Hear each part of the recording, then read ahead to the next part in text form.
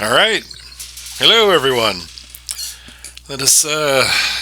We have an ever so exciting show this evening. We are going to be starting out with unicorns, believe it or not. As exciting as I mean, hopefully everyone was able to remain seated for that. And then, ah, I stood up just to fall down. understand. Anyone Then- else smell toast? Just me. Then we'll be hearing from Elizabeth Mitchell. Oh no, she is talking about that. All right, yeah. All right, let's get started. On to unicorns. Here we go. Oh no. Yeah, it's a coming. Here we go. Oh wait. Maybe this is not the right one. Maybe I'm sorry. Please. I'm sorry. Yeah, this doesn't really look like Answers in Genesis' normal style. Maybe that's not the right video. Hold on. Let me just look again. I grabbed the first. I grabbed the first in my collection of unicorn videos. No, you started it. Now you have to finish it. He admitted that. No, wait. Uh-oh. I like this. Keep playing it. It would be more educational than Answers in Genesis would be. Odds are. All right. By the way, everybody I'm sure knows the protocol already. If anything so frighteningly stupid comes up that it requires a response, first person to yell drink, we stop the shoe, and you make your comment. You get to say what you got to say about it, and then we. Before you say your stuff, after you say who you are, so people can respond to you, directly if they need to. All right, here we go with the correct unicorn. And I'm getting feedback from somebody. I'm hearing me. Somebody's got their mic next to their speaker. All right, doesn't matter. Here we go. Unicorns in the Bible? Many people think the Bible contains fairy tales because it mentions unicorns. But the biblical unicorn is not the cartoon animal that springs to our modern mind. The biblical unicorn is described alongside animals that we know and are familiar with. Lambs, lions, dogs, goats, and What? so forth. Unicorns... Was that did somebody call drink on that? I mean, I didn't. No, that was me dying a little inside. All right. I can call a drink just to give a question to find out how many of you are familiar with Elizabeth Mitchell. I am not. I am. The body we're looking at right now. Yes, I believe she is a doctor. She has a PhD. She is a medical doctor. She graduated from Vanderbilt University School of Medicine in '84. She's done obstetrics and gynecology since then at Vanderbilt University affiliated hospitals. She doesn't do that anymore. But anyway, all of her experiences that I just mentioned qualify her to talk about unicorns. Well, she's if you look at the amount of apologetics that goes on at Answers in Genesis, she's one of their heavier guns. And she acts as a point person on a whole slew of subjects about which she knows absolutely nothing, including paleontology. Sex and honor in Slam Dunk. I'm sure she. Yeah. I could be for fucking unicorns, bro, because they're fake. I can walk Well, into her- church like some horror. I can predict what she's going to be discussing about because I've read the posts in that she put up at Answers in Genesis on it. It all has to do with how they're trawling around, just as they did with Brontosaurus to turn it into Job's behemoth. They have hunted around to where there's a kind of unicorny-like they found in the fossil record, and therefore, ta-da! Even though it's nowhere near any of the places that any Bible person would ever have bumped into, that they decide is actually verification that the Bible was correctly describing actual animals. Ha ha, you skeptics! Gotcha. All right. And Well, so I'm expecting her to pull that rabbit out of her hat. all right. This is not a long one. She gets to her point pretty quickly. So let's see. Here we go. show up in Numbers, Deuteronomy, Psalms, Isaiah, and the book of Job. In Job 39, God is telling Job about an extensive list of very impressive animals that he's created. If God introduces an imaginary fantasy animal, the whole point of his illustration to Job would be lost. Okay, drink. I'm calling it on this one just because I've heard that argument one too many times. If X is not true, then the rest of the alphabet must also be untrue. Therefore, X must be true. I don't like that argument at all. It's how about what I you're, love it. how about How can anyone? How can anyone? Well, the neat thing about it, it. the neat thing about it too is how, in this particular case of Job, Answers in Genesis is very fond of rewriting the text to suit, literally tweaking the terminology to match up with what they want to be true. They have more fun with it with Behemoth and Leviathan, but nobody was making the argument she's making until they could find about these fossils. Use on with that. Alrighty. So, moving on. Let's 45 seconds into 317. We're moving well. In Job 39, we see God describing goats, donkeys, horses, hawks, eagles, peacocks, ostriches, and the unicorn. God describes the unicorn as being an impressive, strong animal that's totally useless for man's agricultural needs because it can't be domesticated to pull a plow. And it didn't exist. Elsewhere in Scripture, we see the unicorn described as skipping like a calf, traveling like a bullock, and bleeding when it dies. Modern readers tend to stumble over the unicorn because we forget that the single horn is not that unusual a feature in God's design menu. Thinking, why not? What? God's got a menu. God's got a menu. Or the narwhal.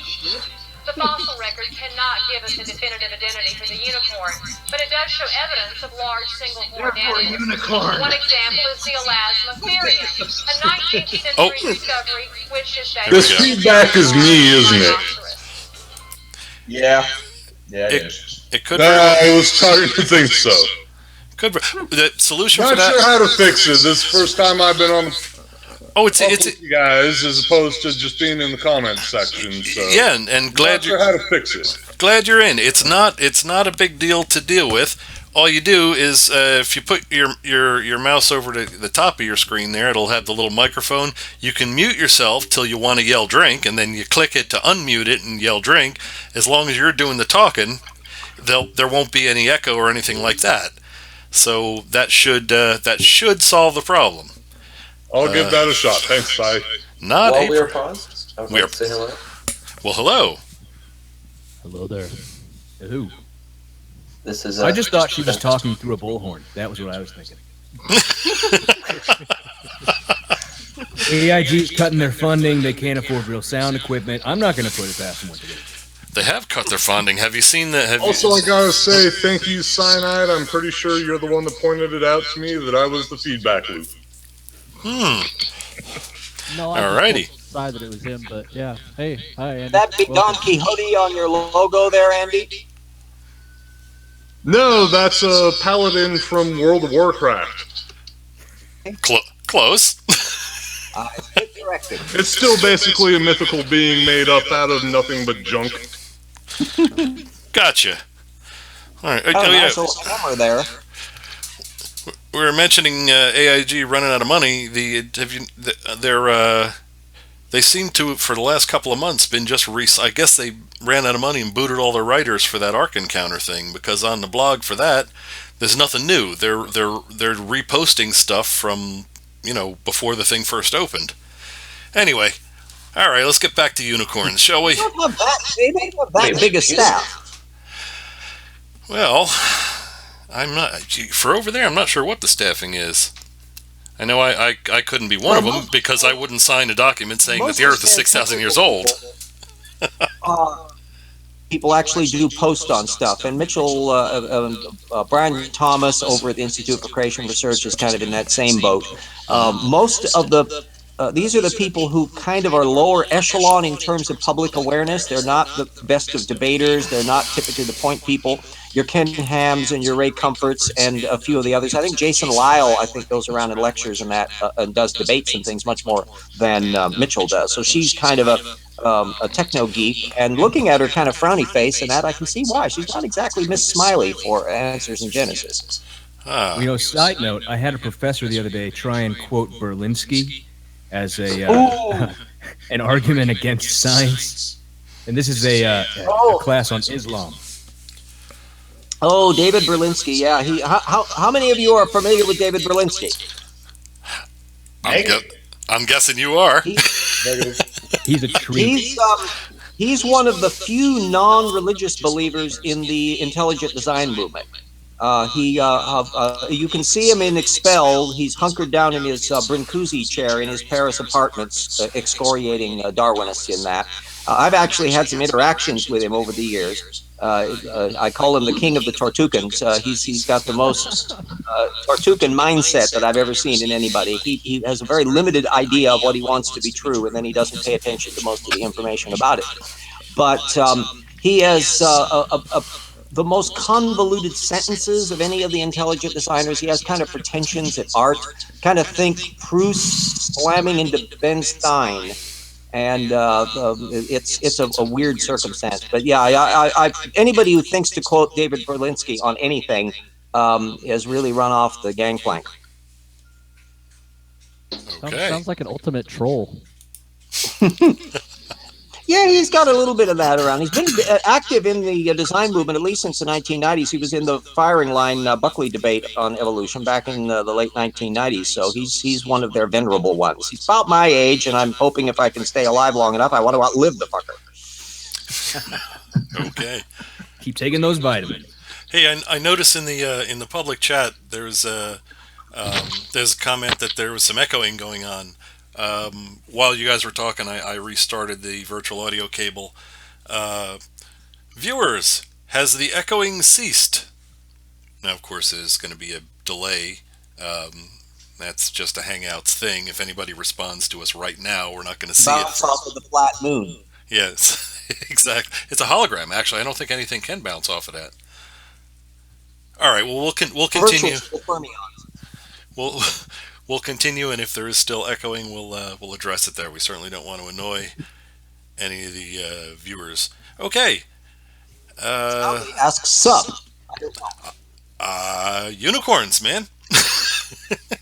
So is there a legitimate discussion about unicorns happening? Is that what I joined into? Yes, you did. Yeah. Yes. Yep, absolutely. Insofar that there can be any legitimate discussion of unicorn. And on that note, let's see what this young lady has to say in support of unicorns. Here we go. The Elasmotherium has a skull 33 inches long, a skull which could easily support a massive horn. Linguistic comparisons between the Hebrew language, the language the old... Okay, you got it. She said, it's Kevin. She said a skull that could support a massive scorn without mentioning whether there is a horn, not scorn. I just look at that face and I think scorn. But Definitely, she has used methodological naturalism and naturalistic inferences, which should get her a Pinocchio nose along with that unicorn horn, because they are very frisky about how they apply that method on. So was Pinocchio a unicorn? Ooh, could very well be. He certainly was prone to leafy vegetation when he lied as much. If only people in the real world were like that, it would be really useful diagnostic. Are the unicorns just rhinoceros? What? Actually, a long puzzlement in the history of cryptozoology as to what may or may not have been the root of what got into being a unicorn. Rhinoceros is one possible example. You get in it. Unicorns is less the horn than the fact that it's a magical animal. And the horn was believed that if you ground it up, you could do all sorts of magic stuff with it. So it had properties that bring it into magic lore as much as any zoology. A lot of the critters that you see popping up, and I don't know if you've ever seen medieval or Renaissance era pictures of strange things around the world. I mean, they have one-legged people and people with eyeballs in their tummies and hermaphrodites and all the most extraordinary, fantastical creatures that people thought were existing just over the next rise next to Mordor.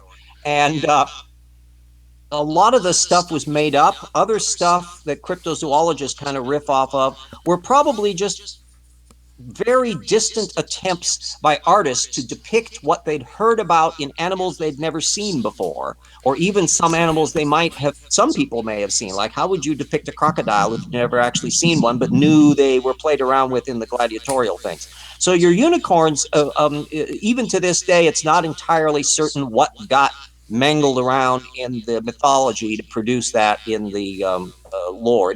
We actually have a better case. I can recommend to everybody. I think I mentioned it a couple of videos back. Adrienne Meyer has written a bunch of wonderful books on the role that paleontology digs and fossil lore fed into various mythologies. And she's made a really strong case that the the griffin is the part lion, part other animal, part bird, is most probably a weird misrepresentation of the Protoceratops skulls that were easily visible weathering out of the trails that the gold miners went through between there and the Scythian golds in Europe, that they would pass by this stuff. That's how the archaeologists in the 1920s managed to find examples of those. And that's probably part of the lore about what the griffin looks like, because it's a dead ringer for the actual skulls of the Protoceratopsids. Okay. Mini lecture done. Ditto. Thank you for the lesson. That's awesome information to know. Here we go. Testament was originally written in, and Assyrian sometimes point out that the word translated unicorn is very similar in its transliterated form to the Assyrian word for aurochs. The aurochs was a two-horned, bull-like creature that was probably used by the Assyrian kings for sport hunting. Often in the Assyrian archaeological finds, the aurochs is pictured with its symmetrical horns in profile as just one horn. This same creature, the aurochs, was described by Julius Caesar in the Gallic Wars as being a bull-like creature almost as large as an elephant, and one whose horns were greatly prized for use as cups at feasts. The most impressive quality of the unicorn is its strength. In Deuteronomy, the unicorn's horns are used to speak of the prophesied strength of the tribes of Manasseh and Ephraim. In Numbers, the unicorn is used to point to God's strength. Though we can never know for certain the actual identity of the unicorn, its identity is not what's really important here. If we think of the biblical unicorn as a fantasy... Got it. This is sign. Yes, of course its identity is important. What is she talking about? Well, in the apologetic universe... More importantly than that, was anybody else quietly laughing to themselves, imagining a llama with a magical horn?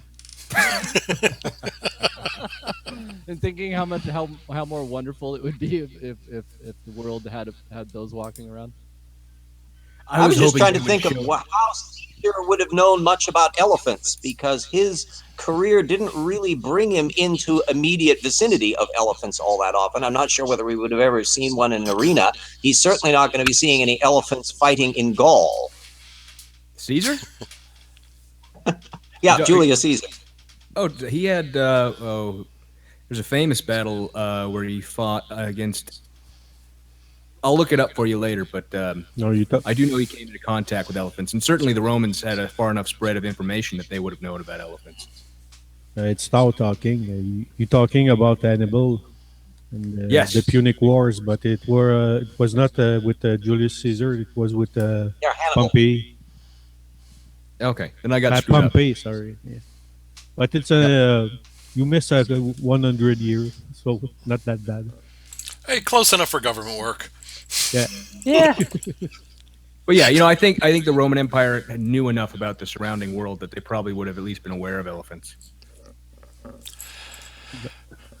The Greek before them, Alexander the Great, fought an army with the elephant near the border of India, of 300 years. Yeah, they encountered a lot of them there. So they knew. I'm just not aware of how much that Caesar would have known about how big they were to be able to make a comparison with the aurochs, which is required for her little analogy on it. Noted. All right. Well, we've got 10 seconds left of her, so let's let her wrap it up, and we'll see if we'll take a vote and see if we're all convinced. Here we go. Animal, we demean God's word. God's word, which is real and trustworthy in every point. False. Drink. Okay. All right.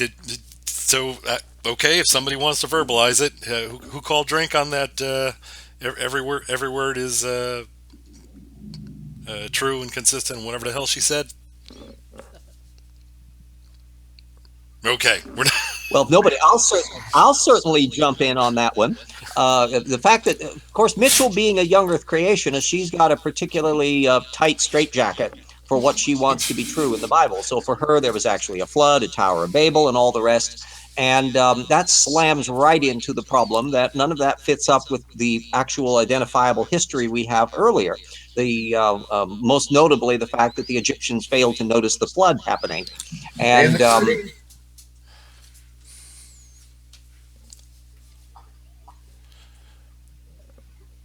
All right.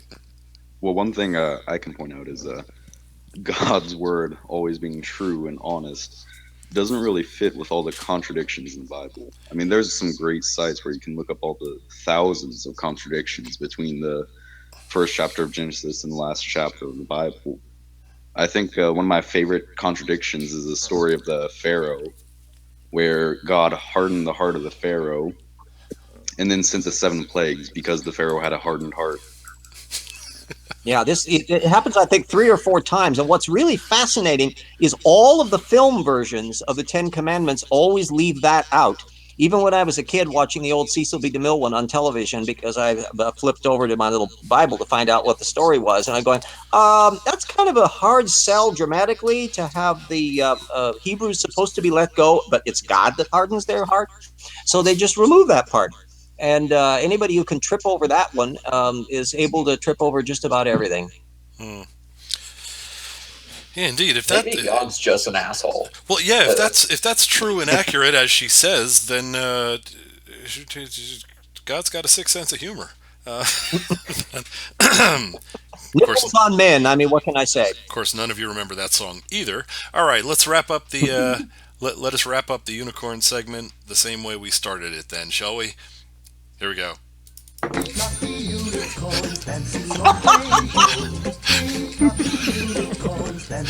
have to say that is more convincing than the answers in Genesis video. I would tend to agree. Association with the unicorns and leprechaun-laden golden rainbows, and also deciduous forests, I think is a fascinating ecological lesson that we all should follow. Indeed. Well, maybe this was built using ham logic. All right. Well, moving on to our squatting on the squatty potty. You're not squatting properly. In fact, if I can put one peculiar thing, she's talking about translations. I can't resist noticing one little bit that affected not so much Bible lore, but astrology lore. If you've ever wondered why there's a constellation Aries the Ram, it happens to be due to a mistranslation. That the original Babylonian constellation was a plowshare, but the word happened to sound an awful lot like the Greek word for a ram, and so they mistranslated it. So all of the attributes that astrologers put in for the behavior of a ram has to do with just a mistranslation of the old plowshare bit. It's kind of like if there was a constellation Subaru, the Pleiades, deciding that the attributes of it related to the ruggedness of four-wheel drive. Okay, so are you saying that astrology may not be accurate and true? I know, saying ain't so. That's awful. That's awful news. What he's saying is, if you want to cast any Babylonian spells, you need to get your enunciation down pat. Gotcha. Yep. I will keep that in mind. I don't think this video proved the existence of unicorns, but I can prove the existence of the Pugapegacorn. If any of you guys want to look, I just threw it into the group message chat here. This didn't prove the existence so much of unicorns as it did an angry Amish lady that found a camera. I feel like so much of Answers in Genesis' time goes into post-production, at one point there they went in and they did it all black and white and showed all the cameras pointed at her, like, because that's more important than the facts, because they have no facts. So they just spend their time trying to make something that looks slick, that looks nice, and that's all they can do. Well, you have to remember their audience. They're preaching to the converted. This is an apologetic framework where if you're coming from a framework in which the Bible must be perfect and true in every possible respect, then they've got to have covered everything. And since critics will point out snark about unicorns or bats being insects or some of the other weirdities that pop up in some of the translations of the Bible, they've got to find an apologetic way around it. They've got to plug every hole in the dike. Otherwise, anything that's allowed to leak out as a contradiction or a problem can theoretically erode the whole mess away. So they've got to dig in on all of them. Alrighty, let us move on to our next topic. It's a little bit of a shift. We're going on to, he'd been requested before. He's finally here. Skiba is making an appearance. Flat Earth guy. Indeed. And this little gem is called Too Big a Conspiracy.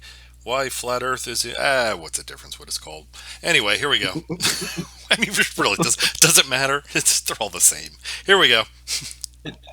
When we think of cosmology, we think of the world that we're standing on, this rock. Which one is it? You know, the textbooks are telling us that this is an oblate spheroid. Oh, Jesus. You read about that? Heard about that? An oblate spheroid. This guy right here says, no, it's pear-shaped. Then, of course, you got NASA pumping out pictures all the time as a perfectly spherical Earth.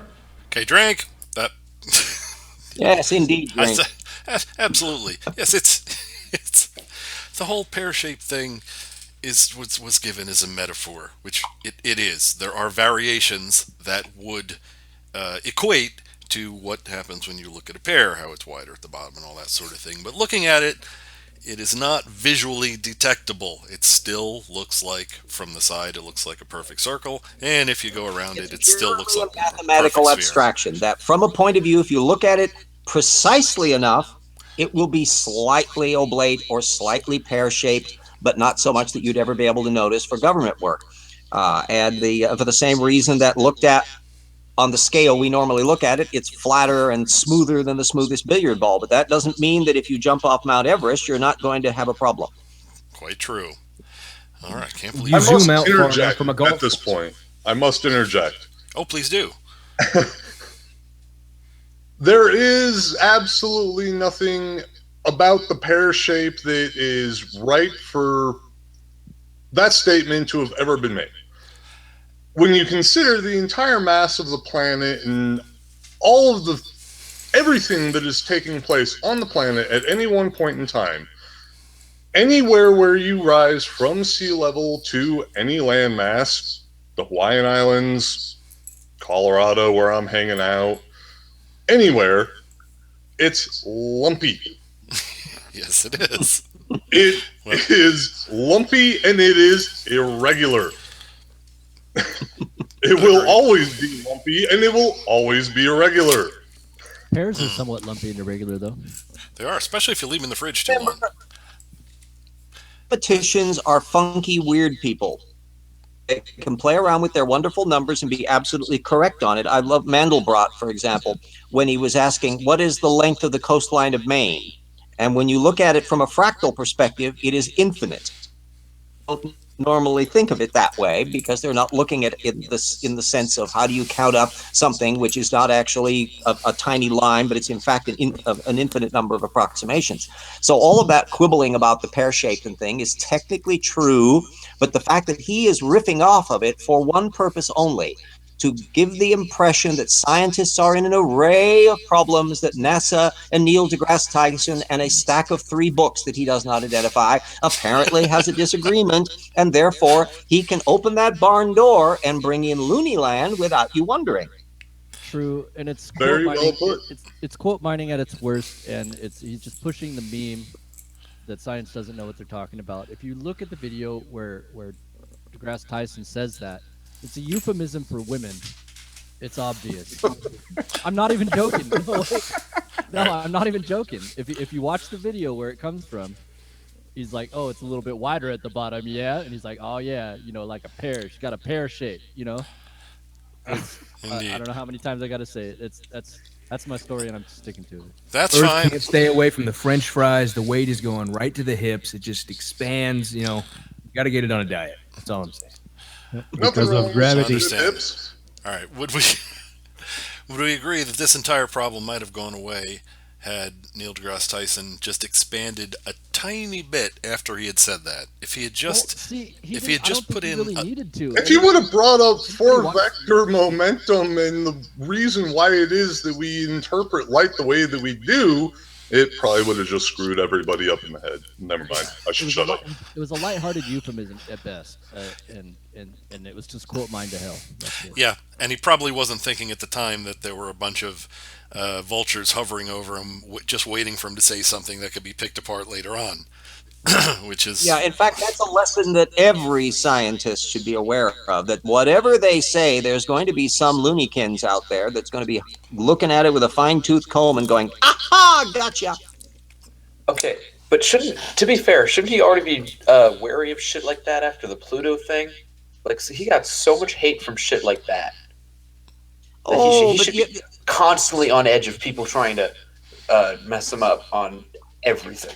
A lot of scientists are. Framework they often never learned. That if you're familiar with the case of Patterson, Colin Patterson, who was a paleontologist and systematist who constantly stuck his foot in his mouth and is a quote mine up the yin yang by creationists, he kept on sticking his foot in his mouth again and again and again.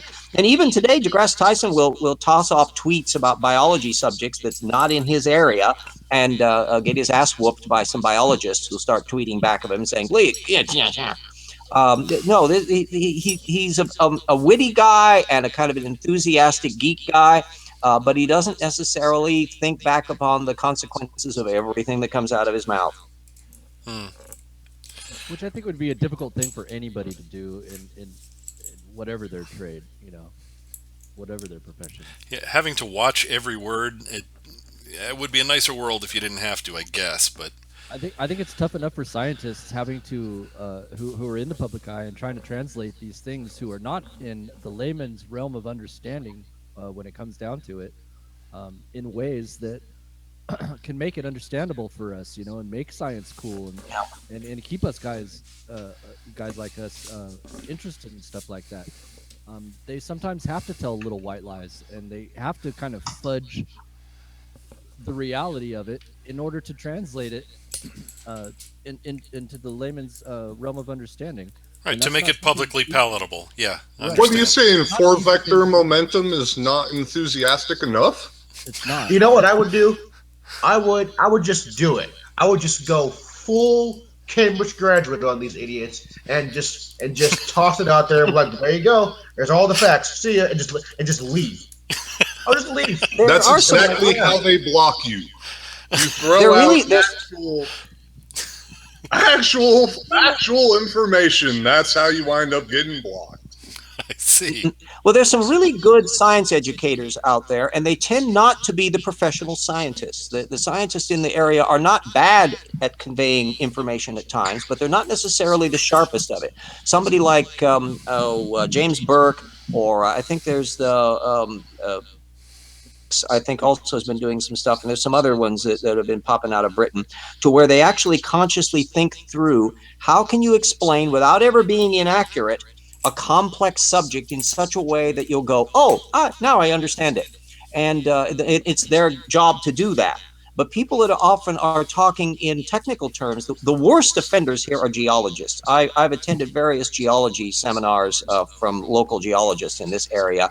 And if you don't know the jargon, boy, you may as well just turn your brain off, because they are not making any attempt whatsoever to clarify what's going on to somebody in the audience that doesn't necessarily know all the little secret handshakes.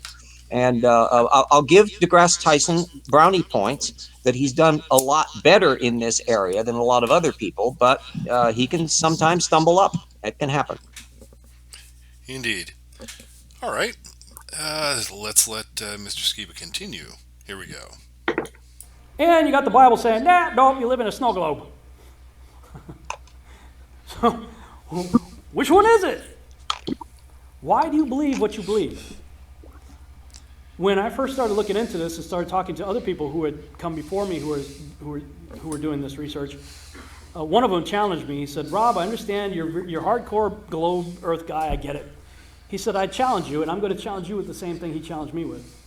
Prove it without using NASA or any other space agency, the government or military of any country in the world. Why would I say Drink. that? NASA has been proven. Very. You're up. Why? Why would we possibly want to exclude all of the major sources of information on this topic from our query? Otherwise, we're stuck with what exactly? I have the Almost answer. nothing, except, well, basic science. You could with basic no, science. I know what you're going to say, James. I know what you're going to say. We could calculate the size of the Earth very close to its actual dimensions in the same way that it was done in ancient Greece by, who was it, Archimedes? Aristophanes. Eratosthenes, that's right. We could do the same thing. But still, we have the advantages of having all these organizations, and I forgot to say my name at the beginning. Damn it, Kevin. We have all these organizations, NASA, world governments, and all these large scientific... I go to UC Berkeley, for example. I mean, we have some of the world's finest labs here. Why could I not possibly use any of that information? It's a stupid statement he uses to rule out sources he doesn't want used. Well, because we're all chills. It also minimizes the credibility of the various opponents, that he can just put them off of the thing, and then he can come through with his cute little pictures, which I've read some of this stuff. I haven't seen his cute little video, but I imagine he's just reprising the same crap that he puts on the websites. Could be. And the one thing he does, I mean, of course those organizations he mentioned do need to be excluded, because obviously they're all, what does everyone else say? Freemasons. Obviously.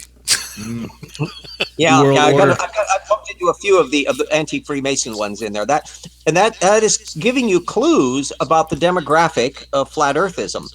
That it's on the extreme wackaloon fringe of the extreme wackaloon geocentrist fringe, which is on the extreme wackaloon young earth creationist fringe, which is on the anti-evolution fringe, which is on the Bible Center. Although he's in an oddball case because he's not covering conventional Bible. So he's trying to come at flat earth empirically, in air quotes, which I find a fascinating process to watch, because normally your flat earthers are simply saying it's the Bible that's teaching it, and therefore it must be true, and I'm going to find information that fits it. But he's in an odd little ball case of where he's trying to do an empirical argument. Especially since he made the snow globe joke about the Bible. Yeah, for Dying Paradise, up in the comments box there, says this guy's an atheist. James, do you know, is this guy an atheist? Do you follow him? Well, he's hard to pin down what the hell he is. Nailing Jello to the wall is easier than trying to figure out where he fills in on this, because he never actually tells you. I think he falls under that non-directionalism I discussed earlier. Yeah, I wouldn't be surprised. I mean, I found a guy earlier this week who I actually mentioned on my most recent podcast, who is a conservative atheist, which is a rarity. But this guy on a completely different show called for the same thing that was a tweet a few weeks ago, a new Kent state.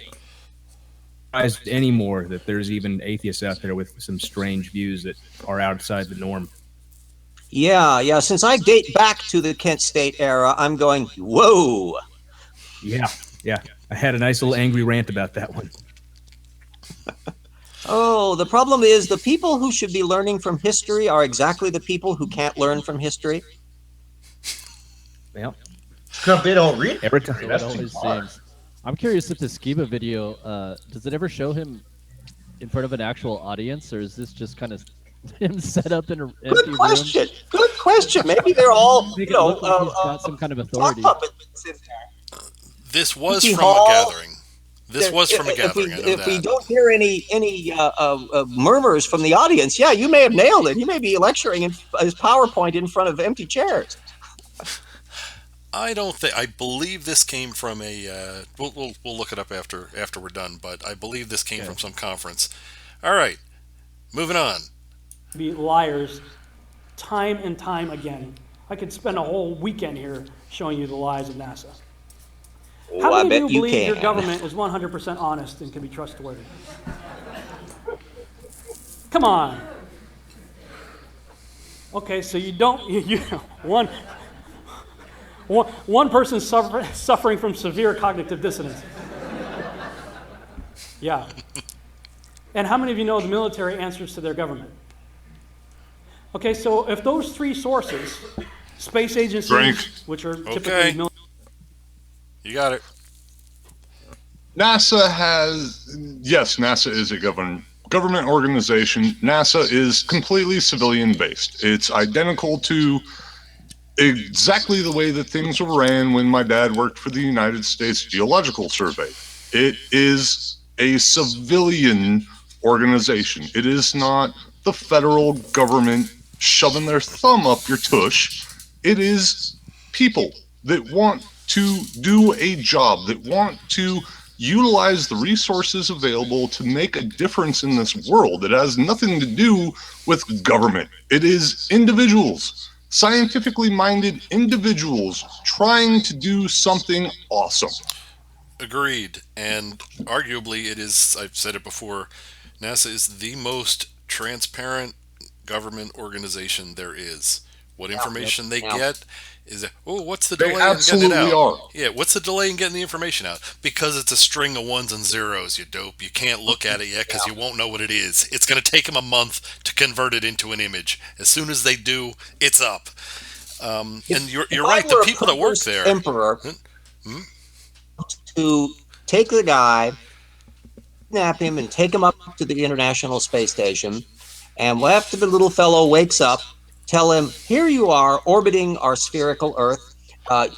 You may leave anytime you want. There's a door, aka airlock. Have at it, walk home.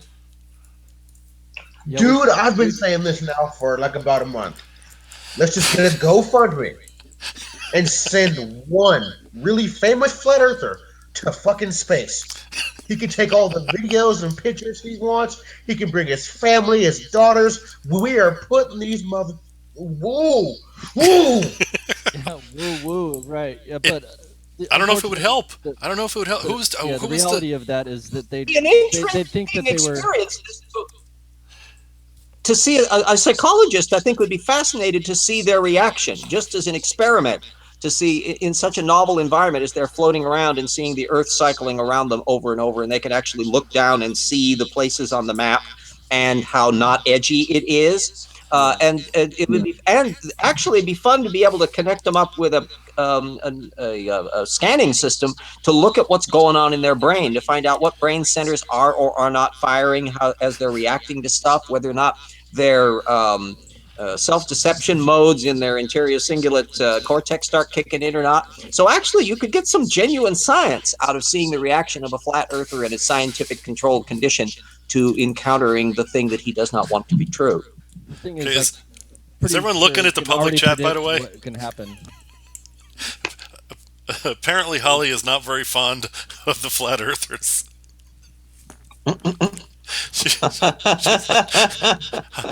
Holly Smith is not all good with the GoFundMe. She wants to give him. It is possible that she wants to give him a go fuck the yourself. go fucking part might be a little bit easier in the contortion thing. You know, It's this is entirely another thing possible. which has not been properly investigated by modern science.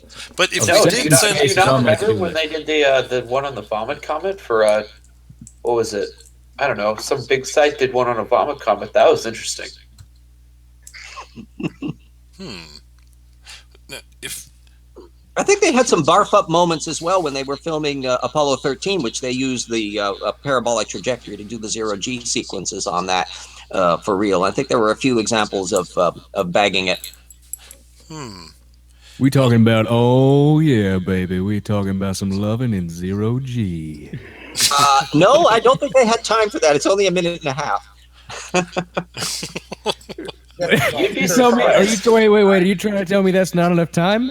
there's so many jokes to be made. Well, here. if you want to enjoy it properly.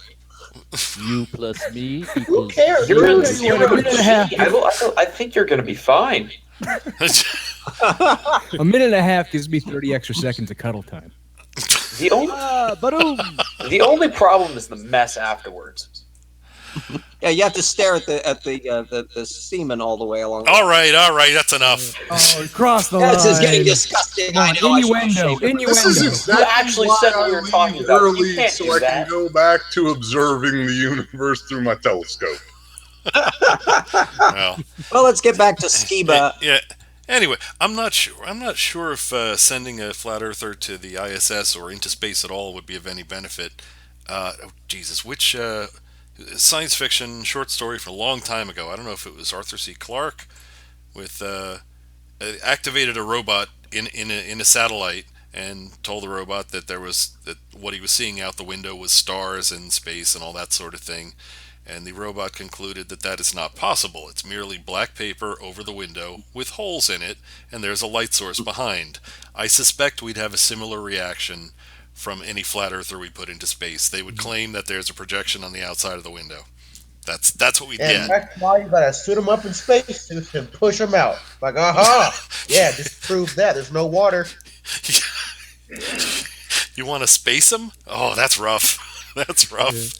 It would All be right. so much easier to just put them in front of a good F10 reflector and let them enjoy the view. No, dude. That way you don't have to kill them. You just Okay. have to let them look through the ocular. Okay, No, so dude, Andy dude. hasn't heard. Even better. Right? And an even bigger GoFundMe and send a group of like 20 flat earthers to the fucking moon, dude. Oh, that'd be glorious, wouldn't it? Yes. But Why don't we just strap one to the It inside would. of the Saturn V and see what happens? the telescope thing wouldn't work out because I don't know if you've heard. Some of the wackier flat earthers have insisted that telescopes come with pre-recorded imagery. That's the whole reason for putting them in front of a reflector as opposed to anything with a digital camera. Let them use their own eye. Light reflecting off of a mirror. It's them and their mind. If they still believe, okay, let's shove them out into space. All right. No, as the Okay. flat earthers adequately demonstrate, if they were capable of reasoning like that to begin with, they wouldn't have the views they do. So what we're looking at are the deflection modes of how they prearrange and select data to fit a preconceived dogma. And that is infinitely elastic. It's an accordion that they're never going to be able to break. Everyone, you can donate to this project at patreon.com/throw a flat earther into outer space. I got 5 on it. Okay, that's the one plug we'll allow right dead center in the middle of the show. That's fine. That's, everything else we got to wait till the end. I'll For nurse mine. $5, you get to push the button. All right, let's get back to it. This has been 1 minute and 41 seconds of Skiba, by the way. All right, here we go. Military government organizations, governments and the militaries of the world are all proven liars. Why would you trust them? Fool me once, right? Shame on you. Fool me twice. Shame on me. I say, continue to believe pathological liars, and you're an idiot. Oh, not Donald Trump, that's right? what we've all done. Whoop-ammo! Oh, you know what? I was Drink. about to say, did you get this from CPAC? Well, from what I've gathered from the various flat earthers I've bumped into, they are not a bunch of Hillary Clinton voters. They were all for Trump. Ooh. Are you saying that Russia hacked movie night? Certainly not. Certainly not. We are seriously firewalled here, comrade, friend. Yeah, well, then why is it the next movie is The Hunt for Red October? All Isn't right. it the hunt for Red Mars? Or the crop version, non-widescreen, He Hunt for Red October. All right. Well, the reason I called Drink a minute ago, and then everybody jumped on me like I was chocolate cake, is is that he's talking about why would you believe these liars? Well, you're right. There's no reason to believe liars. What you believe is evidence that's provided. Evidence from any source, if it is evidence by definition, it points to a specific hypothesis being accurate. The source is irrelevant. This is sort of like the anti-argument from authority. Well, if this was given to you by a liar, it can't possibly be. No, if it's evidence, and that's what we're believing, not believing just what people Is say. Skiba really from Crete? I'll take shorts for 600, Alex. All right, here we go. And so, I look at these stuff, we've all seen the textbooks, we've all seen the videos and movies and all. Okay, he should amend that statement. All of us have seen textbooks. Do you really think his target audience has all seen textbooks? I'm thinking. They don't even read. Yes, those books in the background, those are textbooks. They've seen books. Oh, that's from right, the he showed them. Texas Department of Education. Oh my. I'm just wondering if any of those textbooks have ever had the word etymology in them. Oh, one of them had Spider-Man in them. Does that count? Spider-Man is not necessarily good etymology. That's entomology. Hey man, read Entomology, you are correct. So, An entomology Hey, nerd. textbook. I amused myself. Okay. Moving on. You amused me too. I got that one. How dare All you these speak things- badly of Spider-Man?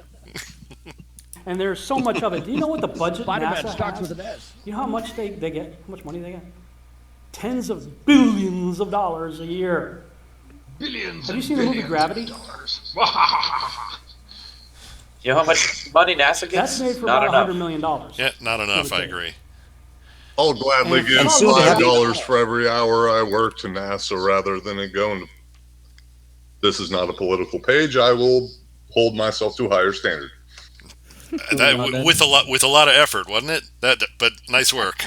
All right. I think I might be bleeding out of my ears now. Quick little factoid. Yes. The average American spends more on pizza every year than they give to NASA. Wait a minute. You can see me? And of course, pizza is shaped exactly like the Earth is. We could see it's all connecting together. the Indeed. Illuminati, 9/11's a hoax. Pizza. Pizzagate Jet all fuel over don't here. burn that hot. Jet fuel don't burn that hot. You can't prove it. Barely burn hot enough to burn some pepperoni on my pizza. Damn it! All right. Ah, yes, the wonderful melting girder. We'll do Who 9/11. Yeah, Who like the if hell's making pizza with jet fuel? What? Every good room this Haven't side of the tried it, Mississippi. Buster. Everybody, visit our Patreon page, Patreon.com/make a pizza with jet fuel. Never ordered from Domino's. You might not know what jet fuel pepperoni is all about. I'm going to say that's probably going to be cheaper than sending a flat earther to space. could be. All right. Probably true, yes. Is jet fuel legal? Yes. It's kerosene. Don't drink it. Just There we go. kerosene. Highly refined kerosene. Well, in his case, maybe Skiba, we could recommend that he drink it. Okay. You weren't in on any of our earlier movie nights, I'm guessing. I ain't never kerosene it melt steel. Jet.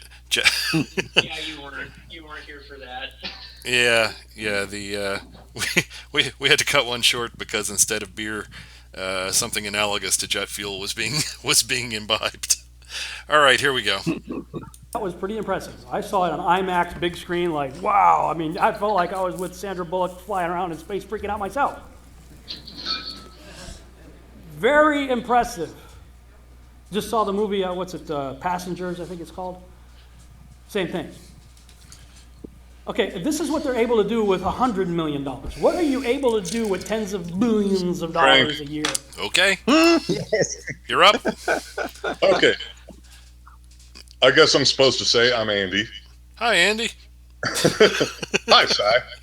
So, the amount of money that goes into CGI has absolutely nothing to do with the outcome of CGI. The only thing that has to do with the outcome of CGI is the amount of money that you pay the individuals that produce the CGI. So, if we're going to assume that everything involving the government is this bloated waste of money, then they are hiring the worst ever, absolute worst ever developers of any sort of digital imagery that has ever existed. Because I gotta admit, a lot of these images of, well, the universe, I do better. Well, I don't know. They got And the I work the guys free. they got the guys with the satellite pumping out new images of the Earth every 90 seconds or something like that now. Yeah, but he's right though. No, but that's not NASA. That's NOAA. That's the Himawari 8 satellite. I mean, these are weather stations, not the space agencies. Yeah, but it's all CGI of the Earth every Growing 10 up in minutes. the 1950s, understanding that the Earth wasn't flat, and I didn't have any special effects movies to rely on. Gosh, I guess that must have been that they were using stop motion puppet animation to show that the Earth was actually a sphere. Yeah, I missed out on all of that CGI stuff. Wow. You Yeah. had Santa versus the Martians. Come on. Yeah. Oh no, And- I'm before even that. I'm 20,000 Leagues Under the Sea and Day the Earth Stood Still era. That's a lot of leagues. What's unfortunate about the comparison he's making now to the movies that he referred to is that unfortunately in these big production value movies where they do use CGI, they flat earthers, you happy? I used your 3 letters there. Congratulations. Anyway, in the big ticket movies, they spend a lot of money and they go over each set of images probably hundreds of times to make sure they look exactly as they're supposed to look and as you would expect them to look. Unfortunately, reality, the real world, is not that way. Just walking down the street, how many things do you look at and go, Jesus, that looks odd? In a perfectly made movie Well, and where if you everything follow is through, done with it CGI, is if- you it never is if- you never say that. If you were to say they did CGI on Gladiator with Russell Crowe showing ancient Rome, therefore ancient Rome did not exist. It's all a lie done CGI. Yeah. Well, yeah. You could apply that absolutely to anything. Yeah, the fact that you can does not mean that it was done. I agree with that as well. But yeah, unfortunately, reality is far inferior to these perfectly done CGI films because It is. There was a very, very sad moment in my life, which I will share with all of you because it's not actually a sad moment in life. It's a sad moment for humanity as a whole, in my opinion. I was with my CFI while I was working on my pilot's license, and he had just got done showing a group of individuals the right stuff. The original, real, the right stuff. And the entire classroom complained about how the graphics were terrible and how they could tell it was fake. Even though, lo and behold, the right stuff used nothing but original footage. And there was no CGI involved. So CGI has actually gotten to the point where I think these flat earthers have this problem, this illness upon themselves, where CGI has actually gotten to the point where it appears better than reality. So when you view reality, you expect reality to look better than it does. Yeah. Agreed. And thank you. You made my point with an example better than I made my point. Perfect. That's exactly what I was going for. Excellent. All right. Anybody else, or shall we go back to Skiba Land? It's the argument. Oh, from Skiba Sam Land. Bullock. On to Skiba Land. Since the 60s. And why is it that all the astronauts, if not all, most of them, have to be Freemasons? How many of you know secret societies are good at keeping Okay. kind of All right. There we go. Do we drink one for every astronaut? Is that what we're doing? I don't want to die. No, I've been told we should keep the show coherent. It's Kevin. I don't think there's much explanation needed there to say that he probably has zero proof that all the astronauts were Freemasons, besides him saying that on video. That's probably the only source he cites when he says in the future that I said it once. And even if they were Freemasons, how does that explain the data set? I suspect all of them have, I imagine every single one of them owns a comb, that there are all sorts of characteristics that they might have in common. But yeah, I They all seriously build doubt. archways. Indeed. Well, See the conspiracy. we know they're up to something. It's a secret group. Well, you know the danger of this mindset. Well, why should they be secret? If they weren't up to something, we should be able to find out what they're doing. Bullshit. Just because they're not telling you does not mean they're up to something.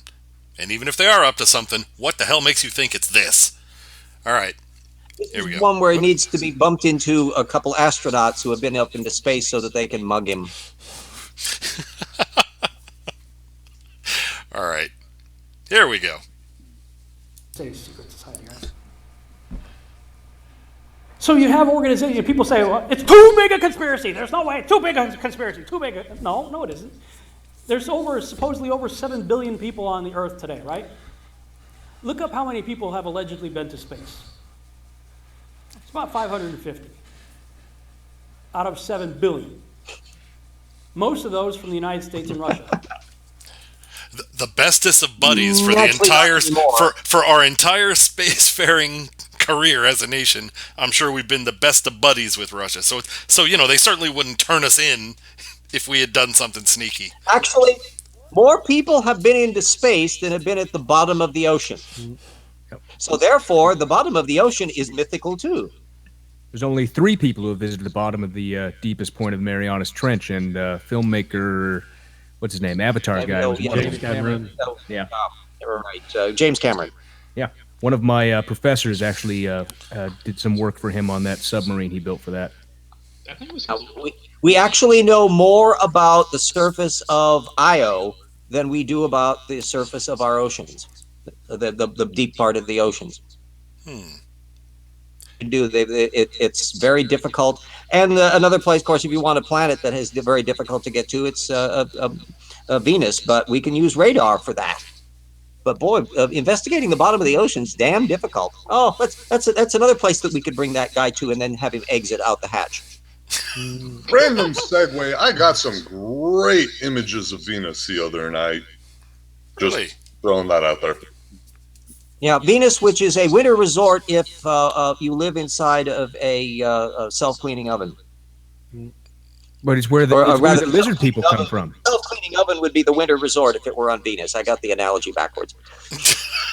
All right. Patreon.com for astrophotography, though. I mean, you get the one thing other than the moon that you actually get to watch the phases on. It's amazing. It's beautiful. Patreon.com/make Venus the winter White House. I'd go for that one. Yeah. All right, Andy, if you want, Or at the very least, we should make them ambassadors. Andy, why don't you put those into throw them into PowerPoint at 5 seconds each, and put it out in have it export into a video, and we'll show that next week if you want. Anyway, I can actually do that. Oh, okay. In that case, if you're interested. In that case, don't do that. Or if you want to email them over, I'll put them into PowerPoint, export them as a video, and send it back to you. How's that? I'll send them as photos, and I'll send you videos instead of photos of Regulus. In focus and out of focus. Nice. Here, I needed out of focus because you've seen all the flat earthers with their P900, the ultimate truth detector. And, I don't even know what the fuck a goddamn camera is. I'm sorry for my profanity, but I hate it. Damn P900. Anybody who's looked through a telescope, specifically a reflector telescope, you'd want to do it every once in a while, is you find a star, or anything really, that's a light source, and go way the hell out of focus, and make sure you get a nice round fuzzy image, like they show that, oh look, we've zoomed in on a star. Yeah, bullshit, you got an out of focus image. But, well, the whole crap where they're actually willing to put up a video where they're so far out of focus that they're actually picking up the shape of the damn shutter lens on their camera.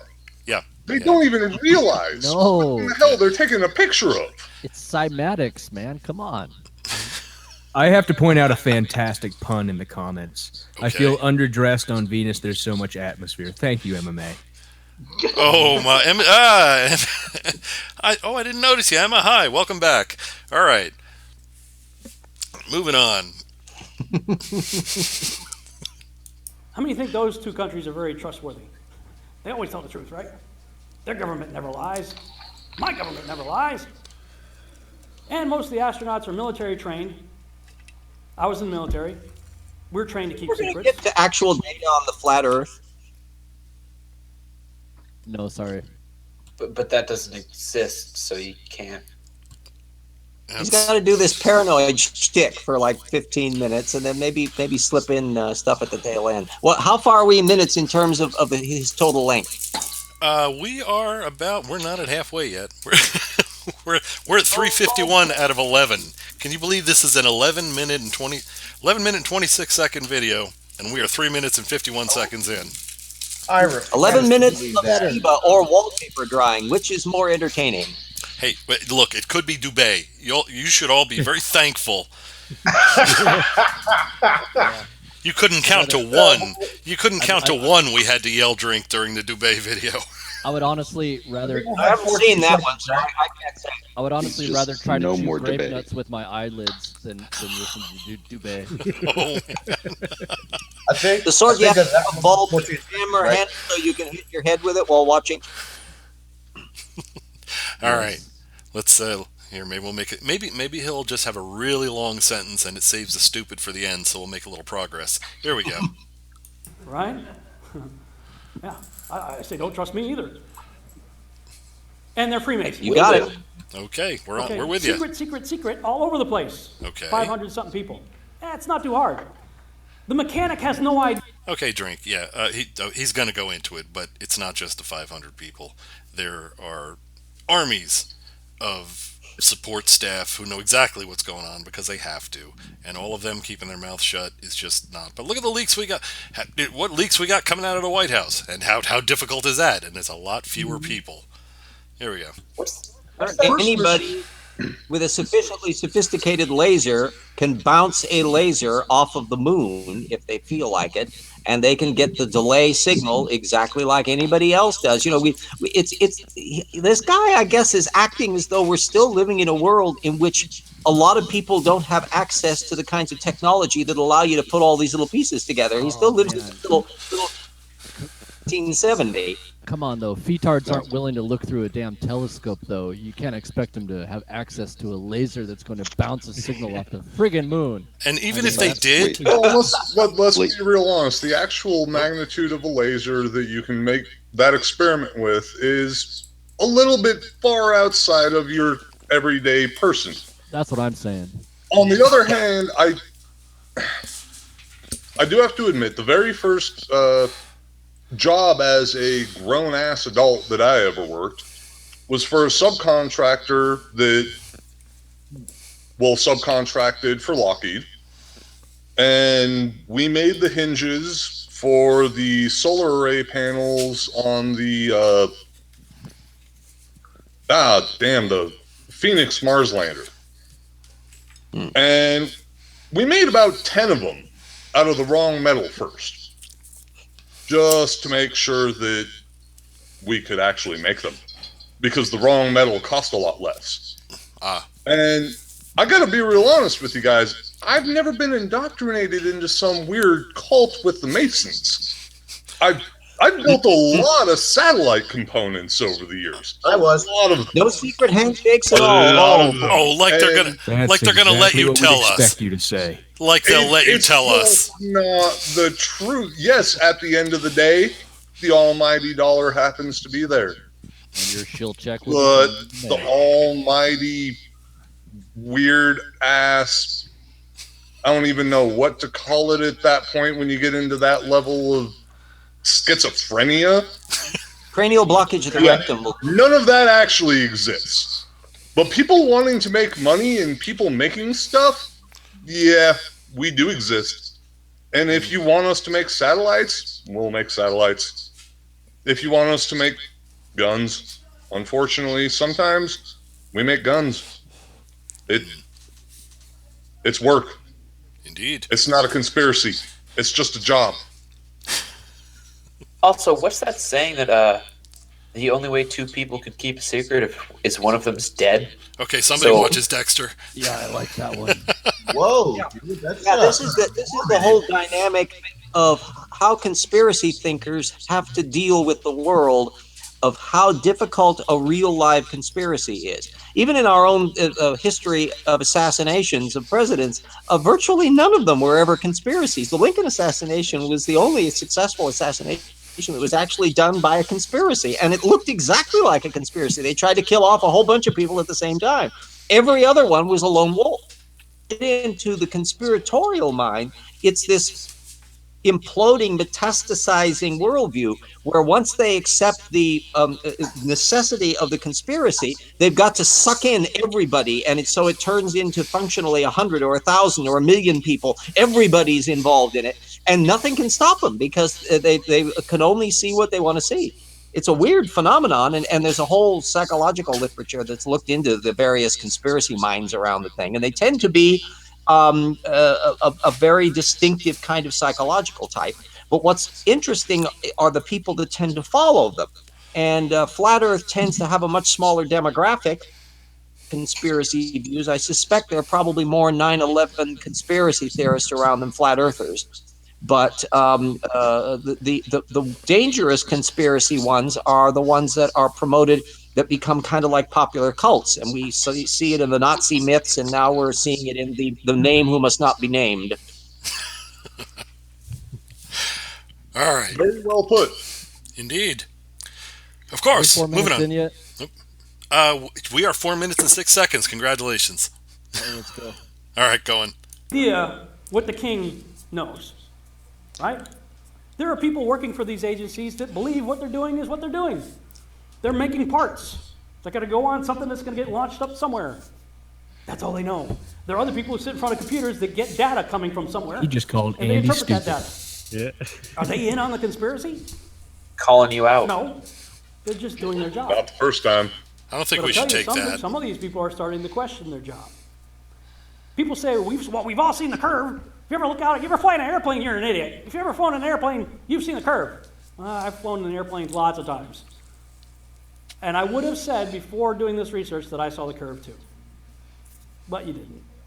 You thought you did. Research, You air convinced quotes. yourself that you did. Mm-hmm. Next time you go up in an airplane, take a camera with you. Make sure you don't have a fisheye lens. Take pictures out your window. Bring it into some kind of software like Photoshop, put a parallel line over it, and you're going to see it's flat as a pancake. I was thinking about something this morning. Let's say... Little side note, pancakes have a bulge. Damn it, This I is was my going to field say of that. view. Right here. Okay? And in this field of view, Frank. I'm claiming... I'm a waffleist. I believe the world has actually got waffle dimples. Okay. What? I gotta put a general drink out there. Okay. All right. Yeah, How many of pancakes are you so have climbed a 14er? I'm a sorry. 14er bean. A 14,000 foot tall mountain in Colorado or in Never California? been that high. 9,000 feet high as I've ever been. All right. There's this awesome thing about Colorado where you don't even have to climb the damn mountain anymore. You just drive up it in your car. Mm-hmm. Any car. Doesn't matter. When you get to the top of Pikes Peak or Mount Evans, because they're the most popular as they're the closest to the Denver metro area, big, nice, flat parking area. All you have to do is go up there, take 2 sawhorses with you, and take a precision level. Since I manage a machine shop, 4-foot long precision levels are at the ready. If anyone wants to repeat this, I will gladly lend you the instrumentation and probably go up there with you and do it as well. You go to the top of a 14er, you take 2 sawhorses, you put them about 4 feet apart. You put a very, very precise straight edge level in between, suspended upon both of those sawhorses. Take a tripod with a camera, put it at the midpoint, north-south. Now pan east to west on an actual photographic tripod where you can pan east-west with a mechanical device. And when you see on the left-hand side, the straight edge meets the horizon level, the right-hand side will also meet the horizon level. At the midpoint of the straight edge, you will actually measure the bulge. That's because the Earth isn't fucking flat. Yeah, but see, could this experiment be done? It's not hard to do. Do you think any of these flat earthers' parents are going to let them do this experiment in their basement? I think not. I don't think you can do this experiment underground. Well, there you go. You actually have to get out of the house and see the world. Remember the get out of his bedroom. I mean, all of his examples were the room in the tunnel, the inside of his bedroom. So I think it's a lot easier for them to live in that world than to try to get up on top of Pikes Peak with the theodolite. Absolutely. And remember, there would be serious sunburn risks when they come out of the parents' basement with that fish belly white skin from never seeing sunlight. That is very dangerous. Giddy from that high altitude, Observe as the mystical student, perpetual student, comes out of his lair. He scrapes off the Cheeto dust. There it is. And he stretches for a moment as his eyes adjust to the sunlight. Now he's looking to see if there's some sort of video game console outside or anything else electronic he could play with. As he doesn't find it, he crawls back into his lair to go back to sleep again. Thank you, Richie Tozier, and 100 net points to whoever knows where that was from. And David Attenborough would then be commenting, "In its native habitat, it is the stupidest organism, indeed." All right, and anybody know where that Richie Tozier reference came from? Like I said, you get 100 net points. Okay, moving on. See a curve of the Earth, right? You with me? Here's my field of view. No. Here's my curve of the Earth. What happens when I do this? If I do this, and I still claim to be the curve of the Earth, I've just created the McDonald's. Anyone sign. notice how narrow his field of view is? Did you guys hear the stupid? Did you miss that? There was some stupid there. Did you? I think you missed it because. Wait, okay, but this was uber stupid. Hold on, I'm going to back it up. I wouldn't normally do this to you guys because I like all of you, and but there was some stupid that you're not going to want to miss. Let me back it up. Hopefully I won't back it up too much or one of you is going to shoot me. Here we go. Everybody shush. Here we go. This, and I still claim to see the curve of the Earth. I've just created the McDonald's sign. There. He's saying if you see the curve over here, if you turn to your left, it's going to be a separate curve and it's going to make an M.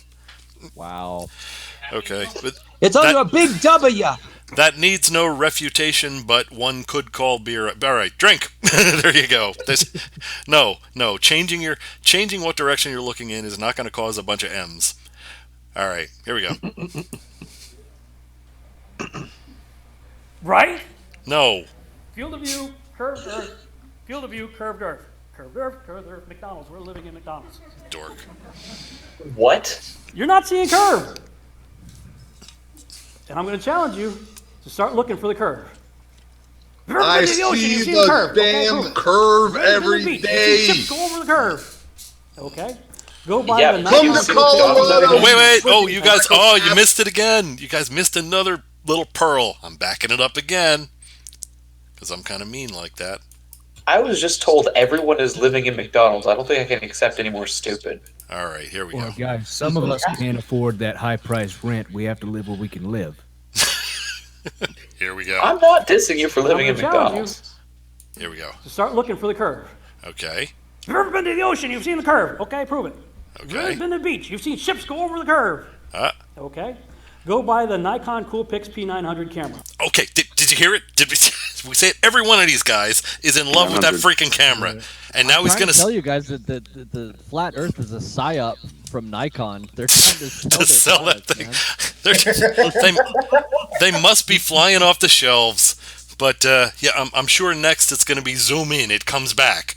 The bottom that disappears first comes. Is this the Nikon Coolpix P900? Is that what it was? That's what he said. I believe it. I believe What he is said the was F the Nikon Coolpix ratio of the P900. P900? Does anyone know? I'm sorry. What's the what? F ratio. Beats the hell out of Pulled me. up on Amazon right now. Any Okay. F ratio you want. Oh yeah. Let's take it down for a minute. Come on, Seriously, tell you does what my anyone F know what the ratio F ratio right on the now. You want P900 is? F400? I You just want looked it up, F200? You want F100? I got your F stops. Nikon Coolpix P900.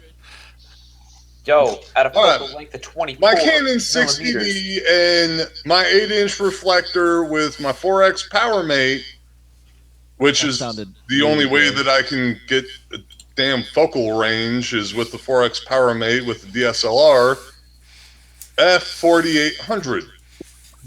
Wow. Yeah, sounds impressive. Yeah, because So people. what in the hell is a damn P900? It is a truth detector. Every flat earther knows that. Yeah. It's the only camera that can photograph stars in all, Yeah. their, Camera that, in all their Well, luminous apparently glory. it's the only camera with a zoom lens that doesn't know how the fuck to not focus light on the damn shutter. Sorry, I've been drinking a little bit. Oh, gee, just you? Let me fill you in on something. It's not just you. There's been a lot of stupid so far.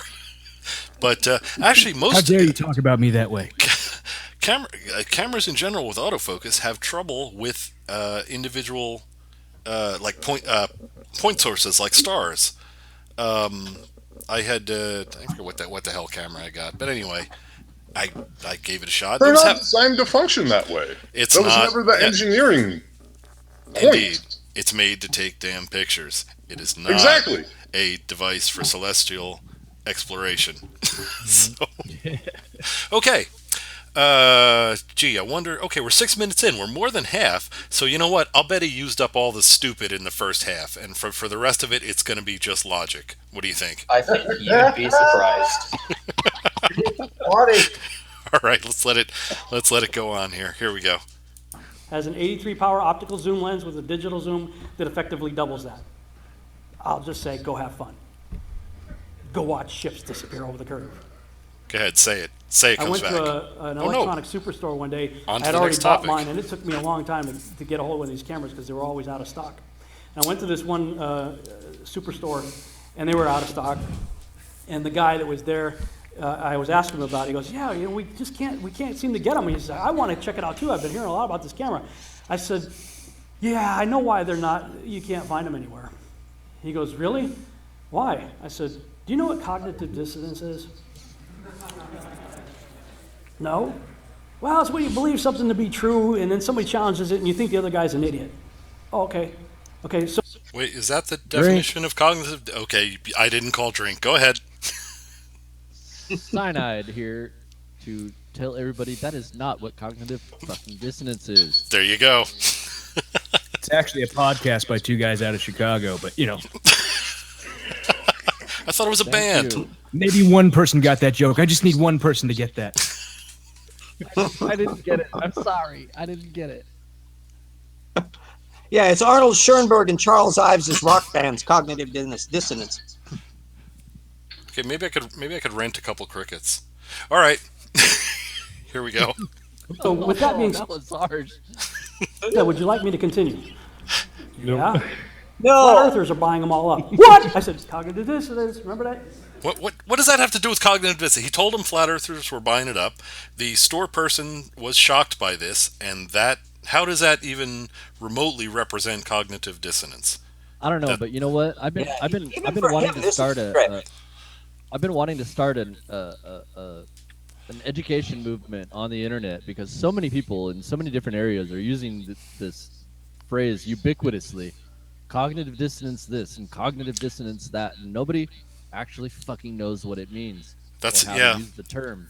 You can't just say that's your cognitive dissonance. It's like it doesn't fucking work like that. And I'm not gonna sit here like others and tell you about it for a half an hour, but go look it up. Yeah, and the Seriously, familiarize yourself with the psychological term and read some essays on it and see some of the research that's been done into it. And Because it's- you can't just say it's not just that. cognitive dissonance right there. Go ahead. It's not just cognitive dissonance. I've noticed a pattern in not just the flat earthers, but the religious folks as well, that they will hear an impressive phrase or a commonly used phrase by people of, I'll just say, people of logic and reason. Something that they commonly use in debates to make a point. Cognitive Yeah. dissonance is one of them. It sounds impressive. So how many times have you heard straw man used to mean straw man, meaning I don't agree with you, when it has nothing to do with that? It's Absolutely. the origin of that, which honestly, I've even heard that misused in a corporate environment. I've heard people using the term straw man. They were using it as framework, like, well, we'll just make a straw man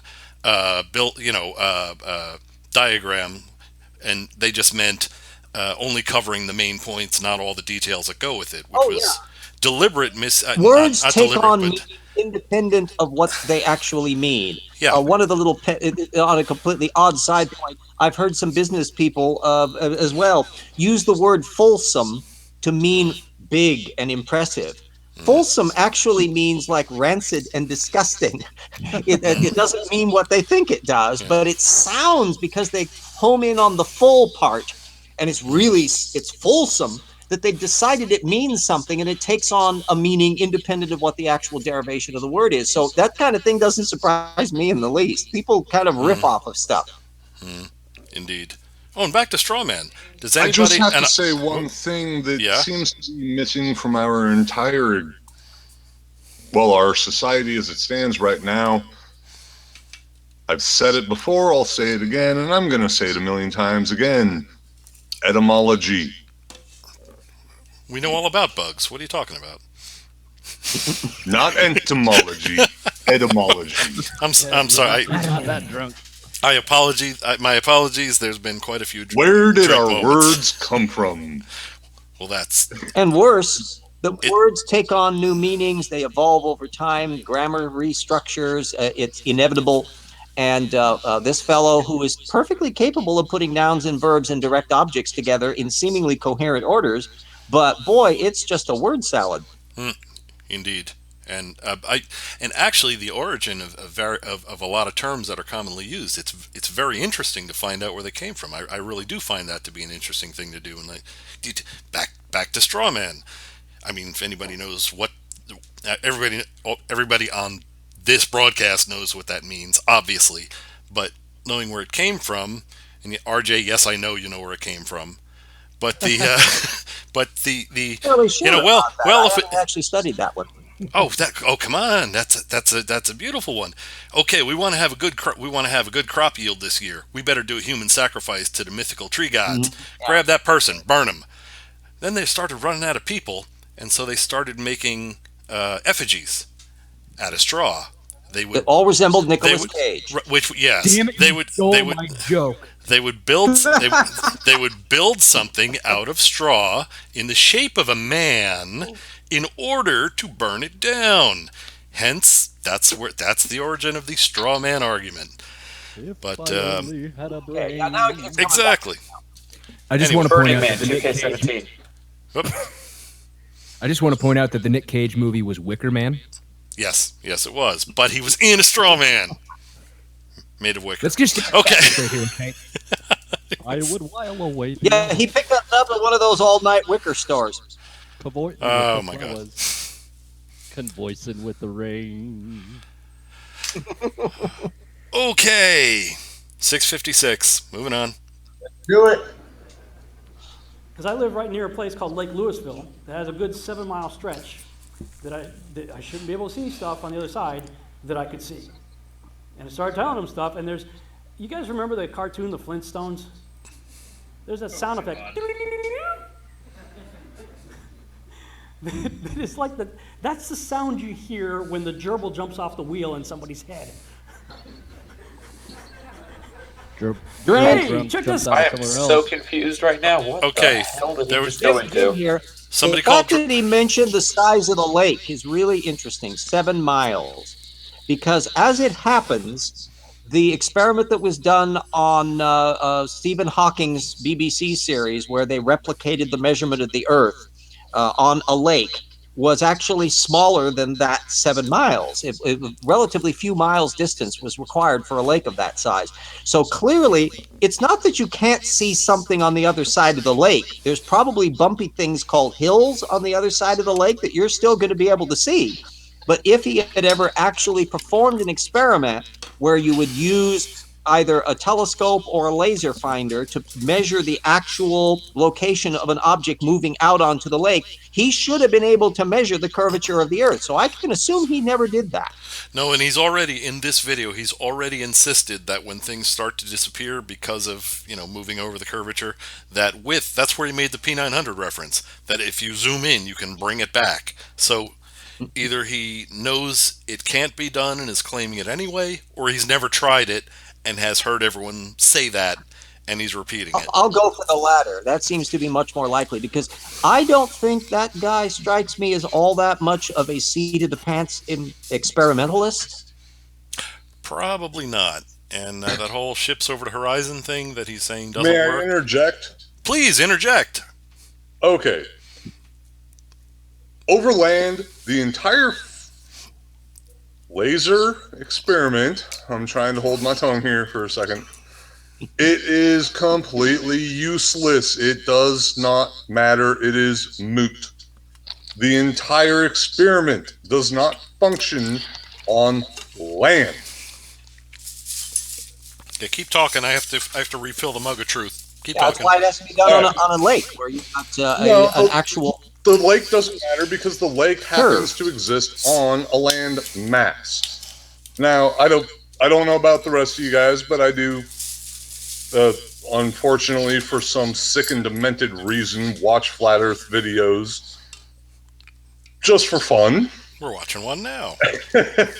And I almost brought up the idea of saying to the group, even though I'm the new guy, space lasers. Because this entire let's use a laser over land to measure the mean radius of the Earth is beyond ignorant. It is just unacceptably and unappallably incorrect as far as taking anything in the scientific method and expecting an accurate result. It is wrong. You cannot use a laser over any portion of dry land to measure the mean radius of the Earth. He's not You saying... can only measure the mean radius of that portion of land at which you happen to be at. Right. So if you're in, let's say, Manitoba, and you're looking 7.5 miles across a frozen lake using a laser, it doesn't matter if your laser hits the target. What matters is the fact that you're sitting on a section of dry land where a massive ice sheet has deformed the shape of the land to such an extent that your test is moot. Yeah, I don't think they're going for any of the tests are going for measuring accurately measuring the what the curve actually is. What it is useful, I mean, even over water, you're certainly correct about that, in that it's not, well, for the flat earthers, it's not perfectly flat, and for the rest of us thinking humans, it's not perfectly level with respect to the sphere because of tidal surges and things of that sort and various bulgings. For other reasons, current, anyway, stuff it out. But it is sufficient for saying there is a curve over water. It is sufficient for saying that, I believe. But to be fair, none of them are trying to measure the mean radius of the Earth. Physically observe it. Consider the direction of flow of the water, though. If you consider the direction of flow of water, and let's say where the river ends and the lake begins, you're at elevation X. Mm-hmm. Now you go to the whole reason why the lake exists. Something has stopped the water from flowing, thus creating a lake. So you're at elevation Y. If I'm at elevation Y and I use an instrument that is potentially actually too accurate for the test, just to go from target A to target B, all of a sudden, it doesn't matter why in the world I was able to get from target A to target B, because I'm at very great differences in elevation. Indeed, yes. Yes, if there was a difference, that would make a Experiment difference. that's I recommend everybody see that episode of Hawking because it was beautifully done. They set up a laser on the shore next to a boat right there in front of you and calibrated where the laser was hitting on a big stick that was sticking up from the boat. And then the boat started going away from the shore. And as it did so, the laser would start rising higher and higher and higher on the stick because the boat is getting lower and lower and lower relative to the fixed line of the laser. Eventually, they reached the stage where the laser was too attenuated. They were a couple miles out. No, I think they were a little over a mile out. So they then performed a second experiment, which was able to make use of a longer distance. There they brought in a helicopter and a telescope. So they had a helicopter located to where the telescope was looking at the helicopter, where you could physically see it out on the lake. And then the helicopter out along that trajectory, and it eventually dropped over the horizon, and it had to rise up, still visible, and they were using their radio all the time so that the telescopic view of the helicopter was still in view. At that point, the helicopter was like 50 feet in the air relative to the lake. And Actually, so all of that RJ, I don't think. Don't take me wrong. I do not disagree with the manner in which that particular experiment was carried out. What I feel would be a more repeatable and a more adequate test over dry land, mind you, like I say, dry land, would be to take a midpoint measurement so that you can measure the sagitta of the arc. Because in none of these experiments am I ever seeing the sagitta of the arc being measured. I'm only seeing what is the expected drop over X amount of curvature, and that's somewhat okay, but what is the sagitta of the arc? And if you measure the midpoint difference between point A and point B, and you incorporate point C, now you can actually measure the sagitta, and you can actually continue on with a logical, from my perspective, experiment. Oh, wait a minute! Look at the public chat. Holly says that Skiba did do the boat experiment. Holly, you don't want to jump in here and tell us about it, do you? Or just type it, your choice. If you want to jump in here, message me on G+. I'll send you the link to join us. If you want to just type it, enjoy yourself. Okay. In the meantime, shall we continue with the Skiba-isms? Does anybody have any more? I'm tired of seeing poor DeGrasse Tyson's hands floating like disembodied behind on either side. I want the hands to squish together and have all of the brain squeezing out like pus out of his ears, but that's not going to happen. He may be getting ready to choke him. I mean, look at those. Look at the position of those hands. He may be getting ready to choke this fella. Okay. There you go, suddenly leaping out from the screen. All right. Moving on. Here we go. So look at that. You watch the ship go out, and you see it disappear from your eye because of perspective and all kinds of other stuff. It looks like it's disappeared. Hey, let's get the camera out. Zoom in. There it is. And if you've been watching my YouTube channel, you've seen a lot of other videos on it as well. So, I mean, as you do this research, what ends up happening is you'll think you come to a solid conclusion. I proved this. All right. But then the yeah, but guy shows up. Well, yeah, but. And whatever his yeah, but is, well, it kind of makes sense. So then you go, well, yeah, but, and you play the yeah, but game for infinity. It never ends. And I just came to the conclusion for myself that, you know what, how long are you going to waver between two opinions? I'm just going to have to make a choice. And it's going to be a choice based on belief. Yes, I have plenty of other proofs and things that I have done that have helped along the way. Oh, I heard a call for drink. Who called? It's my drink. Okay, Jim go ahead. Here. Go ahead. You'll notice how he puts all of that yabut stuff, and I was expecting yabba yabba do on the end of it, without seeing any of the data. He's jujitsuing it off the screen as though, yes, You don't perform an experiment, I guess, and then somebody comes along and says something against it, and then you have to counter that. Well, what would be an example of it? This is just a fog bank. If he were using words other than normal words, we would understand how gibberish it is. If he were to simply say, well, I performed the Zervalblurp along and said, the case that because of the that, well, what do? How do you resolve the if he slipped out of it to where there was just gibberish, you'd realize he's doing gibberish. But the problem is he's using words as though they meant something when they don't.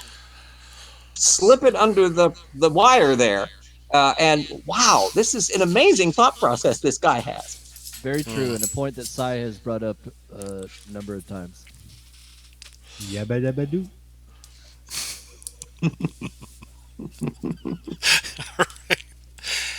Anyway, I bet Skiba has never tried to stop a car with his feet the way Barney Rubble can. That's a difficult skill I'd to like master. to challenge him to that. I'd pay good money and bring popcorn for that. Well, yeah, you can challenge them all do you want, but you guys got to understand that actual physical experimentation is against FE protocol. So. And back to the laser. You'd have to have NASA involved.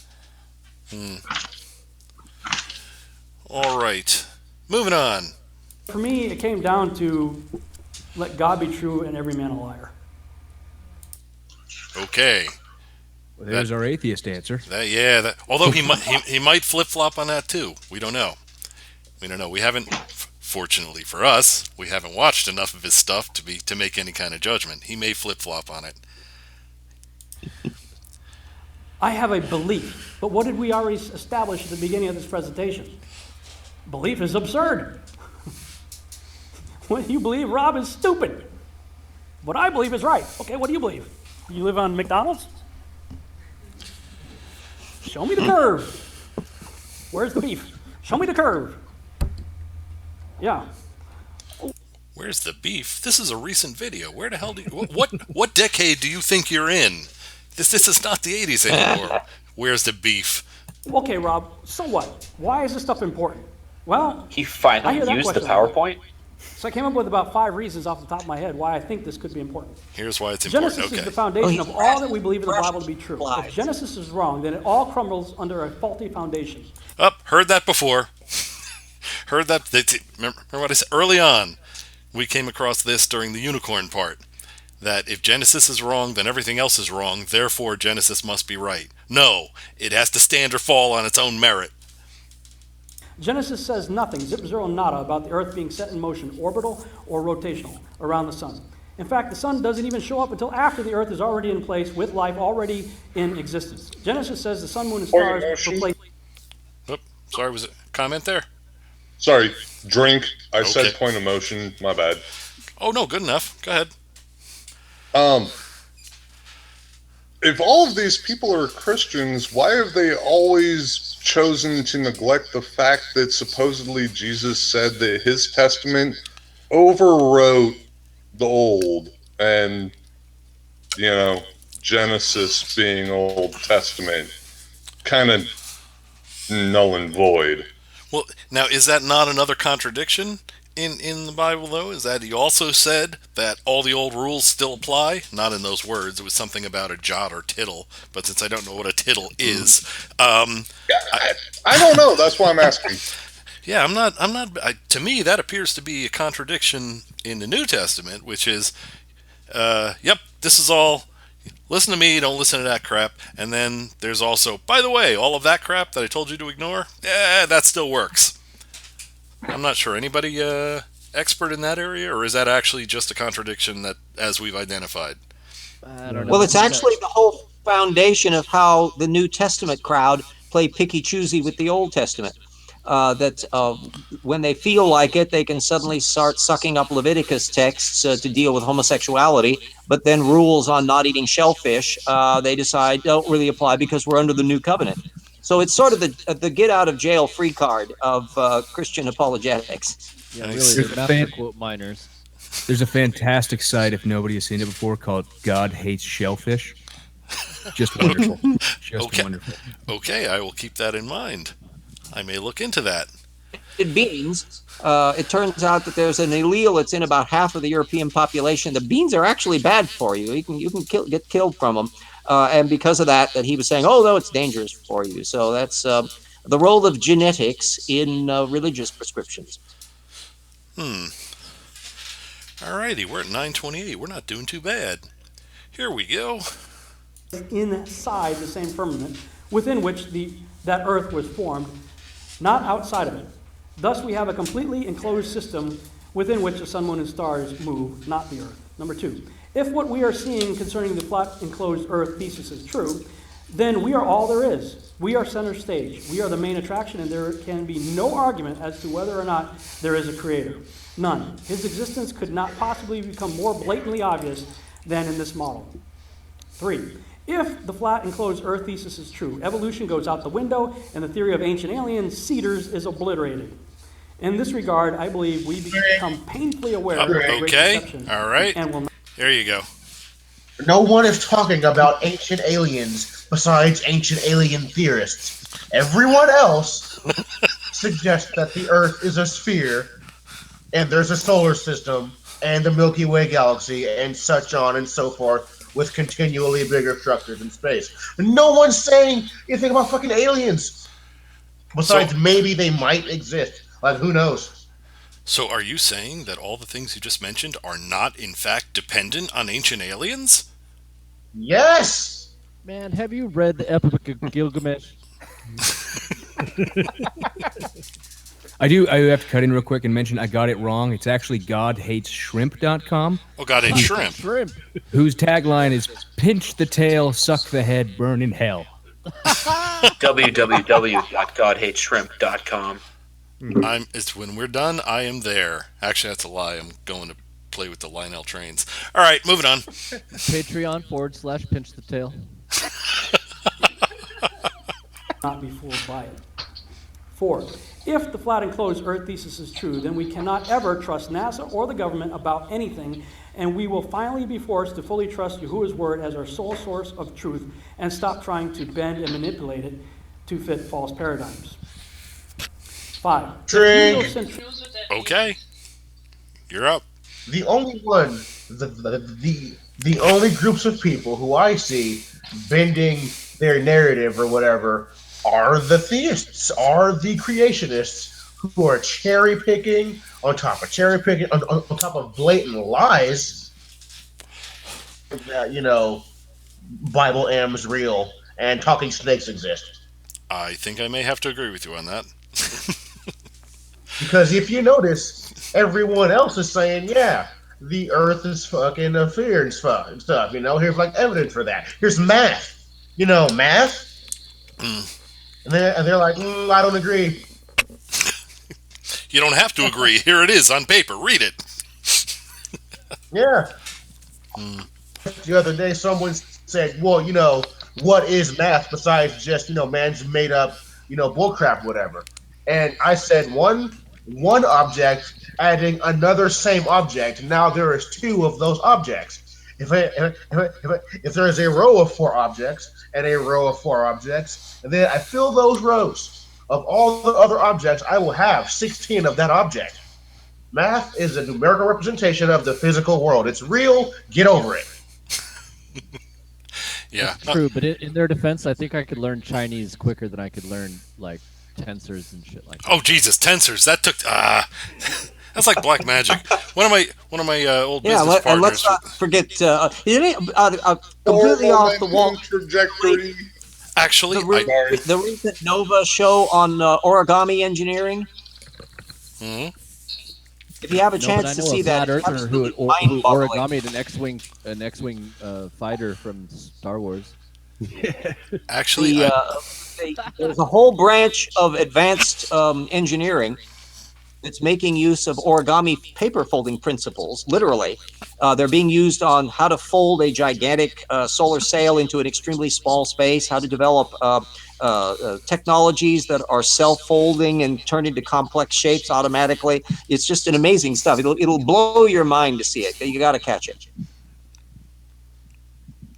Indeed. Okay. All right. And actually, you did have to mention tensors. It was a couple of weeks ago. I saw a video. I forget. Hell, I do not remember what the hell it was called. Just search for freaking tensors on YouTube. There's a professor that explains the entire concept of tensors to various degrees using nothing but rulers and Nerf darts. And it is the clearest explanation of not only what tensors are, but why the hell would you need them for anything that I have ever seen anywhere. Anyway, we're all right. We're close. Search for tensor Nerf darts. I got it. Very good. Is there a Patreon for that as well? Nerf darts aren't free. Here we go. Patreon.com/awesome. Is false, then Scripture is true. If Scripture is true and can thus be taken literally, why should we not take it just as literal when it describes the earth as fixed, not moving, set on pillars, a foundation of pillars, carved as a circle, with edge borders inside something with four corners inside, enclosed under a dome? Something to think about. Possibly because we have evidence to the contrary. That might be a good reason to not accept that. But that's just me. Take a short break. Why he has to visit the edge of the earth, and did he take any pictures? No. Notice the skin tone, which is very light. He has not left the parents' basement for quite a while. But time for a short break. Oh my! Yeah, guys, don't worry. We can take a break now. Everyone leave.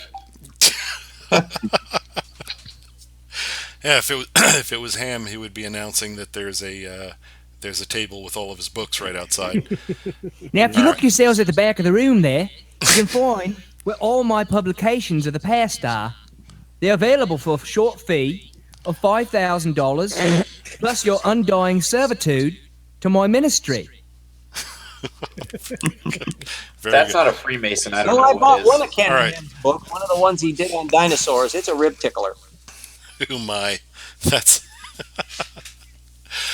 okay. Oh my, look at this. We're at 10:51. This only goes to 11:26. We've nearly made it through the Skiba-ism. Nice. And with the recent impression there from our friend, still no one has come up with the. You know what? Maybe I haven't offered a prize. I remember Phil won his Darwin fish for coming up with the video that had the quickest call for drink. As soon as we put out that there was a prize, somebody came up with it, and it was Phil. He won the prize. Nobody has come up with who and from where was Richie Tozier, and that's what that relates to the man of 1,000 voices here. All right, moving on. Let us cover the last minute of this crap. Come back, and when I come back, part 2, we're going to talk about we're going to shift gears a little bit, talk about a seed war, the beast, and a strong delusion. And as we do that, I'll put this image up here, which is from a weather balloon shot up to 100,000 feet. Oh, Jesus. With no curvature. See you back in about 10 minutes. Field of view. Sorry. Drink. Field of view. There. I know it. I don't get my 100 net points because I didn't call drink first. I know. Thanks so much for watching. I hope you enjoyed this video presentation. If you did, please subscribe to my YouTube channel, like the video, and share it on your favorite social media sites. We just shared it. More to come, so stay tuned, and we'll see you back next time. Okay, there can be no claims of copyright infringement because we're doing just what he asked us to do. We just shared his video. Alrighty. Now, is it cheating if someone was to look up who Richie Tozier is on the internet? That is sort of cheating. Google sort of. Damn it. Yeah, and I went British there. I went British. You never go full British. Oh. Indeed. Hey, look in the chat. Paul's here. Howdy, Paul. Yeah. All right. Well, that is. Does anybody have any final comments on our friend Mr. Skiba here?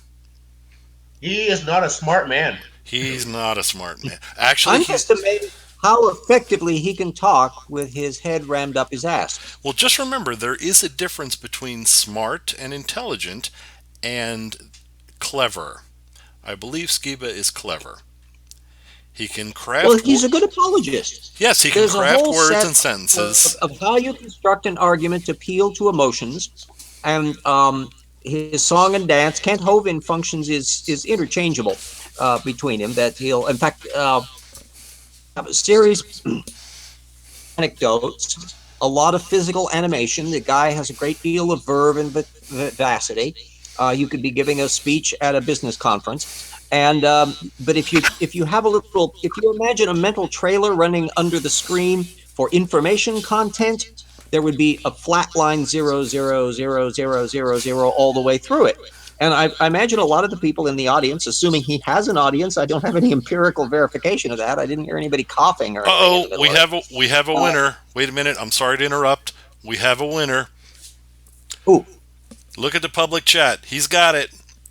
And I believe that is the first answer to the question of who the hell is Richie Tozier and how does it apply to this hangout we're having. And Crow Many Clouds has it. It is from the Stephen King book, It. Richie Tozier, Man of a Thousand Voices. Beep, beep, Richie. You got it right. So, yeah, well, I've never read the novel It because it's from the devil. That's right. Stephen King is like in The Waterboy. Stephen King is the devil. Okay, Crow Many Clouds. You must message me in whatever way you feel appropriate. You can do it in Google Plus with this name, obviously, SciStrike, or in Twitter. If you're on Twitter, it is the handle in Twitter is, believe it or not, Woo Debunker. WOO_debunker. You have won. Your prize is, shockingly enough, another Darwin fish. Contact me. You have won. See, I told you. As soon as there's a prize, someone will answer. Okay. Backtard one says that I hope the audience didn't pay to hear this bullshit. It's entirely possible that indeed they did pay, that there would have been a fee to hear this little guy speak. It may not have been a freebie. Well, people are paying to go to that. There is a Flat Earth conference, believe it or not. I think it is in North Carolina, and there is a fee. And people are going, so they'll pay. Actually, next month, just before my book signing in Seattle, I've also discovered that there was a Discovery Institute seminar, for once free, that I was able to sign up for, that they're doing a thing on intelligent design homeschooling. And Jonathan Wells is going to be there, Ann Gauger. There's going to be quite a few of the little poobahs, and I've put my little 2 cents to be attending that. And I'll probably be doing a little YouTube video commenting on that after I get back home, assuming they don't throw me out immediately as a terrible spy. But I'm kind of looking forward to that. Okay. If anybody's interested in going to the Flat Earth seminar coming up, tickets range from a mere $150 to $250 for VIP, where you can actually get a meet and greet with people like the Morgul and. Okay, I made this mistake. I made this mistake with the movie. You all know I went to the movie for you guys, so you didn't have to. I went to the movie, and there will be documents, there will be videos coming out showing you just what kind of stuff you were saved from. So fear not. But are you saying you're going to go to the seminar? This is how I got myself into trouble with the movie, but I'm going to say it again. I'm going to do it again. I will go to that seminar, and I will VIP it. Oh, take me.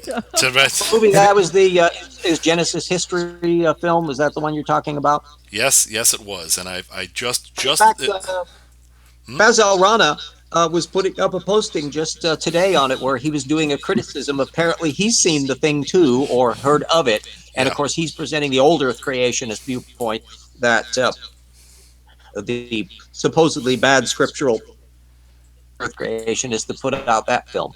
Well, the good thing about the film that makes it really easy, honestly, anybody can debunk it, because the target audience was they didn't want people who knew a lot of science-y type stuff. It's all very low level, and sometimes they even fudged some of the arguments. They didn't use their best false arguments. They just pulled out what they were sure most of the audience would understand. Here's an example. The great difficulty that exists when the young Earth creationists will admit that there are stars greater than 6,000 light years away. Now, Ken Ham is just an imbecile. He had said that his explanation for that was, well, light years actually, but we'll need your accent to do this properly. But he had said that a light year is not a distance, it's not time, it's a distance. So therefore, it has nothing to do with how long it takes light to get to us, which was just, which is just. Light year, it's not a time. Thank It's nothing to do with how long it takes light to get to us. Thank you very much. Is that good? That you is gonna take perfect. that sound clip and edit That's it? right. I gotta say, thank you for inviting me here this evening. I've had an absolute blast listening to you guys over the last couple of weeks. Glad last you joined couple us. of months. Actually, I gotta say though, it's time for me to get back to the scope, and I've got to leave the computer in the dust. Understand. Glad you joined us. And even if it wasn't necessary to go to the scope, I mean, after this many calls of drink, I would assume at least a men's room would be needed. But that's already been done. Okay, well, I do thank you for joining us. I hope I do have to go to the scope though. It's set up every single evening in my backyard. It's just a regular thing. Gotcha. What I do. Well, you do what you got to do, and we appreciate your being here. You certainly had some valuable thanks input. for having me. I appreciate it. I do hope we'll see you again. Do have a good evening. You as well, my friend. Thank you. All right. Anyway, okay, I'll try to be a little less long-winded, guys. Well, before we get off on the next thing, we were talking about conferences. Did any of you hear about the conspiracy cruise? No. No, you haven't heard of this? I have not. That sounds amazing. When can I go? Oh my god, I don't. I know they did it about a year ago. I don't know if there's going to be. I saw a blurb up on that somewhere. I think there was maybe something up on Pathos or something ahead of posting on it. Orac, David Gorski posted a few things about it, and there was a big article on Wired and Jezebel, and I think a Vice reporter made it along. So the headliner was Andrew Wakefield. And because, of course, with his medical license revoked, with his medical license revoked, the only place he can actually legally say he has any medical knowledge is on the open sea. Yeah. Some of the other big ones were Laura Eisenhower, the granddaughter of President Dwight Eisenhower, who said that she had been in on some sort of experimentation back in the day regarding HAARP. HAARP. Right. Not AARP, James. HAARP. Oh my. Oh, that's harsh. All right. So but it was a whole bunch of. It was a fantastic thing. I advise everyone look up the articles. It's hilarious, the kind of whack jobbery that was on there. It would make a hilarious TV movie suspense story where wackaloon conspiracy theorists are now hijacked by terrorists who sink the ship, and we could just see, and the ship could be upended. We could combine this with a new version of the Poseidon Adventure. I think this could be filmed in IMAX. Oh, the ship is going down, and they're yelling, "Bunker fuel doesn't burn that hot." and imagine the terrorists being lauded by all for their efforts. Anyway, all right. If I may interject, where the heck was he? Oh, Paul, if you're still just watching, if you would like, you have the link. We've come up on 2, which is generally if we come to the end of something like we did now. We could call it now, which we often do after 2 hours because people get bored of hearing me. But since the last time you went to great lengths to attend, and you were stuck with flat Earth stuff, which you were not incredibly fond of, we do have a Hovind video. If you want to hop in, we have it. If you don't, we can take care of Eric Hovind another week. But I did save one because you did get kind of stiff that one time when you joined and it was all flat Earth. If you want to hop in, by all means, and we'll go for it. If not, we'll save it for next time. All right. Is this a Kent video or an Eric video? Eric. Kent is not quite the man he used to be. I guess you noticed since the whole prison thing. Not quite there anymore. Well, he's got like a pile of his old videos that are all still out there. My gosh, he was prolific. He was spewing them out several times a year because basically he carried a camera around with him whenever he was doing his lecture tour frenetically, which he could afford to do because he wasn't worrying about his taxes. So yeah, that's true. Oh, Paul wants to know if I want to stay up. Paul, I don't sleep. I'll sleep when I'm dead. If you want to jump in, even if everyone else needs to go do whatever the hell they got to do, the video will be provided for you to rip to shreds. Oh my God! And speak of the anti-theist, there he is. All right. Shadow in cartoon form. Well, welcome. That'd be neat. Welcome, Paul. We missed you. Has arrived. Oh, All right. That's funny, yeah, because the live stream is obviously behind you guys, so you obviously have moved on, and I don't know what you're talking about, but that's fine. That's all right. We don't know what we're talking about either. we had Skiba on, so there's been sufficient calls for drink that we're barely coherent at the moment. Understood. I caught the last 45 seconds. yeah, I'm not sure that guy made it through one sentence, actually, without us stopping to talk about something. But as we mentioned, at least it was not Dubé, which means that everyone is still capable of, if not being stable, at least standing. Everyone can still stand. I have not seen this Dubé. I think I would like to see that at some point and test my metal. Well, seeing it, device meant to cleanse one's backside after you're done. A combination of butthurt and diarrhea simultaneously. Okay. You stuck through last week's video, and that was all Jeranism, and I had to tune out the whole time. I mean, I couldn't even hang. Yeah. You guys noticed I was not around. It's just because I can't even hear that guy's voice. It's like seriously cheese grating my soul. Yeah. Well, see, that's the thing with Dubé. Seeing his videos, like RJ you mentioned, seeing his videos are not a problem. Hearing his videos are what will make you run for the hills. Just his method of just in rote monotone reading centuries-old bullshit. Yeah, in an effeminate way. Not that there's anything wrong with that. Anyway. Hey, y'all, don't be making fun of me like that now. As I approach everything from a methods direction, even the most annoying dreck, there's a lot of my friends who have saying, how can you manage to read all of that damn creationist stuff? You want to kill yourself. 5 Philip Johnson books? How do you do that? And it's because when you've got an isolated example of stupid, it can be like a tip of an iceberg. But when you can see multiple examples of it over an individual or examples from lots of different people within a cultural group, you can start seeing patterns of behavior, tropes, interconnections that you wouldn't notice if you were just looking at the isolated one or had steam coming out of your ear because you're frustrated at the first 5 minutes. So although it takes a thick stomach to survive a lot of this stuff, it's very useful from a methodological point of view. Indeed. All right. Anyway, like it is 2. We will, since Paul jumped in and we've been saving this one for him because he got stiffed last time he was on. Yeah, but how long is it? Like, I don't want to keep everybody up. I'm a vampire. I can stay up indefinitely. Dude, I am fine. Let's go for gold. Let's do it. Okay, do it. Dev, you're gonna like this one too. It's No, don't you lie to me. Hey, Dev, did you like the unicorn? How did that go? I'll listen to it later. It was the first unicorn video you put up was funner. Yeah, there I've seen that one. Play that the rest of the night. That's all I want. If you just play that the rest of the night, I can gouge out my eyes and die happy.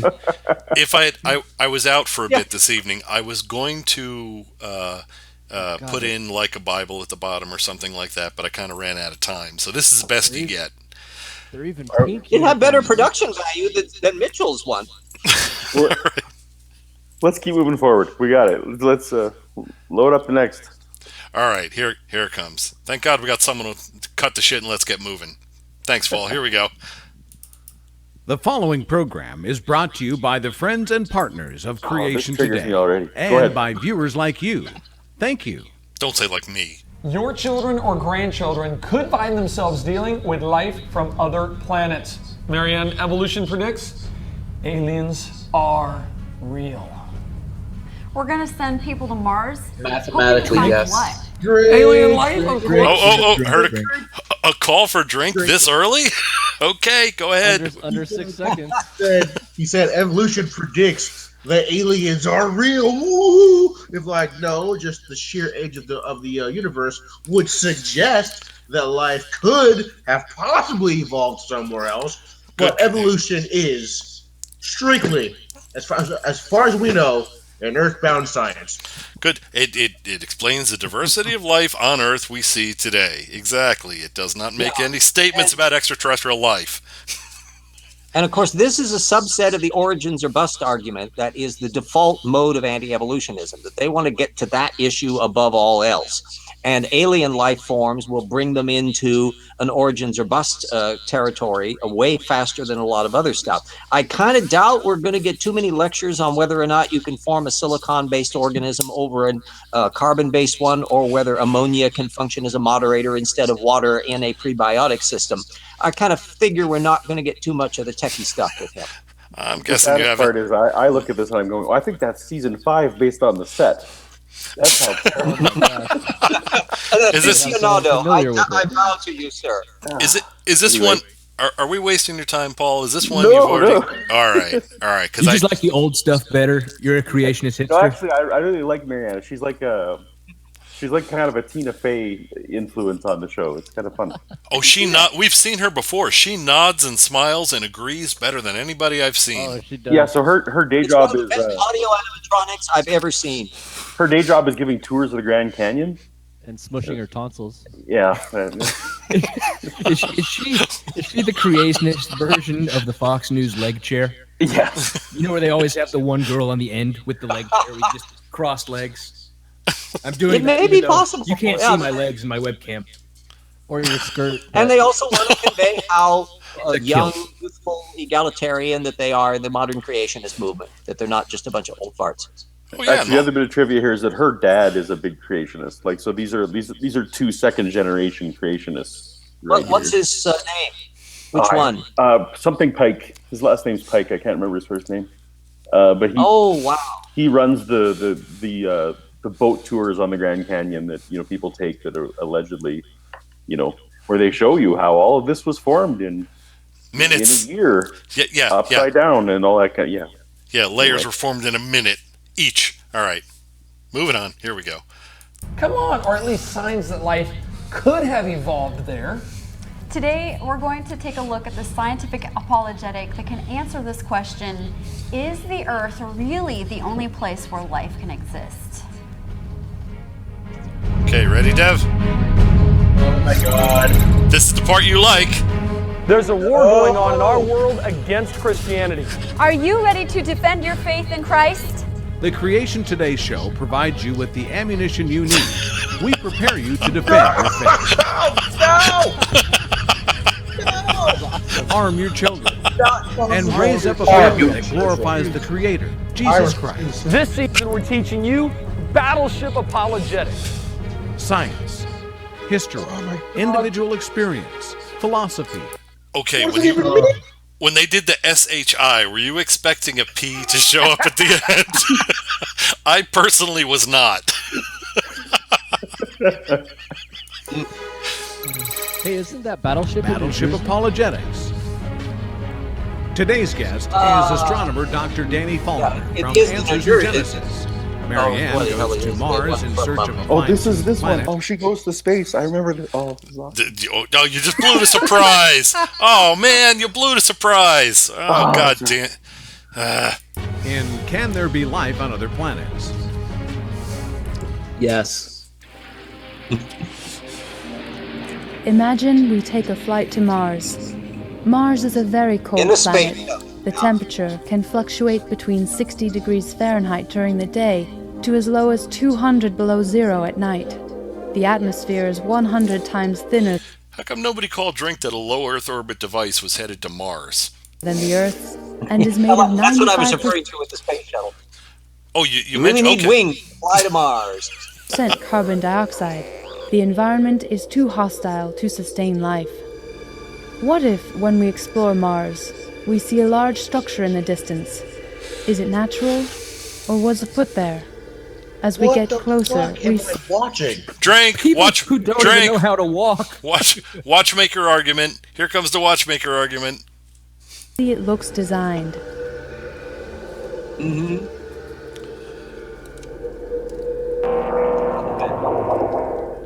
That's Inside, the air pressure is like the Earth's. It is a biodome, A pressurized sphere, allowing life to exist on Mars. All right, fucking It has drink. water. No, stop. Wait, how is Stop. it that big on the inside? Wait, who called drink first? I think I did. I think you, Dev. Go ahead. Yeah, I think they were. Okay. Why don't they just come out and say their watchmaker argument?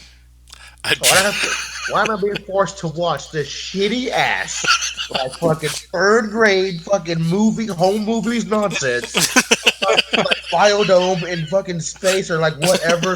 Just say it. Just say it. Watchmaker argument coming at you, and I'll respect you a lot more than this half-hearted attempt to like to be. You're gonna eat your words when Tracy Morgan comes out and does his Astronaut Jones.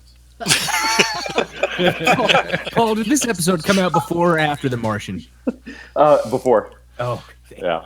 Actually, what struck me when they were talking about how hostile Mars was, and I was immediately thinking, yeah, for lions and tigers and bears, but not necessarily for bacteria, which can live inside of crystals 3 miles down inside the Earth. They can live in frozen environments, or tardigrades that you can keep frozen in a block of ice for 100 years and thaw them out.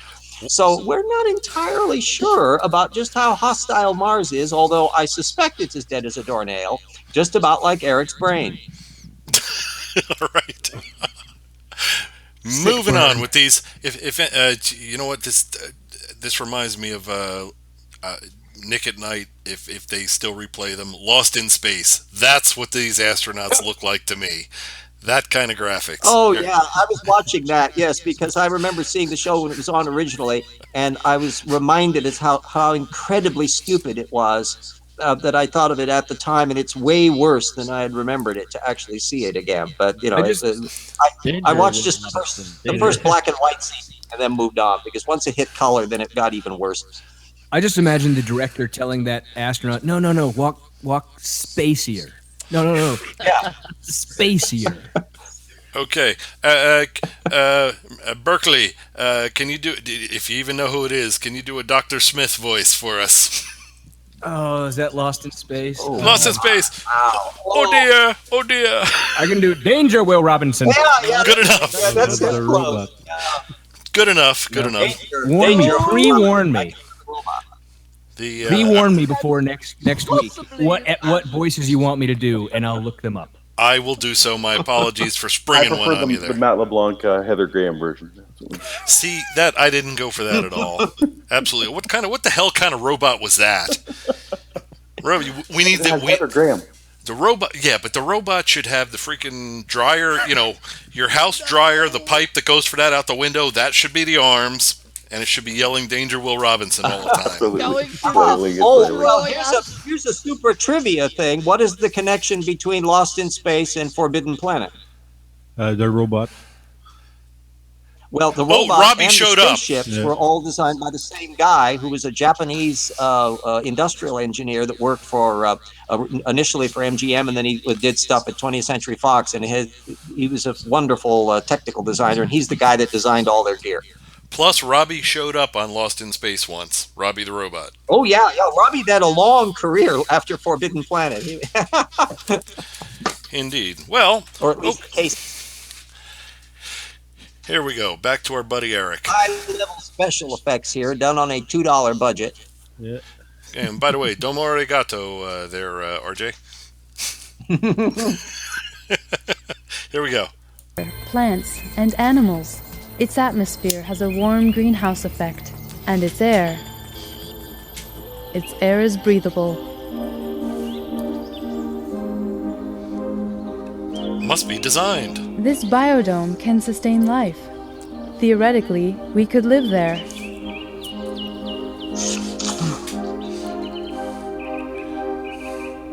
How did this life-sustaining dome get here? Did it evolve naturally by chance? No. Pretty serious seal on that suit, huh? It had to have been built by intelligent beings not native to this harsh planet.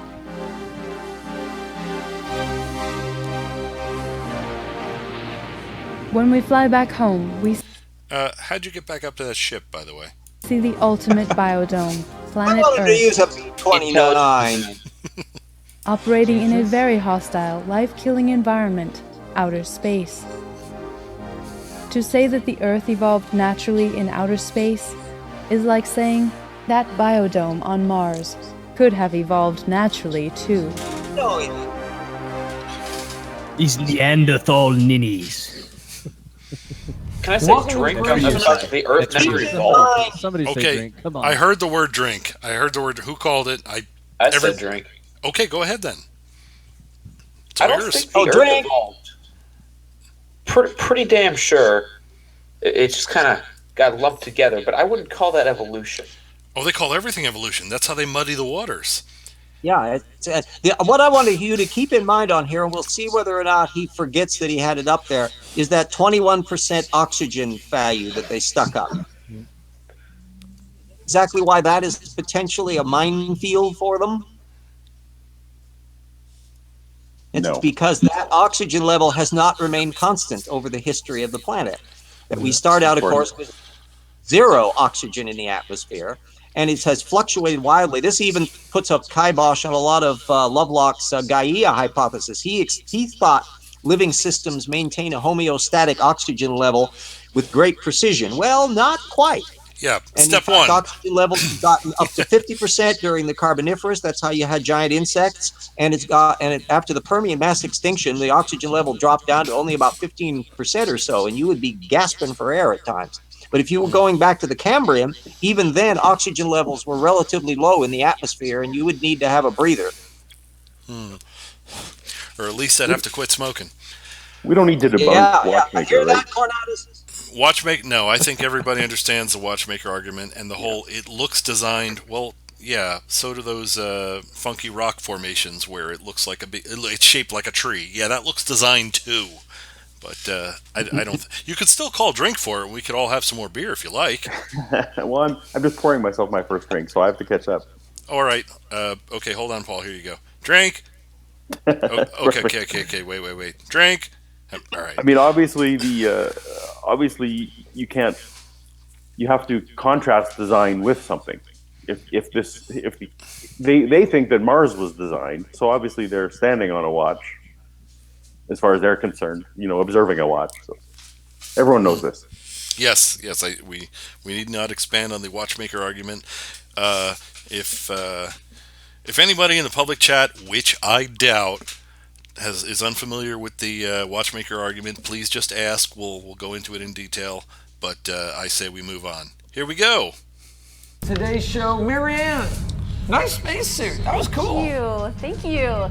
So if we saw a biodome on a barren planet like Mars, we'd conclude that intelligent life must have built it, obviously. But shouldn't scientists make similar kind of common sense conclusions when we look at the placement of Earth in the universe? No. Unlike Earth, Mars has no breathable air, freezing temperatures during the day, much colder temperatures at night, no protection from UV I'll let him finish his crap before I call drink. radiation, no bacteria, no life. There's no way life could occur by chance, especially in that harsh, life-killing environment. Yeah, so when secular scientists look at the Earth, seeing it as a sphere of life sitting in a very hostile, life-killing environment, outer space, which has no air, no gravity, no life, no UV protection. No gravity. Can scientists logically conclude that the Earth formed naturally by chance? This is where we get secular science. Okay, I'll call drink now, because he might vary off topic. They do tend to wander. The argument she makes is that the Earth was made perfectly for life, which is the argument of the lake saying that this lake bed was built purposely by design just to fit the shape of my ass.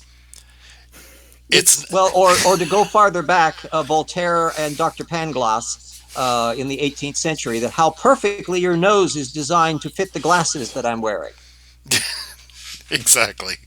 I'm sure you guys know better than me, but there's a recent story I haven't really been following. A number of planets they found. TRAPPIST-1 stuff, yeah. Yep. Yeah, 7 planets. I was just checking on the technical paper that popped up in Nature. And that's around the great revolution in planetary science. When was thinking about science fiction stories back when Lost in Space was on in the 1960s, we had no clue whether there were any planets in the universe. It was speculated. The idea kind of was that you were going to get gas giants out far and rocky planets in, kind of like what we were doing. In other words, ours was a typical solar system.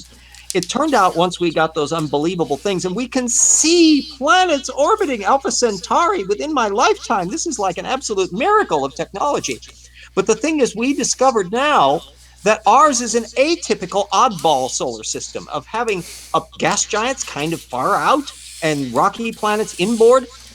Gas giants occur all over the map in planets now and all the planetary systems. And now that they know even more about how planetary systems develop, solar systems at least are practically a dime a dozen. Now it broadens the whole thing about what that Goldilocks zone is. That you could have planets relatively close to a sun, but if it's a dimmer sun, its Goldilocks zone will be earlier. You can even have, kind of in an avatar mode, moons of a gas giant that if they're at least far enough away because of their radiation belts, you could have a habitable zone around, again, a relatively dim star where you're getting stuff with tidal forces that can warm the planet up. That's why the exobiologists want to get a look at Europa with its apparently liquid water oceans underneath its little ice ball to see whether or not there might be something going on in there.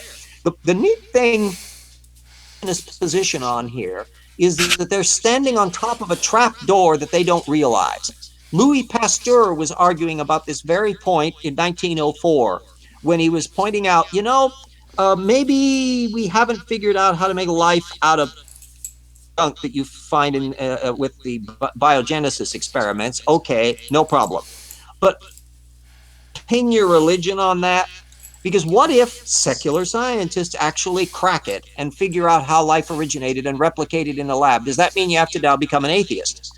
And he warned them that that was a really dangerous philosophical position to take. And these guys now, down in the road, are in that same boat. What if they discover that there is in fact life on Mars Is that or like Europa? a reverse Pascal's wager? Is that like a reverse Pascal's wager? Yeah, and Pasteur was noticing that this was a difficult. For Pascal's wager, I always like to say it's Pascal's Las Vegas. Never let anybody use the Pascal's wager argument and not realize, wait a minute, no, you don't have one table to bet at. You are arriving in Pascal's Las Vegas, where there are a whole strip of casinos representing all the different religions of the world. And in each casino, they've got different denominations as to which one is the perfect game that you're supposed to play. And now you've got to decide which one of all those casinos and all those tables you're going to put your one and only bet on. It wasn't like Pascal who said, listen, there's the Roman Catholic table. Don't worry about the Protestants. We don't worry about them. It's the Roman Catholic table. You got it all settled. It's Pascal's Las Vegas. Okay, then. I just wanted to point out that Eric and Marianne clearly came out here as ball earthers. Oh yeah. There's nothing more hilarious than to read. I don't think Hovine's bunch really bothers too much about it, but Answers in Genesis has often had to grapple with creationist geocentrists, Malcolm Bowden and I've forgotten the other little guys. They usually are computer programmers, and they tend to be very conservative Roman Catholics. They're in that midway zone between the flat earth branch and the regular young earth creationists. And boy, to hear these young earth creationists start sounding like methodological naturalists in order to salvage the round earth, partly based on scripture and partly based on a physical empirical evidence of the spherical earth. And then you're going, whoa, double standard alert. Boy, you don't allow that kind of reasoning when you're dealing with anything else. It's actually quite amusing to read their anti-geocentrist apologetics. Yeah, that's the little bit of credit I have to give AIG, is that for the most part, they don't just come out and claim that everything is fake evidence, fake news. They at least accept it and try and use it to their own ends. I think if twisted. You need to visit my channel a little more often. Hey, save the plugs for the end, Paul. Depends on... All right, I'll cover it. It depends on the demographic. Everybody go to Paul's channel. It rocks. You got a situation where you have to distinguish between the professional creationists, and Hovine's bunch here are not an example of that. These are not the Answers in Genesis guys with their PhDs. Remember, his dad mill thing, and I don't think he has a PhD at all, or if he does, it's only in theology. So these are actually mid to lower level creationists that operate much more like the grassroots type that sort of partly make it up as they go along, and they just kind of grab at straws, whatever happens to be convenient. They're really way below your Elizabeth Mitchells, who may be boring as dishwater by comparison to him, but she's got it from the a higher level where they actually have the footnotes and the source citations and all that kind of stuff. So it's an interesting pecking order to see. They've got the pretty graphics on here, but these are actually grassroots creationists. Alrighty. I don't know if anybody's watching the public chat, which we hopefully everyone is. Crow Many Clouds has a very interesting question. What about Pascal's watchmaker? Pascal's watchmaker. I like that. The watchmaker argument is one where anybody should be able to do a really quick counter argument. And Paley ironically knew about this, but he didn't really ponder the implications of it. When you find a watch on the heath, you're looking at literally the designed object itself. It was manufactured. That object was manufactured. The problem with the watchmaker analogy applied to living systems, and Michael Behe trips over the same problem, is that are not itself the designed object. They are now the descendants of the designed object. Nobody claims that the modern bacterial flagellum, even intelligent designers, is itself designed. It's the ancestor of it at some point. So now you got to look at historical watch production to find out, are the current watches that you're seeing identical to the previous watches? Well, as soon as you start looking at the fossil record, you can see mutations, and therefore, and because watches replicate, this thing where what exactly did the original created watch look like? And that's a stage that none of these anti-evolutionists ever quite get around to thinking through. Guys, my new YouTube channel is Watch Sex. It's all about watches reproducing. You can watch it happen. Put a Casio together with Rolex. I hope there's a GoFundMe for that. I am pretty sure that domain name is taken. Well, yes, it is. I'm not saying how I know that. All right, let us continue. Cornered. They are forced to consider the absurdity of that idea. Turns out that even the very existence of such a perfect place in the universe should be impossible. This apologetic argument is called fine-tuning. It reveals how the Earth and the universe around us has to be so precisely fine-tuned for life. Yeah, like I said before, so says the lake. That it wouldn't even be possible. All right, Greg. Okay, Dev, you're on. I have had about enough of this fine-tuner nonsense, dude. Why is it we can't go everywhere on Earth and live perfectly, happily, and safely? Why? Maybe it wasn't fine-tuned. Maybe it wasn't fine-tuned. What heresy is this you bring? Why is it if you are a quote-unquote a globe Earth accepting creationist, why is it that I can't go to the moon and be just happy in no spacesuit at all if the universe is fine-tuned for us? Because only on our little ball of the Earth. I'm willing to give them that part. Where the problem comes in is something quite different. Those fine-tuning arguments that I think she's going to be probably trotting out maybe an example or two of relate to very specific physics things about the fundamental constants of the universe, the carbon constant, the curvature of the space, and all that.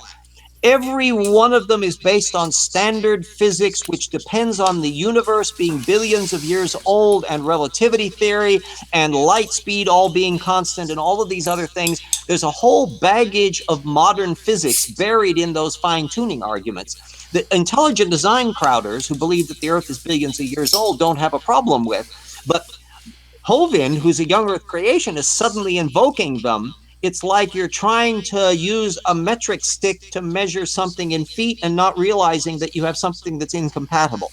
Now, the other problem with the fine-tuning argument is that it assumes that can tune the initial created stereo set.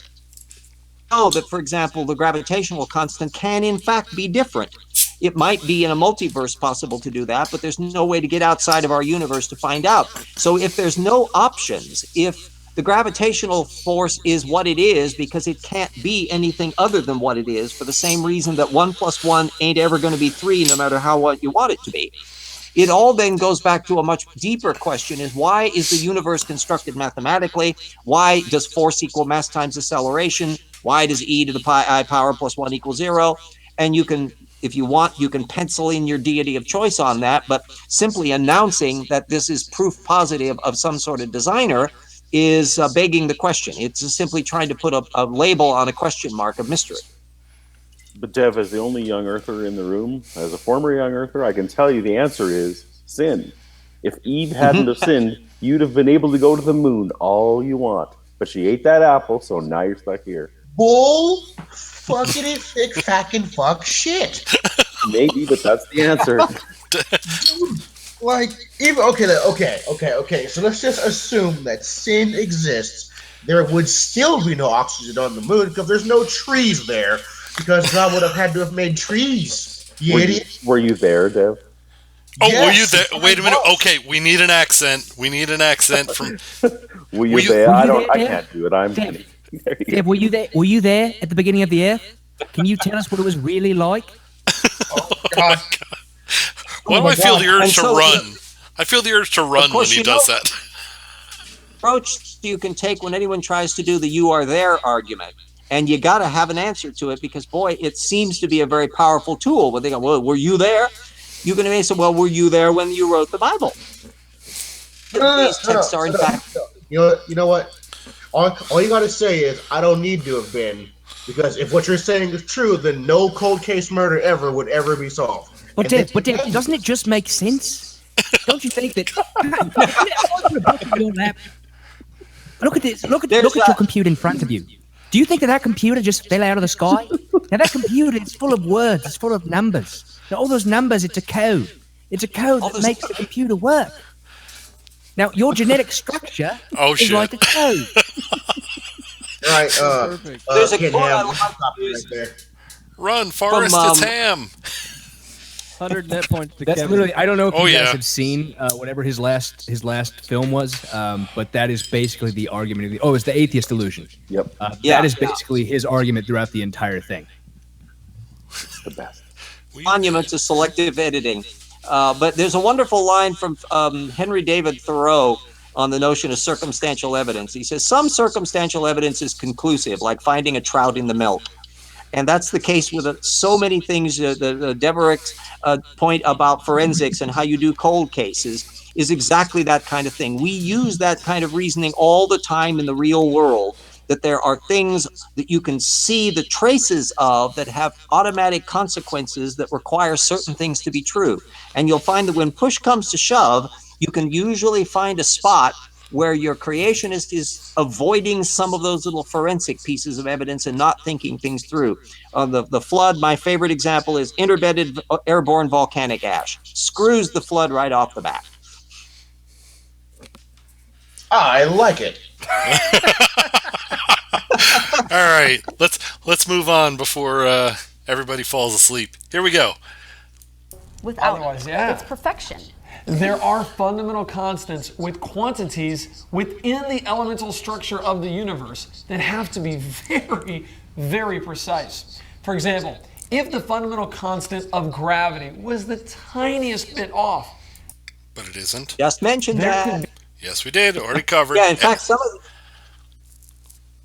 if you got, I'll call a drink on this one. There's quite a lot of physics material. Some of the constants actually can vary by a lot without actually altering stuff. Now, it is fair to say that if you vary gravity theoretically on the little fine-tuning of the stereo kit, if you make it too strong, then matter will just collapse on itself and you can't form normal. If it's too loose, it reaches the stage where the strong nuclear force won't hold material together and you won't form atoms. Ironically, in that perfect little universe of his, the very same physics that looks at those fine tunings, if you calculate out far enough in the future, you discover that universe expands to the point where matter is attenuated so much that everything in the universe starts breaking down because the strong nuclear force can no longer hold matter together in spite of what gravity is. So the idea that the perfectly, wonderfully, beautifully designed universe, that is if you have it in a 6,000-year frame, and if you have it in a 6,000-year frame, then you can't explain why anything is fine-tuned because none of your physics makes sense. Okay, who else is happy that we dragged RJ kicking and screaming into this little club? I know, I'm terrible. Oh no, I just needed one more person in my life to make me look stupid. Actually, I enjoy hanging out with people smarter than me. I enjoy being wrong. Because every time one of you fine folks tells me I'm wrong, I learn something. And I appreciate every time it happens. All right, Chef, moving. you're wrong, so. Dev, I appreciate you. Okay, moving on. Be no life. We'll talk more about that later. One way to look at fine-tuning is to look at our neighboring planets. Imagine what Goldilocks would think about Venus and Mars compared to Earth. You heard that right. Goldilocks. Wink. There's actually a Goldilocks principle or Goldilocks zone. The planet Venus is too hot. The surface temperature is 9. Oh, was there a call there? Somebody call drink? I heard some talking. No, I was just angry. Oh, okay. All right. Anger is good. 900 degrees Fahrenheit. That's warm. Its atmosphere traps way too much heat because it's closer to the sun and has greenhouse effect that is out of control. And the planet Mars is too cold. It can't retain the sun's heat because it's too far from the sun and has a very thin atmosphere that can really produce only a little greenhouse effect. But Earth, yes, it's just right. If it was 5% All right, what are those two doing with these sound effects coming through now? I don't think I want to know. I'm glad we're looking at Earth. Yeah, apparently. All right, somebody called drink on that, I believe. I thought Deb did, but I'll certainly jump in. RJ here. What's interesting about the Goldilocks zone as applied to those three planets has to do with why they ended up the way they are.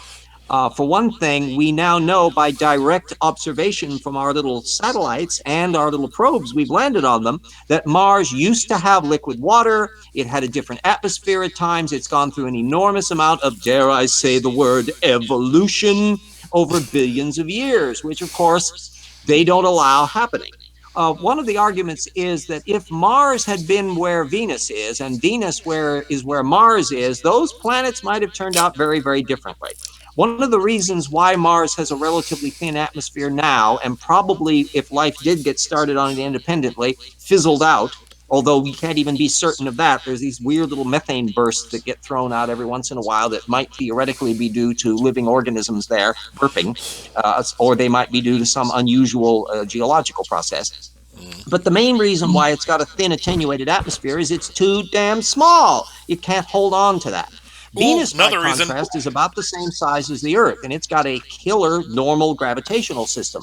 But because it was so much closer, it got into this horrible life cycle where its carbon dioxide went out of control. Whether there was any life on that, vaporized. There's also a different role that plate tectonics apparently plays. And one of the things that's a big debate in exobiology circles has to do with to what extent is Venus and Earth different, in part because of the fact that Venus has a different way of convection compared to the way we have with our plate system that moves land masses around in very interesting ways. And in that shuffleboard thing, evolution tends to get spurred on by a little more change, but not too much. And Venus may not have had nearly enough plate movements to be able to get things started, and it just got bored after a while. Plus the extra heat that was coming in because it was... But you see, the Goldilocks zone is like Spider-Man. Spider-Man doesn't do what Spider-Man can't. Spider-Man does what Spider-Man can. Spins a web any size, catches thieves just like flies. And you see, it brings it full circle, etymology, all the way back. Yes. For anyone who's been with us the whole way. You have a potential career as a religious apologist if you can have a ethicectomy. You know, whoever wants to fund me to start my own creationist ministry, I will take the money. Give me a cut. I can write your script. I just came up with an idea. We are so much better than these apologists. we could come up with much more convincing arguments and make a bunch of money off it, and it's tax-free. I've tried it with the Church of the Flying Spaghetti Monster. The best I can do is perform weddings. That's it. I got my certification. I can perform weddings because of the ethics of the organization. We don't even do tax-free. Yeah.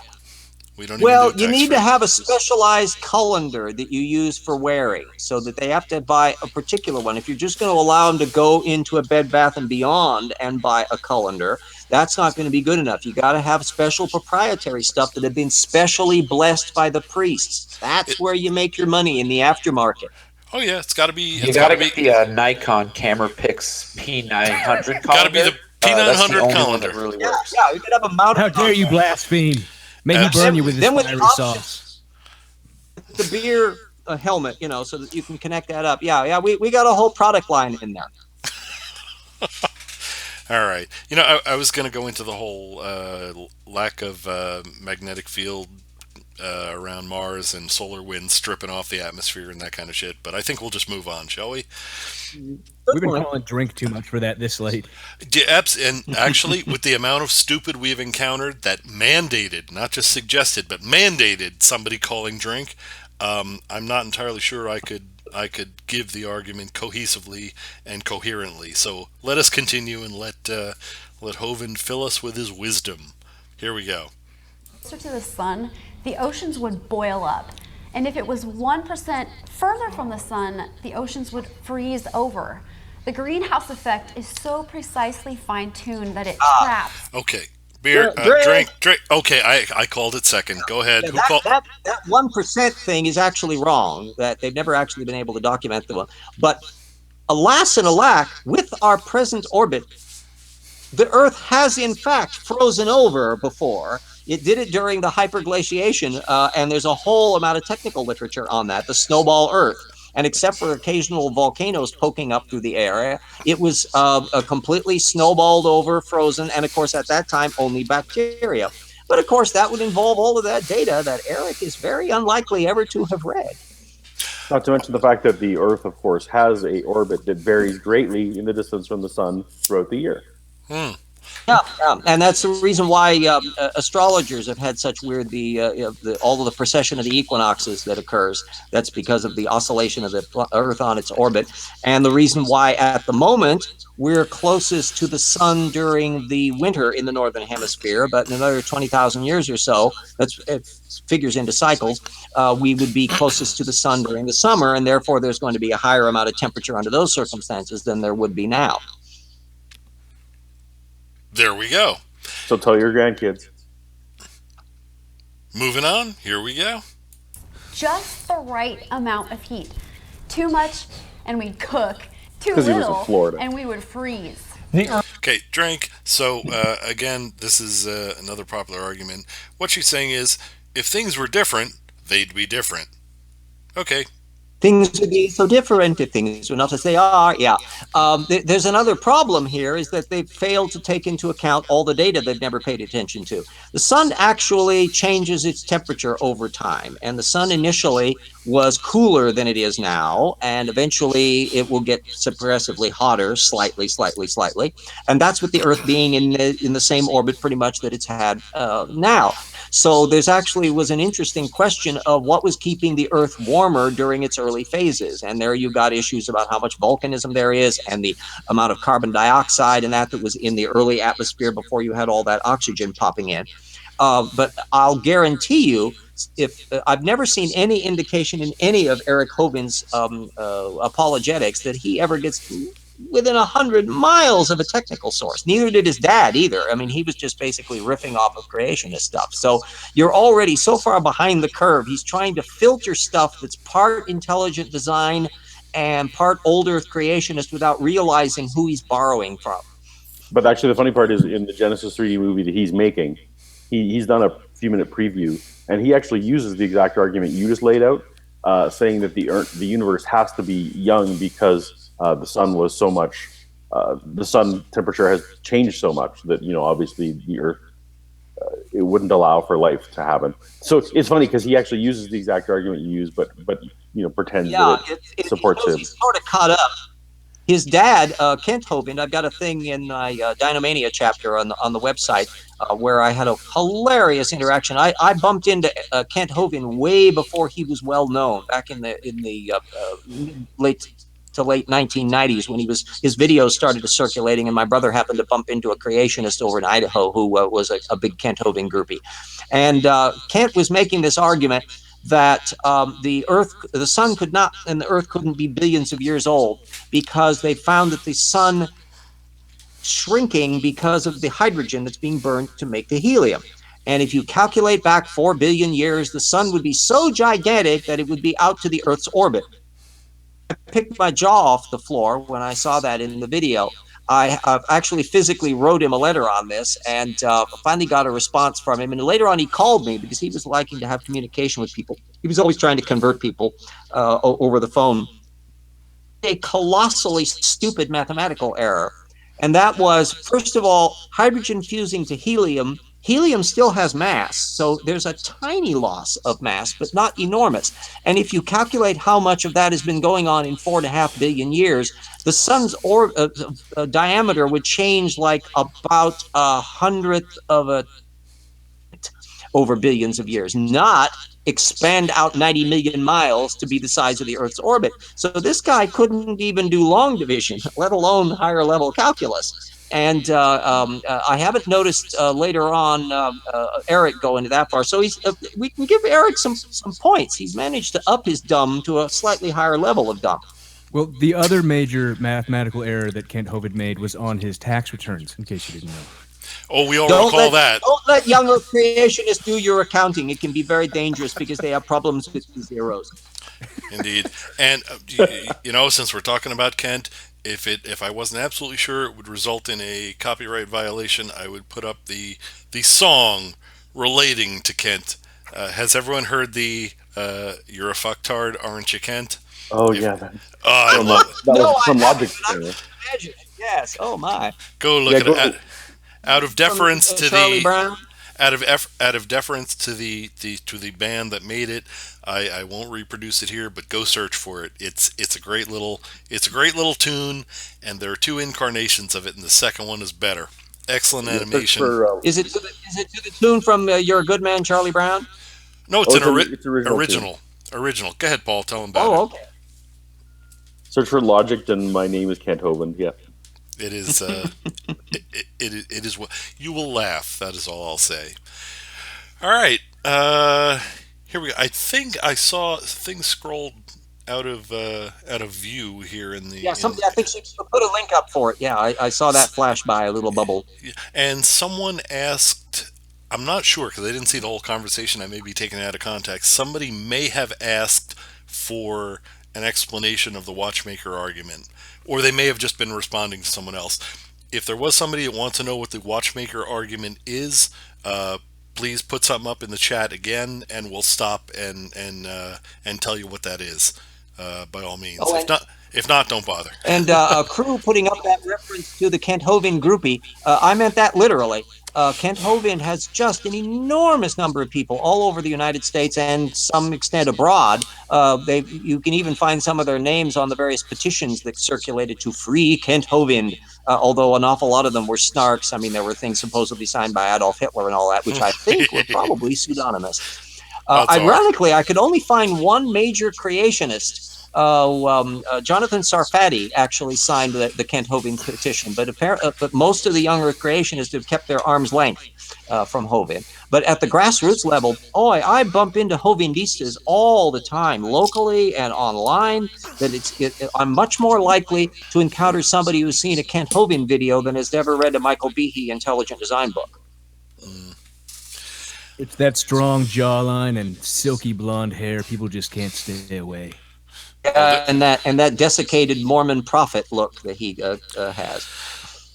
Oh, there are Ken Ham groupies. I told you guys the AIG teacher.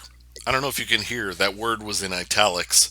That was sitting next to me when I went to that stupid movie. I was curious about who that. Did you get the guy's name, or did he not vouchsafe it? Wasn't a guy. It was a lady. But okay.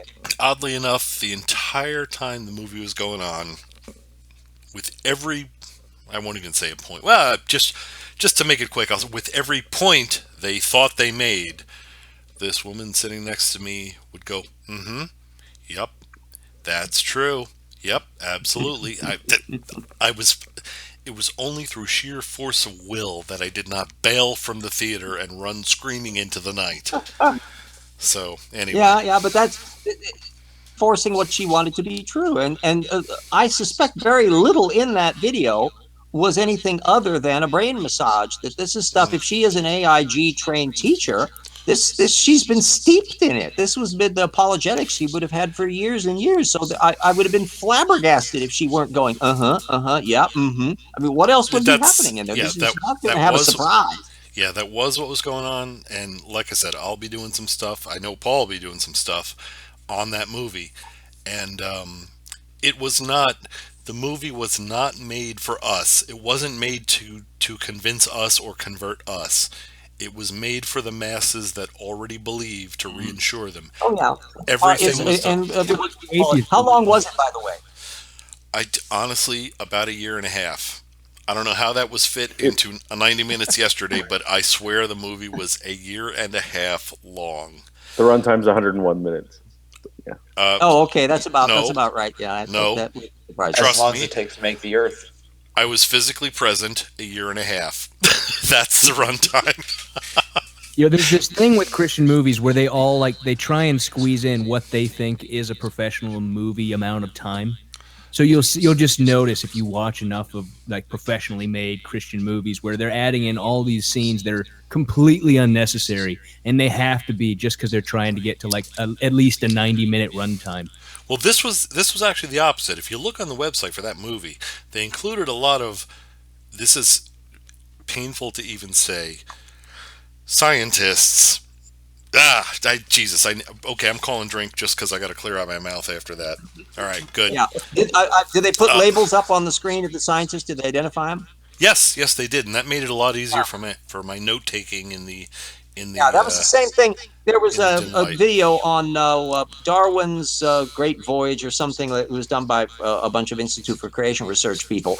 And I always love it when they put the names up so that I can cross-check them against my reference base and see where it is they're coming from. And once in a while, I'll encounter one of their little guys who I hadn't heard of before.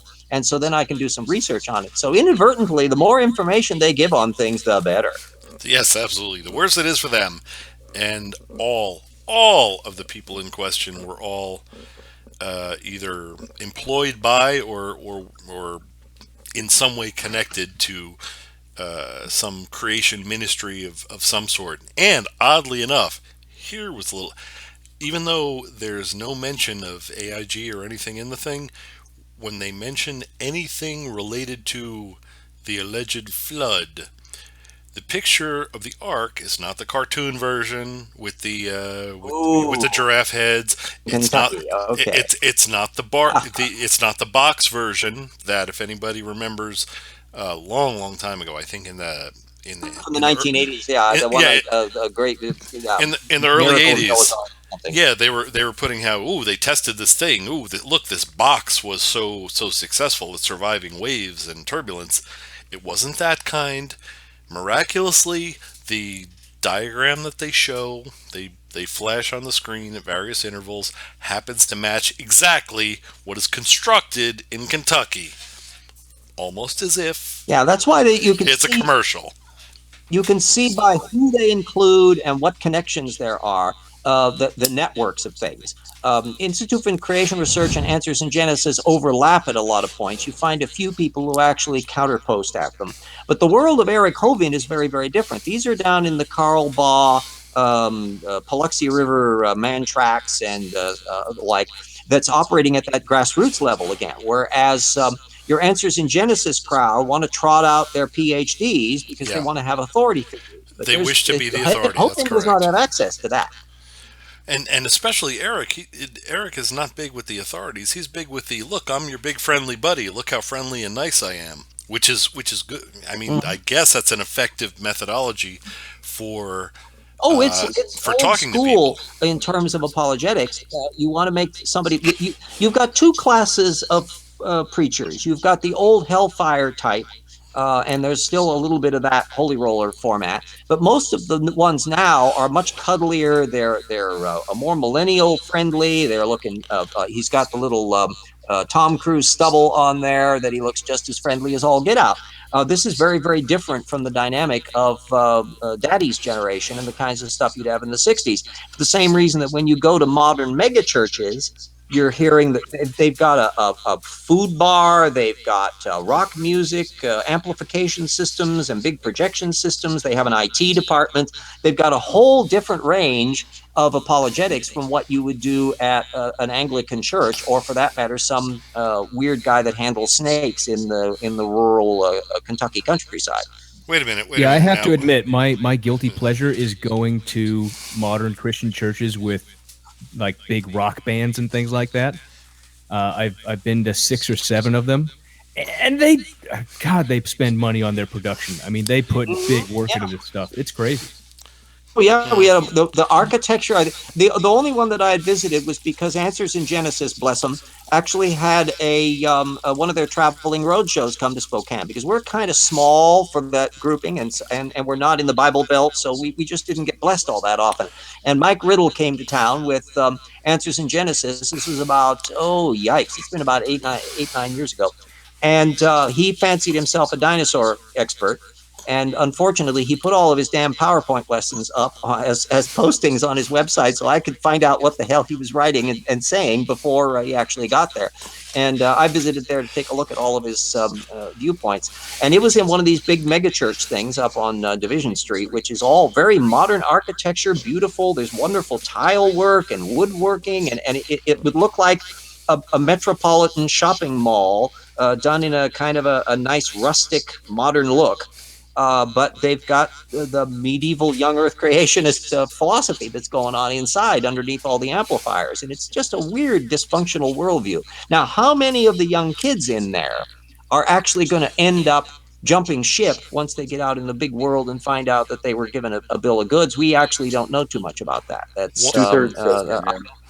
Is that the ratio? 2/3? Yeah, that's his new book that he put out. It's 2/3 leave by college. It's because I was a little at the movie. I was a little bit distraught by the amount of children in the theater that they wouldn't. They bring them from the parents would have brought them. Yeah, they would not be there. The Institute for Creation Research actually had a thing at their Accent Facts magazine, I think it was about a year or so ago, where they were really worried that demographically young earth creationism is getting kind of old in the tooth geriatric. And they are terribly concerned that they're not hitting that new millennial demographic. You're going to have a little bit of it. There's going to be a certain amount of it that will come. And there will be some people who are Tortugan brains that will come to it as adults. And you can expect that to happen. But they're they got the quiver full. Okay, RJ, we caught that as a plug, by the way. I don't know that it's... Indoctrination won't work in the long run for people who are not of a temperament for it. And if they have the kind of mind that cannot think about things they don't want to think about, they'll find their way to dumb were taught when they were a kid. So I think we're basically looking at a normal distribution curve. The thing that's worrisome is if you can get the state involved to where they're putting their thumb down on the scale. And that's what I'm worried about in the new administration, that we might get an upsurge in anti-evolution efforts. Although the one in South Dakota just turned turtle. Their legislature doesn't seem any more prone to it than they were before the election. Alrighty. Let's see, we're at 6:45 out of 28:31. We better move on a bit. Actually, no, having said that, let me just throw in Crow Mini Clouds. Got your connect on G+, sent you a message. Your prize is a Darwin fish for your vehicle. I sent you a message back. If I somehow have botched it due to the amount of stupidity we've encountered up to this point and the corresponding number of calls to drink, we are connected. Message me. All right. Here we go with more Hovindism. Just right position in our solar system, and it's just right greenhouse effect, and it's just right gravity, and it's just right... Okay. Just right greenhouse effect? I guess global warming just skipped you by, didn't it, buddy? Oh. Yeah, and in fact, of course, we've had huge fluctuations in climate over the centuries, or over the hundreds of millions of years. Some of that has to do with the plate motions. Why did ice ages occur? Of course, from Eric Hovind's perspective, there was only one ice age allowed, and it has to have come as part of that weird mess after the flood, along with cold formations and supervolcanism. It was a busy time during that year. There's one more thing you don't know, by the way, which I just learned last night at the film, and this is not letting out a big secret, but there's another result of the Great Flood, and it's another reason not to worry. Be comfortable. Go to your church. Global warming that you're all worried about, don't worry about it. That's the Earth recovering from the flood. That's part of the recovery process. So there. That's a delayed reaction over 4,500 years that only started hitting when we started having steam engines. That's interesting. Like I said, consider the audience they were shooting for. They were not trying to convert me sitting in the back row scribbling 8 pages of notes for that movie. Yeah. They were trying to reassure everyone else. Of how plate tectonics affects climate has to do with the 2 major causes for our plunge into the most recent ice age. Part of it was due to the Isthmus of Panama forming that eventually connected North and South America. That cut off the circulation between the Pacific and the Atlantic, which altered the thermocline system. And then the other one was a really cute one. Australia has been moving gradually northward from being parked down next to Antarctica. And although there was ocean straits through there for quite a long time, for tens of millions of years, it was never quite wide enough to get a circulation pattern going. And what happened is water circulating around the Australian Antarctic superblock had to go all the way up into the tropics before it could circulate, and that warmed up the cycle. Well, about 5 million years ago, Australia had pulled just far enough away from Antarctica that suddenly there was a state change and the currents recalibrated very, very quickly.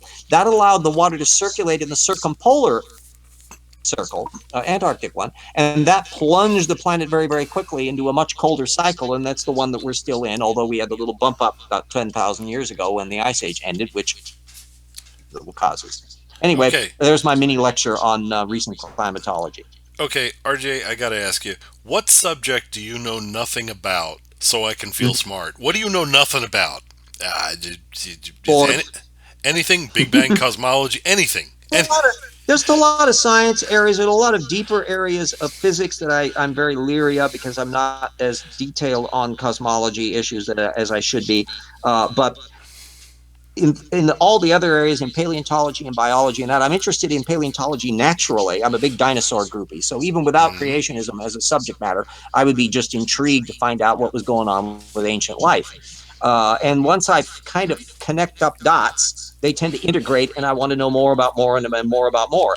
And I can't help myself. Got it. How about early 90s hip hop? You know anything about that? No. Good. Okay. There we go. You have no idea who Run DMC is. Oh, I've heard of them. Yeah, they're not a listener there. Although where the hell did you find this guy? Jesus Christ!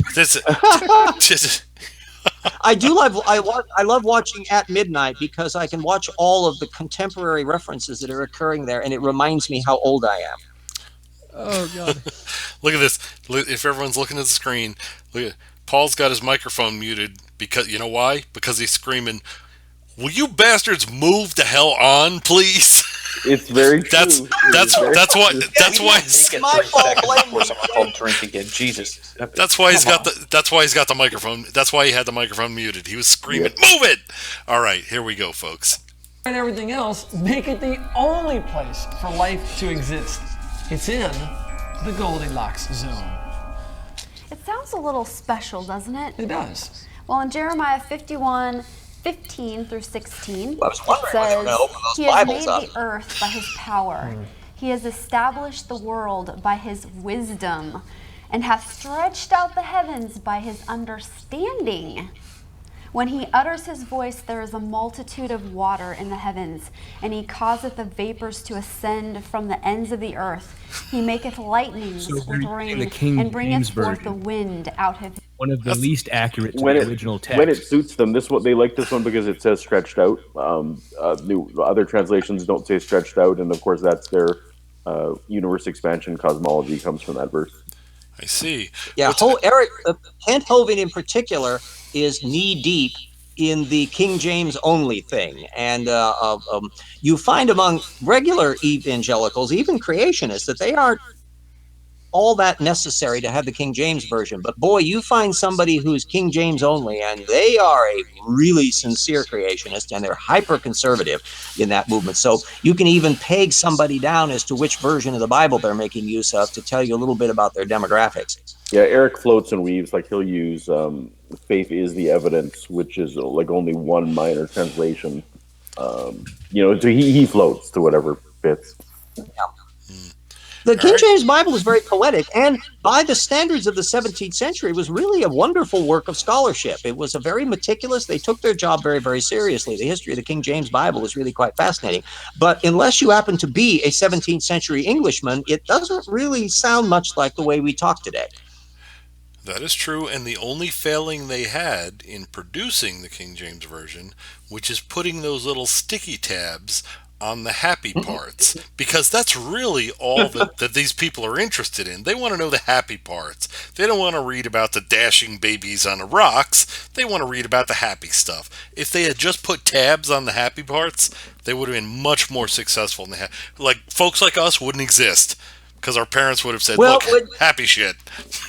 The 17th century was the time of plagues and religious wars and burning people at the stake and all the happy things. And the reason why you didn't drink the water is because it could kill you, so it's better having beer. All of that, putting the stuff in the bad parts, was kind of natural. Indeed. That was the Red Letter Bible days. They actually did it. I used to have one of those. Only the Jesus words were in red, and then you just read those. Interesting. So we're saying I've never seen one of those. Yeah, I've always I've always wondered why is it more than a coincidence that a lot of the edicts mentioned in the Bible actually correspond to public health and keeping the parishioners alive, or if that really is just a word of God. It is hard to decide between the two. Anyway. Okay, real quickly, I just found a Red Letter Bible on Amazon. I will buy it, and we can give it away as a prize sometime. Oh, look at you, taking one for the team, just like I did last night. Nice. Great, nice. Yeah. Nice Buy work. my damn book, too, and give that one away. Hey, plugs for the end. Plugs for the end. Let us not forget. All right.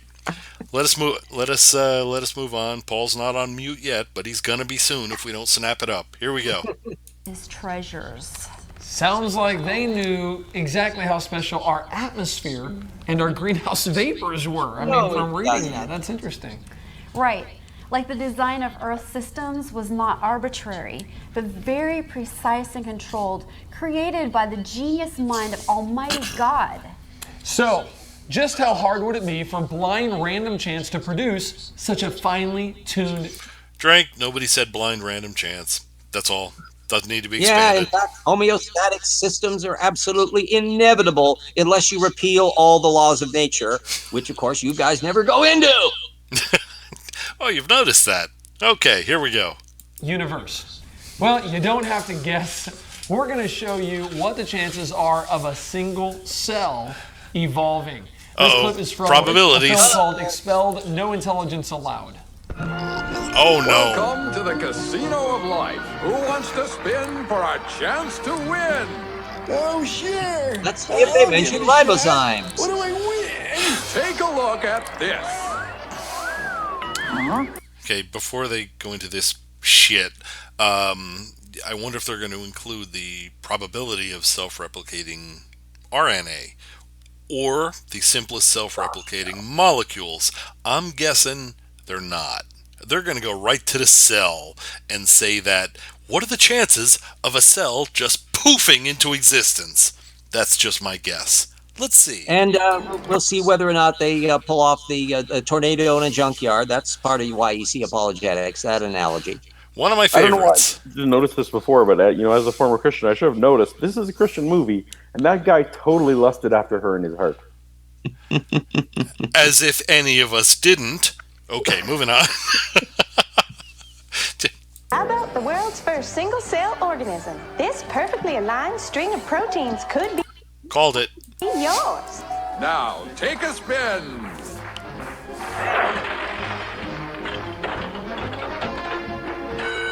I won! Tina, tell him how many times he needs to do that to win the prize. 250. That's right, folks. And all in the correct order. Okay, Drake falsifies statistics. No Yeah, explanation indeed. needed. Of course, they've never actually. It's fun playing that little numbers game on there, where they're figuring out what they're using as an example. Is it a standard protein of the kind? Technically, the arguments that they use in this area don't usually talk about a complete cell. They're usually talking about a standard protein.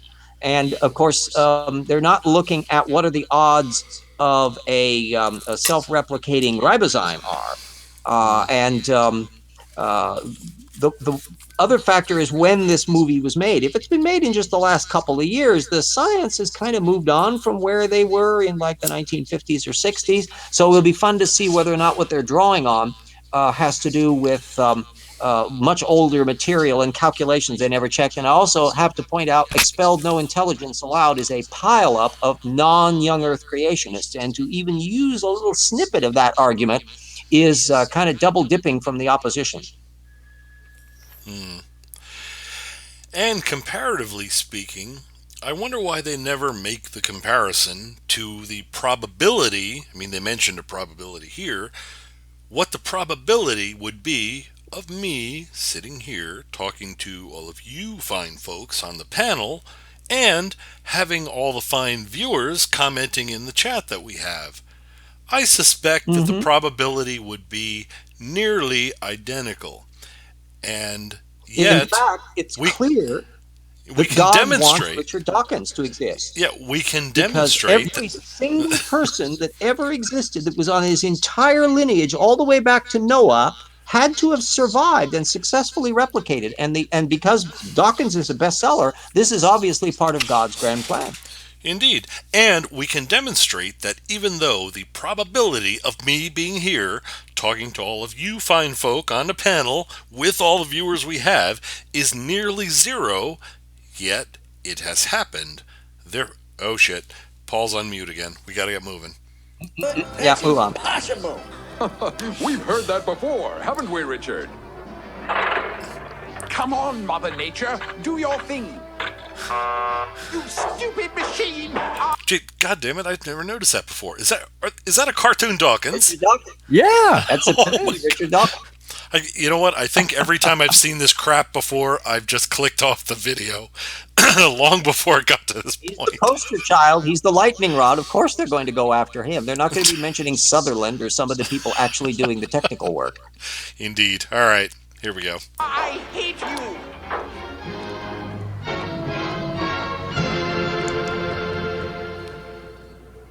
Yeah, that is an awesome movie. You're definitely going to want to get that one. Awesome indeed, young fella. Crazy. The odds needed for life to come from nothing are incredible. Exactly. So, have we answered our question yet? Could there be life on other planets? It's not looking like a possibility. But if you aren't convinced yet, up next, we have the closest thing we could get to a planet-searching astronaut, an astronomer. My friend Dr. Danny I Faulkner do want one of their answers in coffee Gen- mugs. An actual astronomer, not Casey Lyle, perhaps? Let's see. will join us to answer the question and explain to us just how finely tuned the universe Oh, is there a and our commercial Earth coming? really are. Stick around. Skip the commercials. Creation Encounter of Hood River, Oregon is a field trip focused on ministry. All right, hopping with forward. The design information glorifying binoculars, or even your naked eye's guide to the night sky. This is somehow more asinine than the actual video. You're watching Battleship Apologetics here on Creation Today. Lucky us. Welcome back. Our guest today, Dr. Danny Faulkner, is an astrophysicist. I think that means he can read palms, right? You hold up your palm and he's able to... An astrologer, physicist. They're kind of the same. We need to ask him about that. Okay, how many of you guys have gotten into debates where someone said scientists and astrologers don't know anything? I've run into that. I haven't encountered that one. That's you got me beat on that. I have. Well, they're half right in that case. Dr. Faulkner, welcome to the show. Thank you. Good to be here. So, how do you do the whole palm thing? No, it's not. Don't lie to yourself. If I told you, I have to kill you. Uh-oh. That I do not want you to tell me, okay? Oh, okay. Now, a lot of people confuse astrology and astronomy. You're an astrophysicist. Oh. I prefer to call myself an astronomer. I've been doing this for decades, and I'm still not sure what the difference is. That's great. So an astronomer, you know what? The first time I saw the rings of Saturn up close, when I say up close, from here on Earth, was through his telescope while we were out in California. It was really, really neat. Well, Dr. Faulkner, beautiful thing, isn't it? We're talking about the fine-tuning of the universe and how it's obviously designed. Can you tell us a little bit about this argument and where it's come and where it's going with this whole idea of fine-tuning? There's even a name for it. It's called the anthropic principle. I think it was in 1972, yes. Brandon Carter coined that term. I don't think that man's a Christian man, by the way, but it's just a number of things about the universe, the fundamental constants of the universe, the way the universe is put. Okay, everyone who's not a Christian, this young fella just said fuck you, just so you know. Together, that sort of suggests that it's designed for our purpose, for our existence. If you changed a few things about the universe, life would be impossible. We could not be here to observe the universe. And so there's even a whole book written on this called the Anthropic Principle, written 30 years ago, investigating this by a couple men named Barrow and Tipler.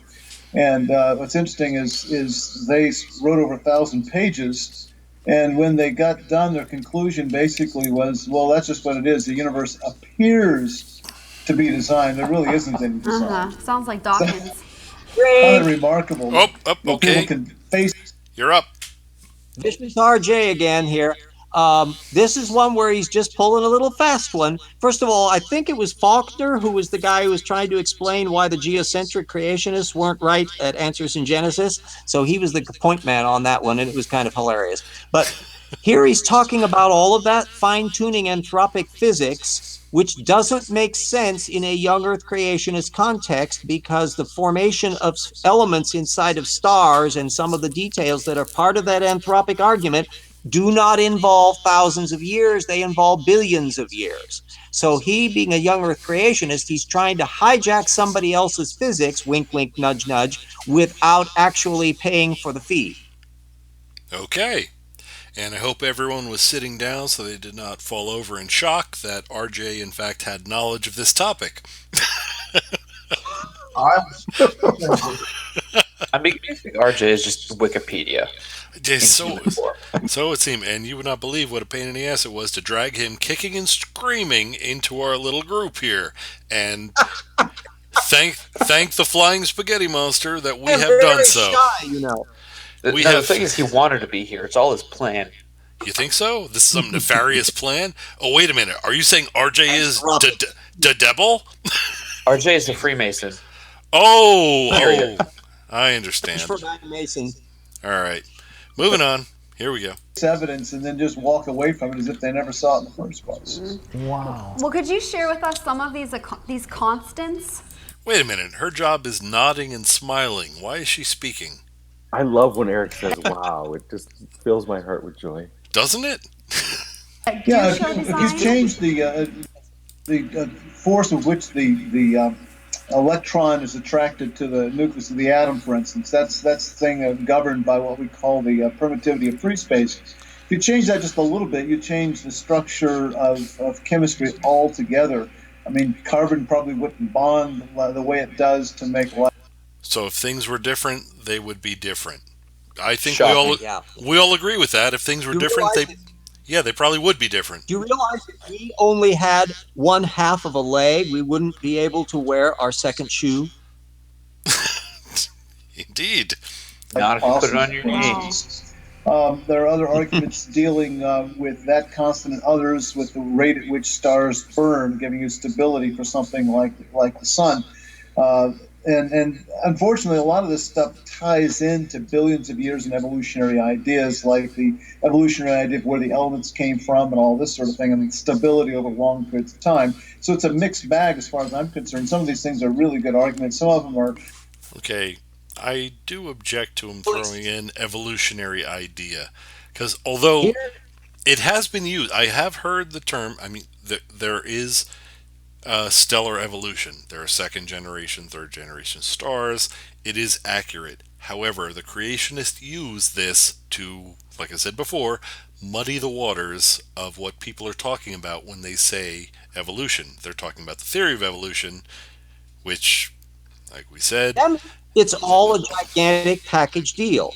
And because young Earth creationism mandates that all of those billions of years off of the map, no, they aren't allowed to exist. They have to drag that into their argument. So they use evolution in the very broadest thing.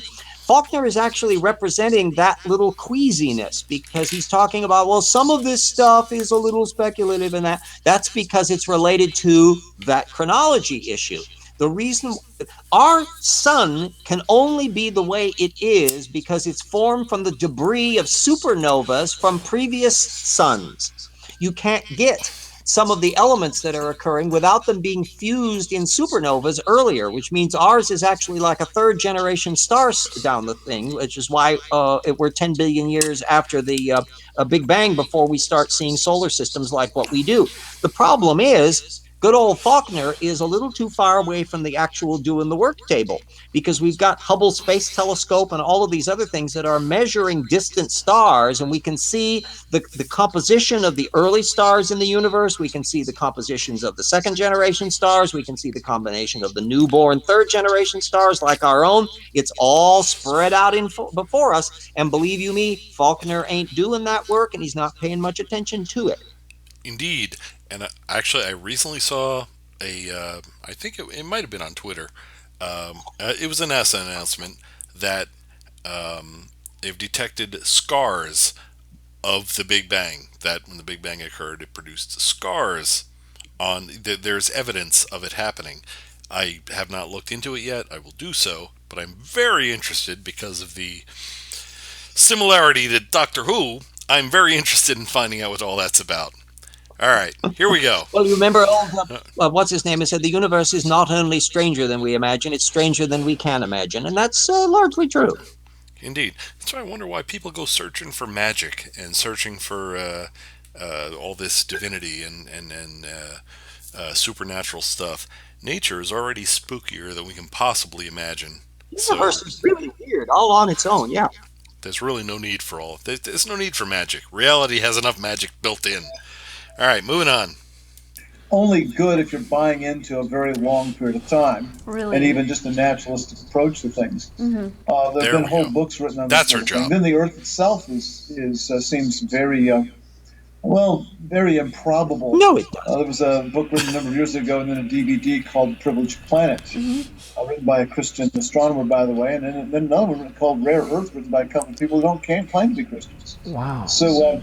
These they just noticed that they're can't claim to be Christians. Did everyone hear that? That was another, for all of you that are not Christians, that was another fuck you. Just so you know.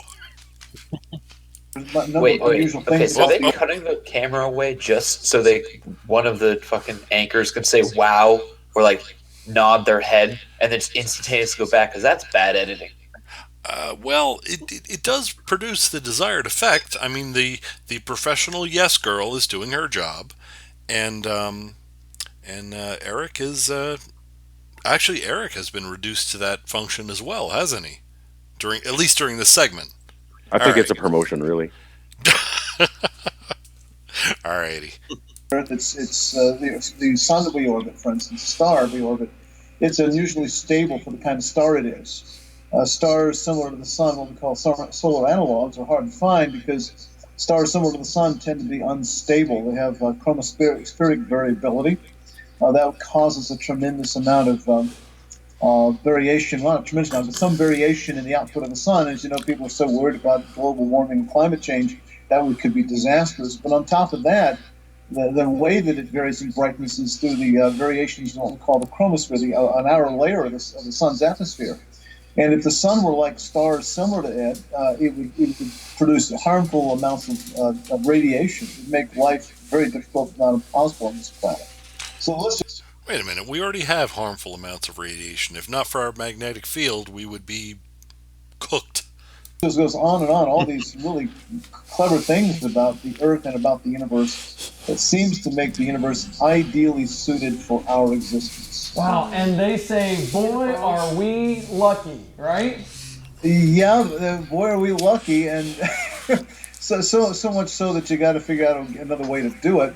One way they do is try to play the odds. As far as the Earth goes, they figure there are billions of stars in our galaxy, there are billions of galaxies, and even if just a tiny, tiny percentage of all planets are conducive for life and life could actually exist, you still got to play the percentages. Even with low percentages, you're still going to have millions of planets like the Earth, even though we've not found any yet. We found over 2,000 extrasolar planets, that is, planets orbiting other stars, and yet not one of them is really 2 days ago, we found 7. No way. That's over 2,000 planets. Yeah. That's amazing. That is incredible. And none of them like the Earth. That's the amazing thing, is that they're all very strange and harsh for living conditions. That's only because, Marianne, we haven't gone to Mars yet to help bring it to the state that it needs to be for life. That's the only problem there. Well, it's funny, we keep sending probes to Mars, have been for 50 years, and every time we send a Mars probe there, it kind of slams the door shut on life there. But then we come back a couple years. Oh, heard a drink call. Paul, you're up. Yeah, just a note that, because of course, the discovery of the 7 planets this week totally blows us away. Danny was on Facebook Live within about an hour after that NASA thing, doing damage control with the Answers in Genesis followers. Basically just... Because obviously their whole argument has been we haven't found any planets like Earth, and then for them to say, "Oh, we found like 3 that are just like it." So they were. I had to howl. He hadn't even read the paper yet, but they had him on for damage control. It was great. Oh yeah. But the sound you hear behind Danny is the squeak as the goalposts on wheels are being moved. Yes. They don't always oil the wheels, you see. His argument actually was that he somehow in the hour or two that the paper had been out had decided that the planets weren't rotating enough, that the planets were like the moon and that the same face always faces the sun. Well, actually, of course apparently they are tidally locked in that, which makes for some interesting stuff. There was some reporting on that. It's not like that means we can't have water on them or life on them. Anyway, didn't matter. His followers don't care. They just want to be patted on the head and said it's fine. Yep, that's it. And they'll always have an answer. They will always be an apologetic argument that they'll have at the ready, because the evidence can never mean other than they want it to, and they will find a way around it. They're very agile. Awfully convenient. All right, off we go. Later with, we just have to look in the right places in the right way. So there's this trend over and over and over again, slamming the door shut. It shows the desperate nature of the search here. On the grandest scheme, though, they've tried to hedge their bets, a thing called the multiverse. This idea is that there's really an infinity of universes, that our universe is just one of all of these things. And connected to this is this idea that universes can give birth to other universes. A little quantum fluctuation takes place in a little tiny portion of this universe that gives birth to a whole new universe that pops away from our universe and starts its own thing. And this is a continuing process. And presumably our own universe came about in the same sort of manner. And the thing is, the idea is every time a new universe comes along, it has its properties randomly permuted, so every universe is different. And in a vast majority of universes, life is impossible because the attraction of the electron, for instance, to the nucleus and other features. And so it's no surprise then, they'd say, if there's an infinity of universes that only a small percentage can support life, it's not surprising then that we're living in a universe where life is possible. So they've realized now that life, a universe like ours seems to be very improbable. So the way to beat it again is through all these probabilities, having all of these many, many other universes. You'll notice that there's not a bit of science in this. This is all philosophy, it's theology, there's no science at all because you can't test something like this. Drink. What in the hell? Boy, I just happened to have attended a lecture by Lawrence Krauss down at the theater downtown that the Eastern Washington University sponsored. And it was a very good discussion of all that quantum fluctuation stuff. And it is based not only on very specific mathematics, but also the observations of how the actual physics function, and that the kinds of universes that must occur as a consequence of the physics that they're doing will automatically produce universes which will have these various properties. And so it's way beyond it's just speculation, like there's some sort of tea leaf reader out there. Now, you get into a lot of fun and games when we're talking about varying levels of what a multiverse means, and what I would even call a metaverse of multiverses. And some of it can be more speculative than others, but there are actually some models of multiverse that involve interactions which are measurable in our universe, and they're actually starting to do instrumentation to try to figure that out. Some of this also involves search for dark matter and other things, and you can go into brain, which are BRANEs, which are dimensional fields that interact, and that they're intersections, they fission off universes and that. Danny Faulkner is way below his pay grade on the physics here, and he's trying to jujitsu material that he is just simply up the periphery of compared to the people that are doing the big kid science up in the full-blown cosmology realm. I don't know if you noticed what Eric was doing there. Most people use the argument from incredulity, but I like Eric's version. I call it the argument from giggling at what he doesn't understand. Well, he must be giggling an awful lot then, because he understands so little. He does, and you can see it every time he just giggles as a segue because he doesn't get it, and it makes the audience. It's what he does instead of it makes the audience. It's his reaction instead of the deer in the headlight look. Yeah, this is obviously ridiculous because I'm laughing. All right, here we go. Truly is not part of this universe. It's another universe entirely. You cannot test that scientifically. Hey, Dr. Faulkner, thank you so much. We're running out of time. We'd like to have an extended interview with you. Definitely. Could you stick around for that? Sure, yeah. Thank you. You don't mind sticking around and making fun of what some people say that we cannot test scientifically in a loving way. Okay, this is going to be good. It is. It is. If you want to watch the extended interview with Dr. Faulkner, go to creationtoday.org where we're going to talk more. And I got some more questions for him. I'm going to try to stump him with one. We'll see if we can do it. You can check that out at creationtoday.org. We'll be right back. It's interesting that the fact that Eric has gotten an AIG guy on as a guest shows that he's a bit more acceptable than Daddy was, because Daddy was regarded as a little bit of a wackaloon by AIG. So Eric has toned the thing down, is willing to play the apologetic game a little bit better, I see. Well, I don't think it's any coincidence that, again, referencing that ridiculous movie I sat through last night, that all of these folks, I suspect there may be a little collusion going on. All of these folks were pitching it, Eric included. So it does not surprise me that there's been a little rapprochement. So I think we're in the commercial segment again. We may have to do a little skipping. Created the heavens and we're seeing a spherical Earth. Oh, blasphemy, blasphemy! They really need to have Spivky or whatever on here to tell them the truth. Why is it not fixed? Where's the pillars? All right, here. If he starts with the buy these books, we're skipping. According to the Bible, God created our universe in 6 days. On the fourth day, God created our sun, our moon, and the other planets of our solar system. And of course, the Babylonians. And of course, we had light way before we had a sun. Not quite sure how that worked. Oh wait, well, that's from right. their point of view, yes, the light was there. Let there be light. We don't actually have to have stars for that. Isn't that convenient? They all used fluorescent bulbs in those days. It did work out rather nice. Then it says He made the stars also. Was kind of awkward. Is this true history? On the third day, God upgraded to neon because he liked it to be a little more fancy. When did LED come about in the whatever? Well, on the sixth day, he invented disco. Well, so they had to have the disco ball. Scientists, the answer is no. Most secular astronomers believe that the heavenly bodies formed by gradual natural processes over billions of years. They say that this idea is scientifically sound, that it's based There's on a solid pile scientific of principles, religious physicists and and it matches all the astrophysicists. evidence.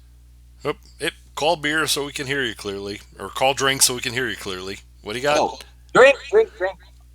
The fact that there is a huge number of extremely religious physicists, astrophysicists, not in the reasons to believe old Earth creationist bunch, but even among the evolutionists, but they're still religious. Owen Gingrich is an example of that. He's got a pile up of people at the Vatican Observatory, astrophysicists in that regard, that all are as religious as all get out, although evangelical Protestant Hovind might actually regard the Catholics as a cult. I know his daddy did. So they don't tend to go into that stuff. But the implication that there's secular scientists doing this stuff, rather than that there are both religious and non-religious astronomers who are just doing the good science, that's an insult. Indeed. Well, I was actually brought up in a Roman Catholic Church, which arguably is the greatest religion on earth to belong to, because you don't have to do anything. Honestly, if you just send checks, you can get whatever you want. You want to get divorced? You get to drink. Yeah, you want to get divorced? Oh, that's bad. No, you can't get divorced. You can never get married again. Send a check. Get an annulment, though. Send a check, you're good. Send a check, everything's fine. But if I were still in that camp, I would be a little insulted that we would not be considered Christians. We're some kind of wacko cult. Here we go. Yeah, it's kind of the way Mormons feel around evangelicals, too. But this isn't true. In this video, you'll discover how the universe proclaims the glory of its creator as we explore its stars and galaxies. To order this DVD, visit us at creation. Commercial. God damn it. I thought he was going to say something. Jumping from site to site about God's word and molecular chemistry, needs to defend your faith in It's big. But not that big when you compare it to, say, we're Jupiter, back. Wait. or even creation.org. Let's take a minute. A creation minute. Here on Creation Today. Oh no, creation minutes are great. These are the ones that I was doing the Eric Hovind 5 on way back in the day. These were great. I would take one of his... But also, take a look at the graphics that he got for this, and remember back to when Marianne was visiting that planet. Aha, alright, let's do a comparison here. Welcome to Creation Minute. I'm Eric Hovind. In this episode, we're going to discuss how big is big. To size doesn't matter, Eric. Find that out, let's go to the simulation room. How dare you say that? With a diameter of nearly 8,000 miles, the Earth is big. But not that big when you compare it to, say, Jupiter, or even the Sun. Eric's got planet envy. Or when you step outside of our solar system, stars like Arcturus or Antares. And just when you don't think it could get any bigger, it does. Yo, I remember watching shit like this on How the Universe Works on the Science Channel. That was the shit. And if he's going to pirate that, I'm going to be very upset. Well, let's see what happens. None of the physics or astronomy or paleontology or genetics or biology that they ever discuss is done pretty much by their own teams. No, they're parasitizing it, all this information from the actual scientists, independent of how religious or how little it had to do with young Earth creationism or how impossible it would be if young Earth creationism were true.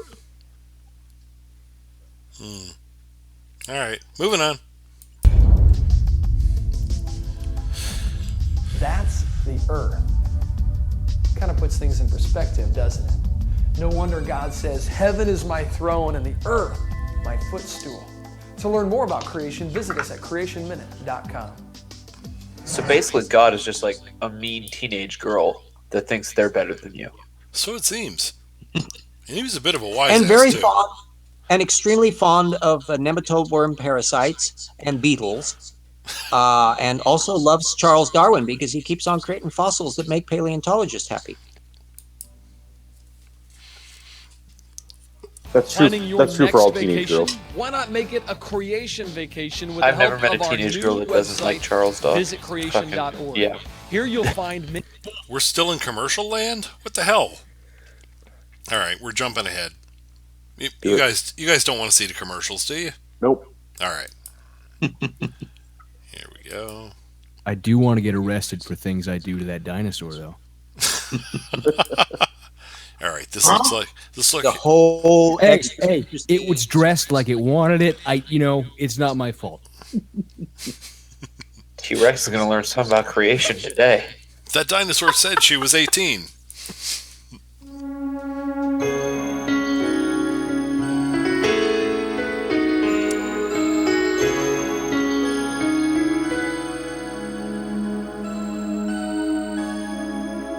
Oh, it just lost somebody. Oh my, who dropped? You're watching Battleship Apologetics here on Creation Today. From galaxies and stars to atoms and subatomic particles, the very structure of our universe is determined by very, very precise numbers. Alter one by the tiniest amount, and no life could exist. So we have to ask again, can there be life on other planets? Not according to these finely tuned requirements. A fine-tuned universe needs a tuner. It needs a designer. But secular science can't live with that conclusion. So they have to formulate the multiverse theory. Yeah. Many believe that through the field of quantum physics or quantum mechanics, we can explain away a single universe in favor of infinite universes. But quantum physics has only been around for about 100 years. Yeah. And guess what? The early pioneers of modern physics were mostly All right, theists. Drake. Okay. You're up. Quantum physics has been around for 100 years. Okay, fine. Your religion has been around for thousands of years, and we got next to nowhere with it. Yeah, but that's the entire history of the universe. Yeah, and of course, this is where we may be just about ready to get into what I call the Glee Club, which is how they go, the great Christian scientists of the past who founded all of the science that we know. And I go, yeah, you got Kepler, a brilliant guy who also believed in astrology. You got Isaac Newton, really sharp wire, brilliant scientist. He believed in biblical prophecy stuff. He believed in alchemy, may have been gay, and also didn't believe in the Trinity, so he's a heretic. But they kind of leave that part out in the Glee Club. And then they may drop in a few more modern scientists, but there's a long apologetic of this. I don't 300 years ago was thinking. As I recall, there was the Galileo guy who was told to burn all of his books or die. Well, he just had to shut up. Poor Galileo he did not suffer fools easily. And he made the mistake of trying to push the argument about heliocentrism when the church had to realize they pretty much accepted the concept that heliocentrism was probably true, but they didn't want to do a gear shift because they've been telling people for the last 1,000 years that wasn't true. So, people might be thinking maybe the church could be wrong on other things too. So he had to kind of shut up about it. But blabbermouth Galileo couldn't resist poking at the Pope and making fun of him in one of his analyses on the two worldviews about geocentrism versus heliocentrism, and that pushed his envelope a bit. So in some respects, he was kind of an arrogant prick who got into trouble that way, but it doesn't change the fact the church should never have had the power to be able to try to shut him up in the first place. Exactly. Agreed. And, alrighty. I should probably mention the amount of stupid we have encountered so far has resulted in this is the mug of truth being filled for an unprecedented 4th time. Oh my goodness. This is not. If you want to study evolution, you should look at everyone here's children. This has not you think happened. If we left her out in the sunlight a little too long, she'd turn into Kellyanne Conway? I'm not entirely sure, but I am sure of one thing. She went to HR because she is allowed to speak now, not just agree, nod, and smile. So she was talking to HR a bit, I believe. Anyway. She was fired. Sadly. Oh, but she follows that goddamn script. Yes, but she is in fact allowed to speak, so something has changed. Anyway. I think if you gave this lady cocaine, she'd turn into Kellyanne Conway. And starved her for about 6 months. And dyed her hair. All right. Oh my God, we have about 4 minutes left of this nonsense. Here we What? go. I'll see you at 6 Particularly a.m. Christians. They didn't see their discoveries as eliminating God. Rather, they saw them as illuminating God's methods. John Polkinghorne has the same mindset. As a lifelong Christian, he is one of the scientists responsible for discovering the subnuclear particles. They're called quarks, a critical part of the quantum model. He retired after 25 years of teaching at Cambridge University in order to become an Anglican priest. His Drink. scientific credentials. Yes, I got it. All right. I just wanted to make fun of the name Polkinghorne. Okay, I'll go beyond that. Polkinghorne is a very respected religious physicist, and he has explicitly pointed out how stupid young Earth creationism is. So here they are attempting to invoke somebody whose physical science forces him by the science to disbelieve the very creationism that they are trying to promote by putting him up as a sock puppet. Very, very bad behavior on their part. Shocking. Shocking, I say. Here we go. To know that gambling is going on in this establishment. Are such that even aggressive atheists like Richard Dawkins. Aggressive? Are any of you aggressive atheists, by the way? Because Eric seems to think we should. Oh, yes, I know Christian's elbows off constantly. I'm extremely militant about it. All right. Yeah, I describe myself as extremely aggressive. All right, I because steal candy from babies. all right, because Eric, do you actually dine on babies? I mean, yes, when the blood moon comes, I have to perform the ritual. Oh yeah, everybody. Sure. Makeup. Sure, everyone does that. You can't blame me. No, that's in the rules. All right, very good. That being the We're case, supposed to contain ourselves to the blood moon. I think that's how it's supposed to be. Okay, here we go. Are at a loss to write off his faith as a delusion or simply a confusion.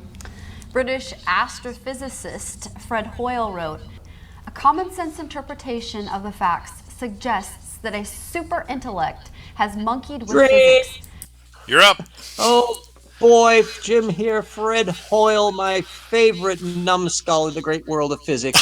He was the guy, a brilliant physicist. In fact, an awful lot of the stuff that was done to figure out how stars formed newer elements in fusion was Fred Hoyle's work. But he could never quite get used to the Big Bang concept. In fact, he was the guy that coined the word as an insult because he thought it was just a Big Bang, and the name stuck.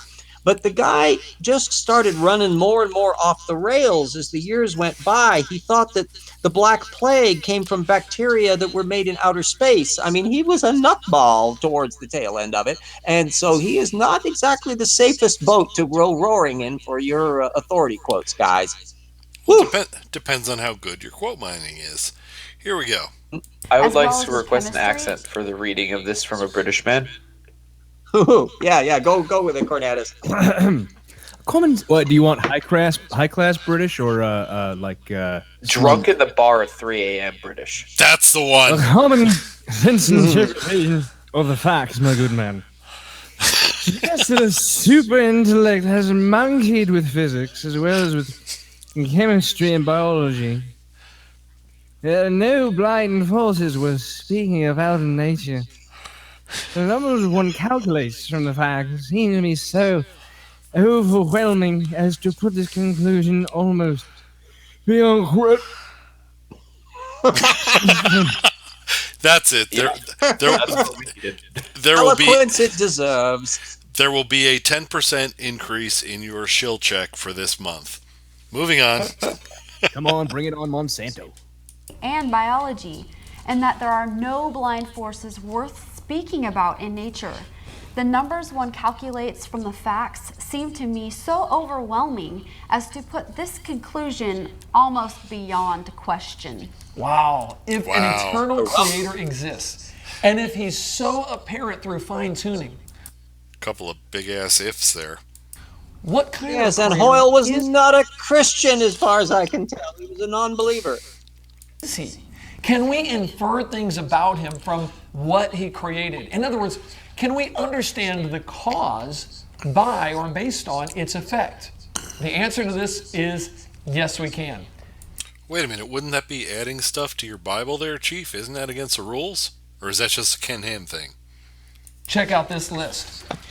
God must be, or the creator, the cause, must be supernatural in nature as he created time and space. He must be powerful, exceedingly powerful. He must be eternal, self-existent. All right, Drank. Why? Because and all of this is based on the big ass if there was a first cause, and the first cause happened to be a god, and that god happened to be the one that Eric seems to be so fond of. So all of this crap is based on a really big if. But even if that was true, these are all crap. Because it didn't have to be supernatural. It could have been quantum physics. It didn't have to be powerful. Maybe its only power was starting universes. It didn't have to be eternal. It could have died instantly afterwards. We have a zillion different gods. Yeah, exactly. If you assume the thing you want to be true, then you can arrive at the conclusion that you started out with. But boy, that's not a trip. That's an entrenchment.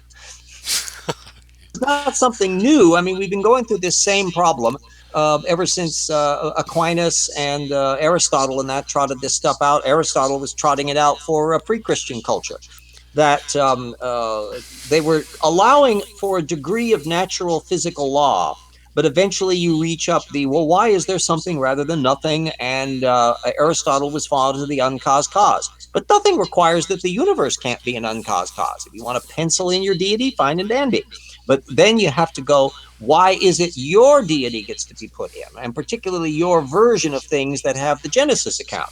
Well, at that point, they've just flushed everybody else down the drain because they can play this game too, and they don't allow them to play. And of course, Eric comes from an environment where everybody he runs into is either a Christian or a non-believer. He's not having to grapple with a Hindu physicist.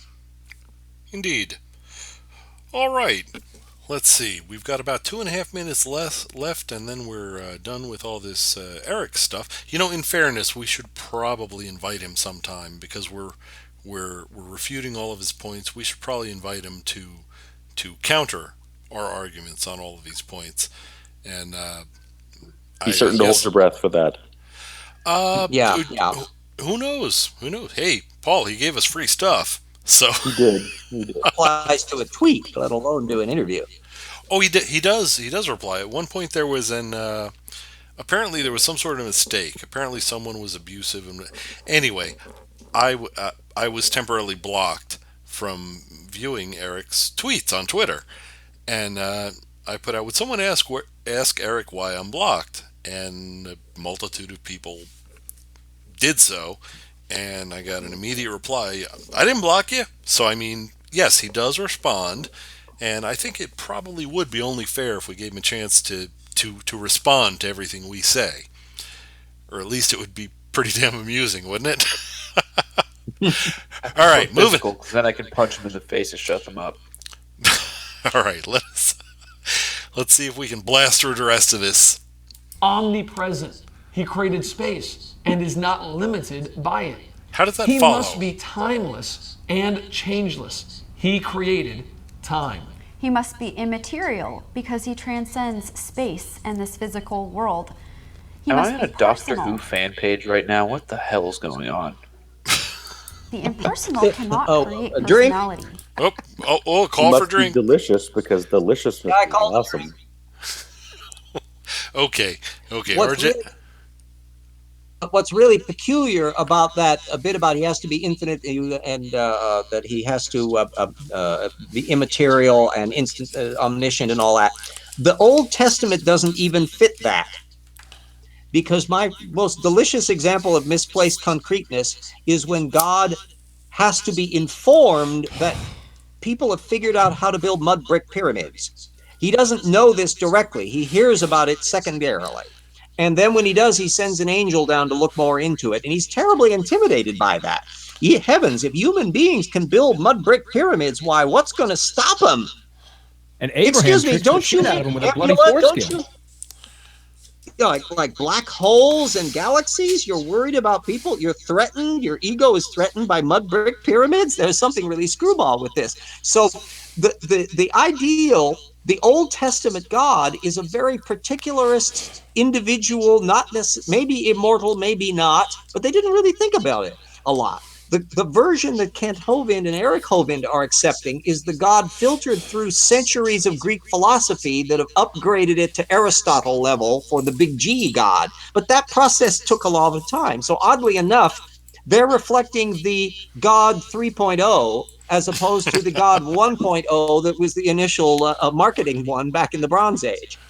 Well, I mean, the original 1.0 version could not find Adam after the whole Apple thing. Remember the whole, "Hey Adam, where the hell are you?" I mean, if I was Adam, Yeah. I would have stepped out with my fig leaves on and said, "Don't you know?" I mean, that would have been my response to, "Where are you?" I mean, Jesus, you're God. You should know where I am. Anyway, all right, here we go. And God, I've got to be slurring by now. Oh He no, must you're be sounding perfectly infinite and coherent. singular, as you We cannot can hear you have smoking, two though. infinites. Damn He it, must really? be diverse. Really? You can hear me smoking? Ah, I that's heard awful. I heard you light up a minute ago. Oh, that's awful. Is that what that was? That's all right. I heard it. To anybody listening, smoking's bad. Okay. I require no chemical assistance to be as weird as I am. Excellent, excellent. Well done. That's not a good sign. We will send you some Father chemical. Guido Sarducci say keep it to yourself. Yet have unity, as unity and diversity exist in nature. He must. Wait a minute. I thought these guys were against diversity. Isn't Ken Ham weekly proclaiming that you got to keep the transgender folks out of the bathrooms for some reason because they're all kinds of weird and violent? Because they'll rape your women. Yeah, yeah, and then and yet the only people that seem dangerous are the ones that are saying they're going to go into the bathrooms with the guns to keep the transgendered people out. That's There's only two genders, and you know by counting their ribs how many. that is true. If I'm in the bathroom and someone walks in with a gun, somebody's getting shot, and it's probably not me. Really. Here we go. Watch me. Be supremely intelligent. Only a cognitive being can produce a cognitive being. He must be purposeful, as he deliberately created everything. Okay, how do we know he didn't say, "Whoops, Jesus, Earth, what the hell did I do"? He must be moral. And apparently he deliberately designed 2 million copies of ALUs in our genes, which just coincidentally look like the ones that our primate cousins have. Whoops. Moral law can be had without a giver. Except for the fact that morality and empathy happen to provide something that does give an evolutionary advantage. It gives you a survival. One person who's only interested in himself is not very helpful on the evolutionary scale. Anyway. And worse, Plato has already blasted that argument to smithereens 2,500 years ago with the Erythro dilemma, that you cannot have a command morality. Morality needs to exist independent of the God. If you want to drag your little God in by assumption, you can, and that's exactly how the Christian philosophers got around it, by slamming in another assumption. But you can't get to an absolute morality by a command morality. That if God decides asparagus is evil, it's evil. No, that's not how the morality game works. And if you do try to pull that moral absolute trick, then all you got to do is to wave Exodus 21 slavery rules at them and say, well, whatever this absolute morality is, the Bible doesn't measure up. I will believe in unicorns before I believe in moral laws. Unicorns, you say? Oddly enough. We have next a segment. Next to rainbows. We'll save that for later. I have to respond to Catherine really quickly in the comments. Ann Coulter is not a third gender. She is one of the lizard people that really runs the country. Go visit my site, Lizard People New World Order. Jet fuel doesn't burn that hot.com. All right. That one is available. We are really closing in on it here. We are 2643 out of 2831. Here we go. And he must be caring, or no moral laws would have ever been given. That's all true about the God of the Bible. He is supernatural, powerful, eternal, omnipresent, timeless, and changeable. A bit of a wise ass. Let's not forget that one. Angelus. He's immaterial, personal, necessary. Immaterial, irrelevant, and argumentative, Mr. Mason. Oh, I'm sorry. Was that we it? lost somebody again. Was that a call to drink? I was just making a joke about immaterial from the old Perry Mason. Immaterial, irrelevant, and argumentative, Mr. Mason. Good enough. Diverse, yet with unity. Intelligent, purposeful, moral, and caring. Wow. Yeah. Now that is the God you should get to know. Absolutely. If you don't know Christ, the Creator, as your Savior, please visit creationtoday.org. No, I'm not. Drink. You know what? Drink. I'm not going to visit creation today to meet your God. If your God exists and he can do anything, tell him to drop by. Yes, he could have come by. creationtoday.org right now. If he had just stopped in. Wonder what his little avatar would look like. Hell, I've got now. The little Heineken mini keg is probably about still maybe a third full. He could drop by any time. I got enough beer for that. We're good. Well, heck, if it's Jesus Christ, you could just have a jar of water. He could turn it into wine for you. Oh, pure genius. I may convert. Okay, here we go. And read our article, How to Be Saved. You too can begin this personal relationship with your Creator right now. I can? If you enjoyed this, Guys. you would love our new online classes. They even offer high school students dual enrollment, so you can get college credit while you're still in high school. You can learn how to defend the faith and be used by God to change people's eternal destiny. Look at that. Wow, Indoctrination that is of children. a calling worth pursuing. Thanks for joining us. It's their most important product. Guys, just so you know, creationtoday.org is batshit crazy. You think? Get the ammunition you need. But there's to so defend little your there, faith it's really by just a visiting big our ad website to for sell up-to-date content. Oh, Attending one of our live Wait, now in deference Videos, because in deference like to his dad, Eric, do that rather than books. Go ahead. Oh, I was just going to say, in deference to Eric, we should let him do at least one of his commercials. So let's let this run, and then we'll go. Here we go. events and shopping online at creationstore.org. Shopping, We you are say? Creation Today. Excellent. Thanks for sharing, Eric. You rock. Missed opportunity to turn that bird into the tea for today. Oh man, you're so right. Look at it. Oh, they could have. How did they not notice that? Wow. Unbelievable. Okay, no one I got a remembers. package at my house the other day that was from the Creation Today store, and it was actually a little more embarrassing than porn. Hopefully nobody Like, oh, saw. Come on, brown wrap this. Come on, guys. You can't look the I actually postman did in get the a brown eyes. wrap creation. I actually did get a brown wrap creationist book when I bought Steve Austin's Flood book. It was from a local Spokane creationist that ran her stuff out of a hairstyling salon, and I had to meet her store in the parking lot like I was doing a drug deal, and she took the thing out of the back of her trunk. And it was just like, wow, okay, here's the stuff, here's the money, here we go. And Hey man, I got some hardcore creation right here. This is the stuff. The book This stuff can knock you out. I could get it all on Amazon and stuff today when I have money. But Mexican black it was the tar weirdest experience in a book buying I've ever had. Did the experience start with the phrase, "Psst, buddy"? Hey man, you don't want any of that Mormon shit, man. Yeah, That's want to get some flexology under the coat. What you need? Fine tuning? I got fine tuning. All right. Now, Paul, you were not here for the unicorn part, right? No, but I'll watch it later. All right. Oh, no, not at all. This is for It only you. takes the first second. This is for you, young fella. Alrighty.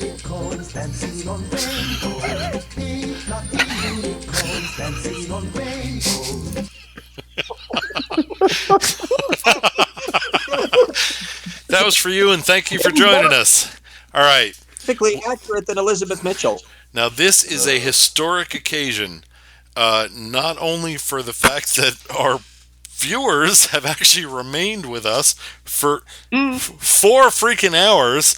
All of you should get a beer for this, and if I ever meet you anywhere, I will purchase you a beer for this.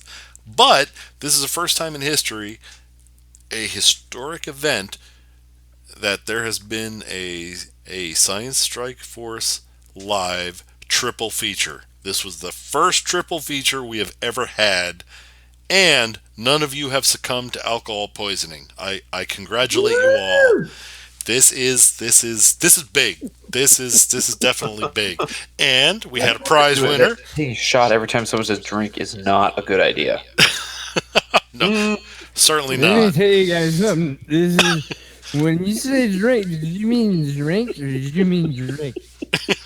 Hey, it was better than what time I did maple syrup. That was a little bit disconcerting. I must agree. And alrighty, here, let's see. And Paul, you're from Canada, right? I am. You are. All right. Here, let me just type something. And this is only a result of the amount of calls for drink that have occurred. Pronounce this word. There you go. About. What? Yes. You're not from Canada. You're not. No, there you go. I lived in California long enough to ditch it. Otherwise, you get laughed at everywhere you go. No, not at all. When I was just about a year ago was when I sold. I had an IT managed services company. I sold it, and prior to that, I went to a conference where I met a bunch of Canadians. They were freaking fun, and yes, they were willing to say a boot for me as well. All Canadians are fun. Oh yeah, absolutely. And Canucks suck. It's partially because we know we can hurt ourselves and go to the hospital. Alrighty. Well, it's been. You have to start building that wall on the Canadian border to keep us away. Already started, my friend. Will you let California be annexed into Canada? Can that happen? Well, I think Washington and Oregon will go with you, and we can take all of the seaports away from the United States if they do it. That's how it would have to work. Okay, guys. Cal-Exit, we're moving to Canada, not Mexico. Alrighty. Well, that is about it for tonight, I think. It is now time for the traditional plugging of one's own personal channels or publishing organization, whatever the hell you got. Berkeley, you're up first. Tell us about your stuff. Right. Tell us about your stuff.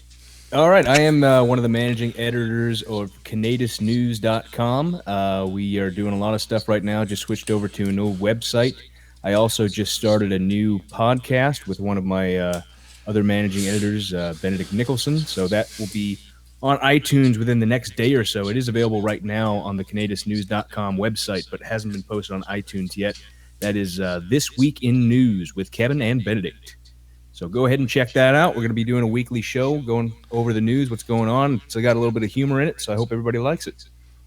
Also have a Patreon page for that, patreon.com/Kevin and Benedict. That's a real Patreon page, not like all the ones I've been pimping the last 4 hours. Patreon.com/Nerf for nothing. Nicely done. All right. Dev, did we put you to sleep or are you still up? I am here. You rock, my friend. Dev's got a channel. Dev's channel rocks. Logic nukes over there. Trust me on this one. You want to say anything? I don't have alcohol poisoning. That's good. And yeah.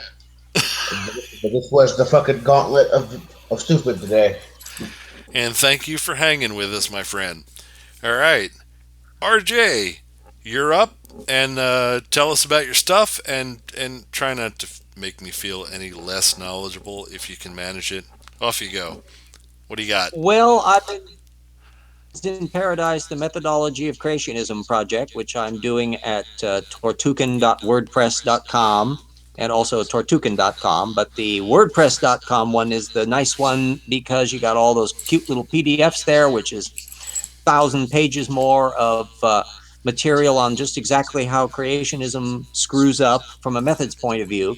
And I am entirely volunteer supported for the financing end of this. I'm a Social Security retiree, and I can use a little more of the crowd support there. And so there's a GoFundMe site that you can find the click on at that thing. And boy, I would love to have more people than we've had.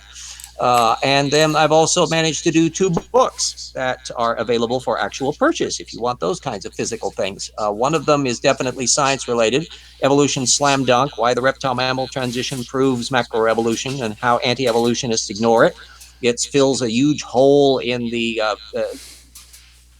because nobody had actually gone into the reptile mammal transition data, let alone explaining how all of that has been screwed up by anti-evolutionists. So it's a full comprehensive right up to 2016 current material where there's no argument that any creationist can offer you on the reptile mammal transition that you won't be ahead of, because you'll have read everybody that ever said anything on the subject.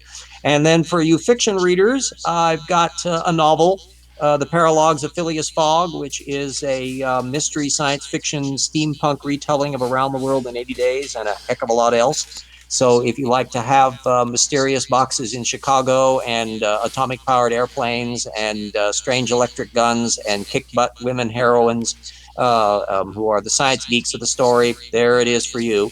And I'm a starving writer, and I can use the damn royalties. So you can find the links to those. It's on Amazon and Barnes & Noble and all the ebook formats and all of that available. You can get all the links at that tortucanwordpress.com site, TORTUCANMOUSE. I guess that kind of covers the basis on there. I can only make a difference if you guys use it and share it and support it if you can, even $5. Buy my book. Nice. Thank you, RJ. Glad you joined us as well. Paul, who doesn't know Paul's channel on YouTube and various other social media outlets? But Paul, just for anyone that doesn't know, tell us about you. Well, Paulogia, Paulogia. Go check it out on YouTube and on the various other socials. Also, make sure you go to Conatus News. Make sure you go to Tortugan.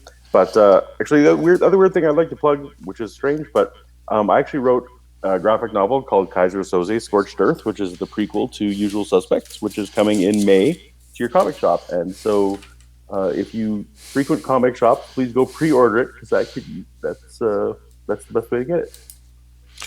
Rockin'. Very good. All right. Great. And Perry, over to you. Tell us about you. And what should we do to help you?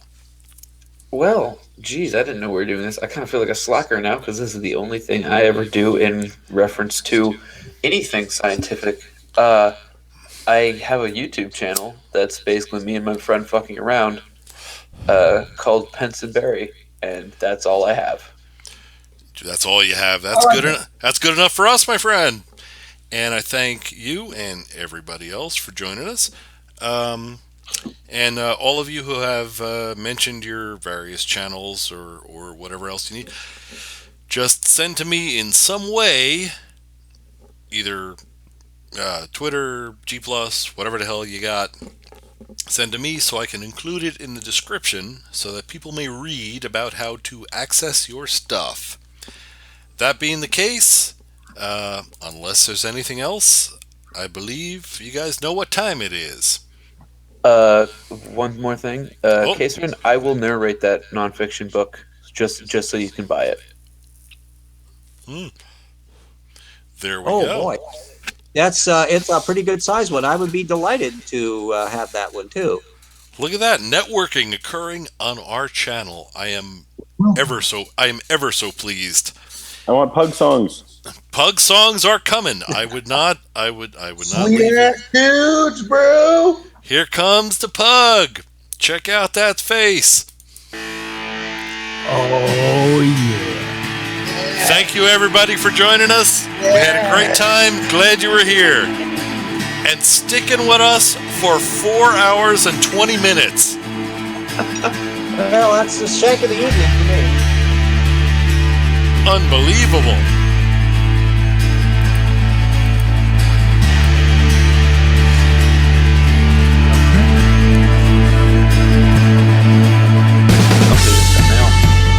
Yeah, that's me.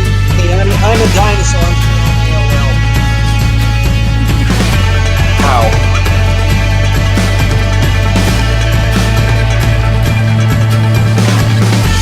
If anybody can change my email address, although there's not a creature of habit.